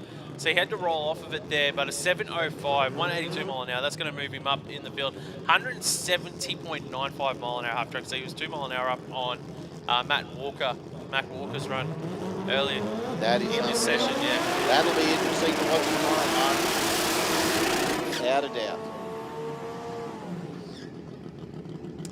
Now we're moving into, I think it's Street 289 final qualifying session for these guys. So this is where we'll see who's got the goods. Muhammad, an 8.67 in the RX-7. Shane Crichton in the 6-boost turbo Cressida. He has not got the car down right today at all.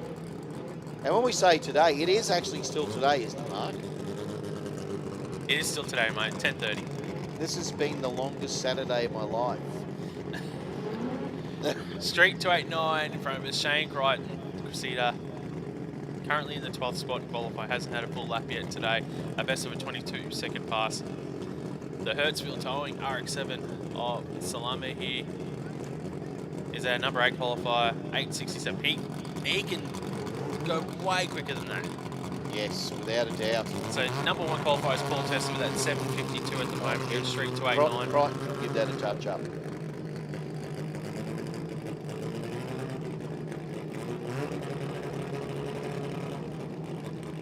But it's got to happen. Not going to get any better conditions than right now. You know, the excuse of the heat today in the middle qualifying session. Oh, we might see it, Mark. The RX-7 got some wheel span, but Crichton looks like he's gone off at the top. Yeah, he's gone off it as well. Oh, what a shame. Still goes 883. Still his quickest pass of the day. 109 mile an hour for Crichton there. And Mohammed will roll through for a 17-second pass at 47 mile an hour.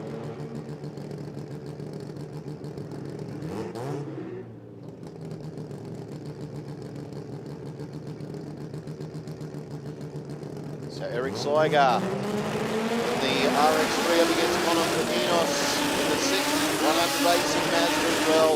It's the battle of the little yellow rotors. We've got the 1200 coupe, we've got the RX3, the little L Sniper, the Sliger, Conor.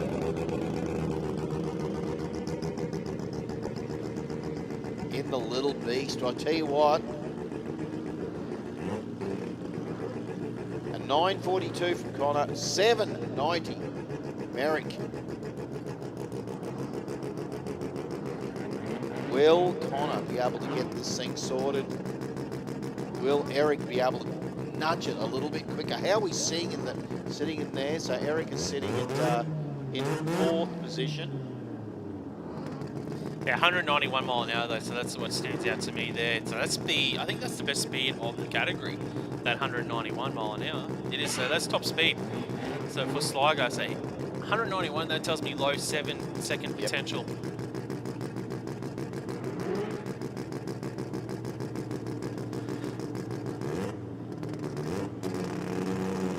We're going to find out, Mark. Like you said before, good conditions, almost perfect conditions for these cars. The car has got grip, we know that. The track's got grip. Everything's ready. We just need the planets to align.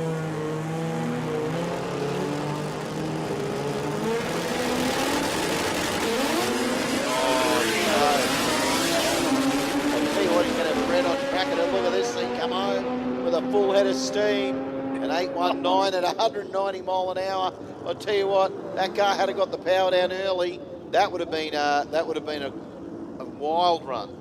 And Conor doesn't improve on his early 942. That goes through for a 983 at only 98 miles an hour. But yeah, Sligo, 819, 190 miles an hour. It was right over towards didn't he? Over towards the centre line there as well. Not sure if we're just checking something on the track. Got back into it, didn't he? He just didn't. He thought, no, I'm not wasting this run. I'm chasing that little 1200 down, and that's exactly what he did with 191, with 190 mile an hour in the back end.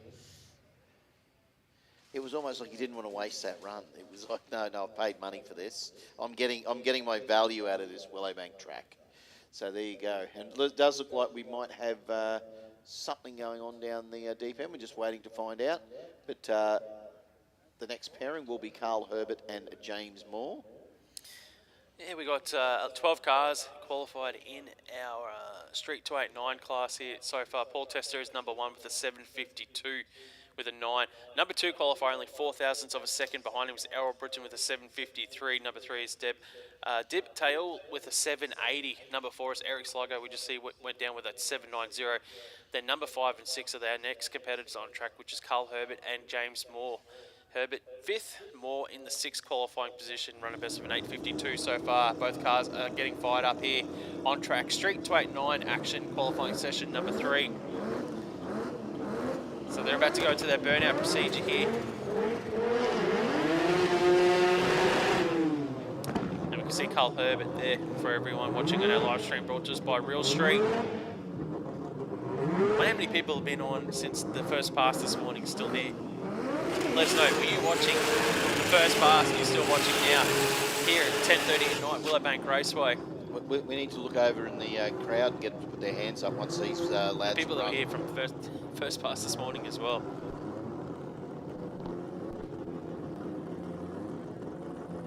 So Moore and Herbert. 8.22 for Carl, 8.52 for James. Both cars actually looked very solid with their previous run.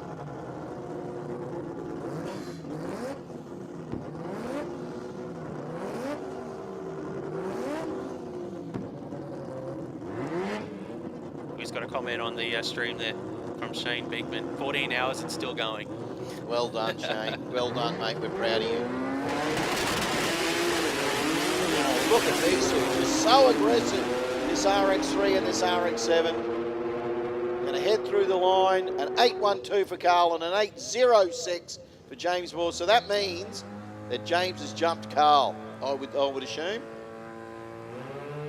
Yeah, James Moore's gone to 5th. Herbert will go to 6th. So there's swap positions there. Both drivers actually improved on their performances, but Moore with a lot more on this pass. Moore had more. There you go. You were waiting. Been waiting all day to say that, Mark.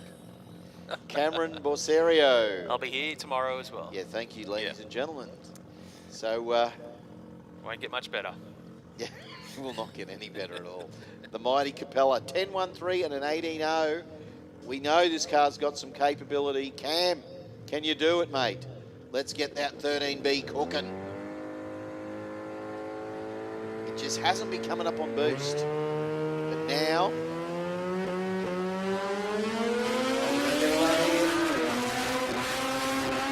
maybe not. You can hear it feathering the throttle there, just trying to keep it straight, keep it in the groove, because it's getting a little bit twitchy. Rolls through for a 10.11 at 96 mile an hour there for Borserio in that Capella. Yeah, the second half of that run of that car has not been a happy time. So that means we are moving into our next category. Well, looks like it might be, is this our Euro guys, is it? Here we are moving into their final qualifying session for the Euro class. These cars, the real definition of sleepers, aren't they? The Euro class. Without a doubt. Oh, yeah. Especially when you see one of the speeds, like nearly 150 mile an hour from one of these today in qualifying. We'll switch over in a second as our computers are just going into the next bracket. Mate, I've talked to a few of these boys at another track, and they're very casual when you say, well, how much power are you pushing? And they'll go, oh, about 500 odd, but the other one in front of me's got like 600 odd. Then you talk to the guys in the Audis, and they'll say, oh no, the guy in front's got about 800 horsepower in his Audi. And you think, who's running around with an 800 horsepower Audi? Well, I tell you what, a lot of people apparently, and that's not you or I, Mark. So they look like they're just sedate, and they should be at the shopping centre at Toowong, but they are packing some punch. Shahid Tweedale and Stuart Tweedale, let's see what they can do. These two mighty little V-dubs. Stu's going to go through for a 10.63 to back up a 10.62. Hayden at 13.69. That's his quickest of the day, so well done. He picks up nearly a full second there, Hayden Tweedale there. Just looking at that thing, 130 mile an hour, Mark. Yeah. Like, really? How fast do you need to go to Well, we might be moving into Xtreme, so maybe some of the Euro boys are going, you know what? It's past our bedtime, we're going to bed. It's only 2 of the 5 that came out here in that final qualifying session. In true European form, they might be sitting there having a cup of tea and a biscuit because it's late at night. Maybe a piece of toast. I don't know how it goes. But something like that. Okay, we're moving now into Xtreme class. We can see the Camaro on track here of, I've got his name now, the Camaro of Luke Doherty. Luke Doherty, yep. Yeah, ran a best of a 921, 149 miles an hour so far today. And Rodney Williams, of course. And yeah, Hot Rod Williams, our number 1 qualifier in that altered. Going through the better pursuit. We can see Luke here on screen though. The Brisbane Civil Chevy and the altered of Rodney Williams now backing up. So Rodney Williams has gone 8.34 and 8.30 to get that number 1 spot at the moment in qualifying for Xtreme. So the Xtreme class is a class here for, it's a dial your own class tomorrow. It's for our open vehicles. So And our sedans, our V8 turbo sedans. So when I say open vehicles, that's the Altids, the dragsters, front engine dragsters, and then sedans with the turbos, V8 turbos on board. They want to do the guy your own racing, not the heads up racing. You want to be consistent. Got to be, you know, that's not always an easy thing in a maybe a big block with a couple of spoolie boys on them. Not always super reliable or super consistent, but if you can get it to, well done. Well, that's the fun part of drag racing, mate. That is it. That is a really interesting combination on the line.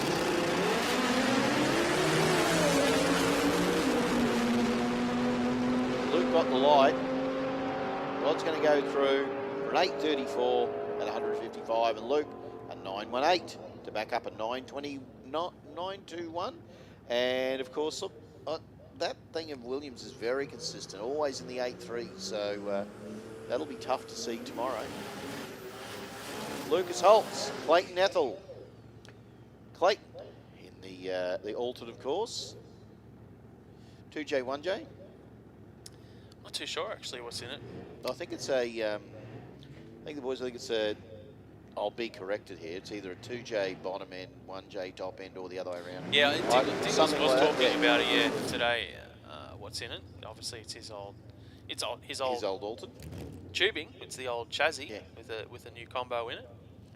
And Mr. Consistent, Mr. Lucas Holtz. Yeah, so he went 9.24, then a 9.21 so far in this altered today.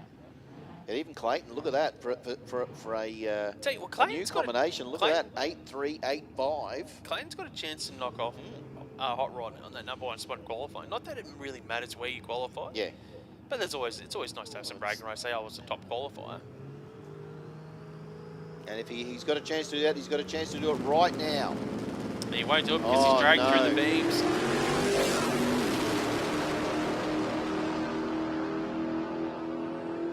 Lucas Holtz will go across here for a 9.19, 145 miles an hour, and Ethel with a 10.02. But unfortunately, once he dragged through the beams at the start of the timer, it pretty much killed the run ET-wise for him. So it's always just going to be collecting data for him. Sadly.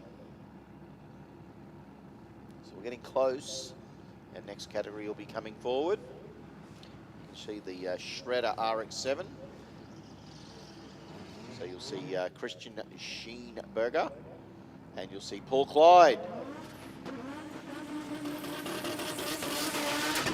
Paul Clyde, big skid and a big pop there in the Mazda. So Christian Schneeberger, of course, in the Ford.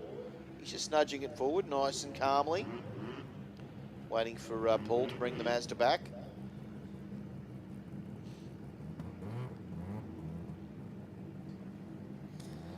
So 12.7, so we haven't seen the Mazda's true potential yet. Yeah, good speed, 124 mile an hour, so it tells me low 11s, maybe. Yeah, probably more, low 11s for him out the back door if he can get everything right. And Christian Schneeberger. He just says, I'm out of there. Look at that. 0.35. Just stealthy, that car. He's one to watch tomorrow, Schneeberger. 9.64, 144 mile an hour. And Paul Clyde goes, well, there you go. He dipped into the 10s, 10.41, 133 mile an hour. They probably know that car's where it probably is running its best, but Christian, that car has been super consistent today over those 3 runs, so that will be cool to see. So Daniel Ruggier, of course, and Petros Christopoulos. Kind of right? It's one of those ones. I took a photo. He's got every letter of the alphabet there, Petros. So the Mad Plumber in the absolutely stunning little Mazda.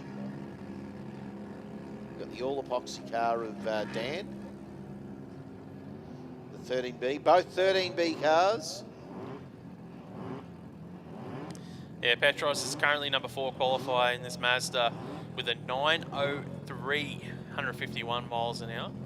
And in lane beside him, Ruggier, our number 3 qualifier with an 8.90. So only 10 separating these two so far in qualifying. So this should be just a good race here in Q3. Should be neck and neck. Well, one of the crew guys just spotted something on the track, so he just pointed out to our official here. It's right there. Is that it just there? That it was. Might have been petrol because that wiped away really quickly, didn't it? Yep. Yep. So so back in the well, let's just say maybe back in the 80s or even in the 70s, these cars running 13Bs would have been kind of called the big blocks of the rotary scene. But now with the triple rotors, four rotors, and whatever, how many you want to join together, but they still pack a powerful punch, these 13Bs. Oh, wheels up for Rougier. The All Epoxy Solutions Mazda out in front at the moment, but they are neck and neck across the finish line. It's going to be Daniel Rougier goes through for an 891, 149 miles an hour, and Petros a 912 at 151 mile an hour in the lane beside him. He doesn't improve. Neither driver improves. They were just a couple hundreds off their quickest ETs of the day so far. But that was just a good race here in qualifying. Certainly was, Mark. And Dan just carried that front wheel, got it down, and still was super consistent. The car is just, that's an impressive package, seriously. So here we go, Mr. Dom Perry and Chris O'Neill. So Perry concreting, of course. Just see a bit of smoke down the end there, whether it's a bit of haze or it's a little bit of whatever, but not too sure. You can just see that down the back end, down the deep end. Well, yeah, our officials are just standing in the middle of the track, so that tells me they are looking at something somewhere on the racing surface. And well, I can't see them on the actual racetrack, so that tells me it must be in the braking area that they're looking at.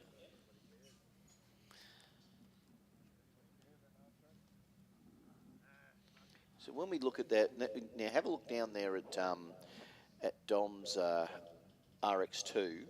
Now, having, I remember I commentated a Jamboree in Sydney. Oh, it was quite a number of years ago. I think Dom was running a really low profile on the God RX2, and he used to run them in the shows, used to clean it up because the car is absolutely stunning. And all the guys were giving him a hard time, saying, "Oh, mate, so I'm going to go racing soon." And with the low profiles, with the low profile on the rear, and they all said, "No, you're not going to do that good." And he said, "Well, I am. I'm going to get it to run an 8 with these low profile tyres and these big fat things." And he did. Took him a while, but he got there, proved them all wrong. He's almost run one today as well, 903, but only 125 miles an hour, so it wasn't out the back door pass. We know.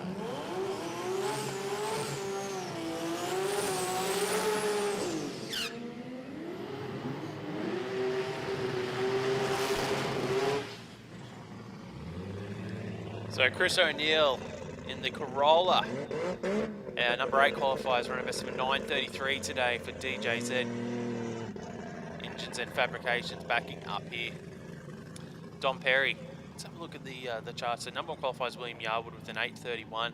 Perry, if he runs into the 8-second zone, he could potentially get into the top 3 here. That's an aim. That's a nice aim, isn't it? I think when you look at what he's done in qualifying today, he'd definitely want to go quicker than that 903. He'd want that full pass out the back door. So O'Neill already in full stage.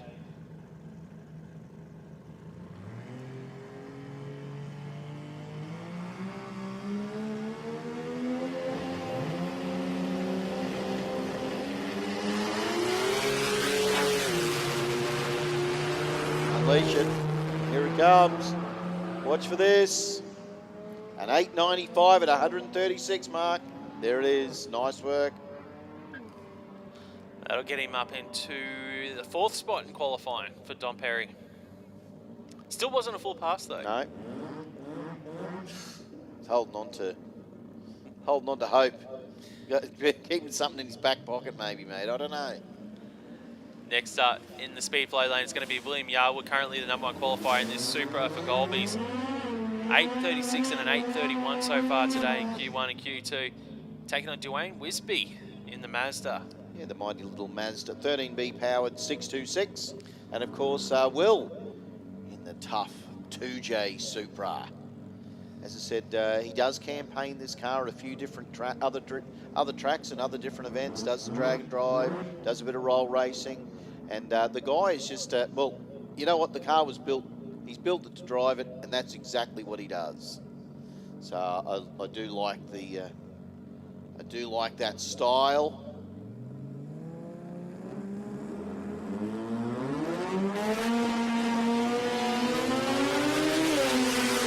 Once you reel that Mazda in, it certainly does. Goes through for an 8:38 at 167, and Wisby in the 626 will go 9:23 for his best run of the day at 143 mile an hour with the mighty 13B. Yarwood, look at him. He sits up the top there, top of the tree. Naomi, she's probably the only one who can get there now.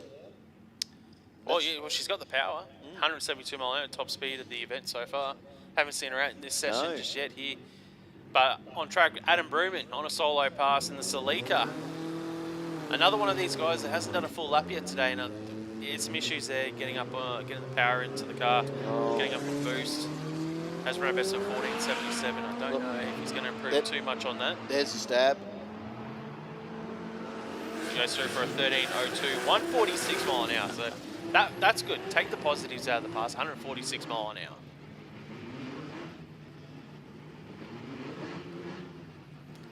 Next up, Ben Clark. The VL take on Darren McDonald, this Corolla for Total Mechanical. So Darren McDonald, 912, 149 miles an hour so far. Number 6 qualifier, Ben Clark, the VL, 947, currently qualified 10th. Modified compact, final qualifying session here right now. Watch for the front wheels of these two. Could be on air. It certainly is for Ben Clark. He carries that front wheel. McDonald says, Darren says, I'm out of there. Oh, a lot of smoke out of the back there of McDonald's car. Across the finish line goes 944, 122 mile an hour.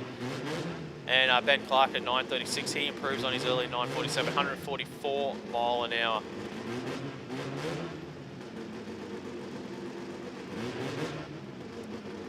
Now we're going into all motor. So that's the end of modified compact qualifying. So a few of our competitors didn't come out in that session. No, they most did. Well, they're probably a bit tired, mate. Maybe. Yeah, I guess it is 11 p.m. It's been a long day, but we are into qualifying. The final qualifying session of all motor. And the boys have just been given the shutdown signal because there was a bit of smoke there on that pass, so they're probably checking that in the braking area at the moment.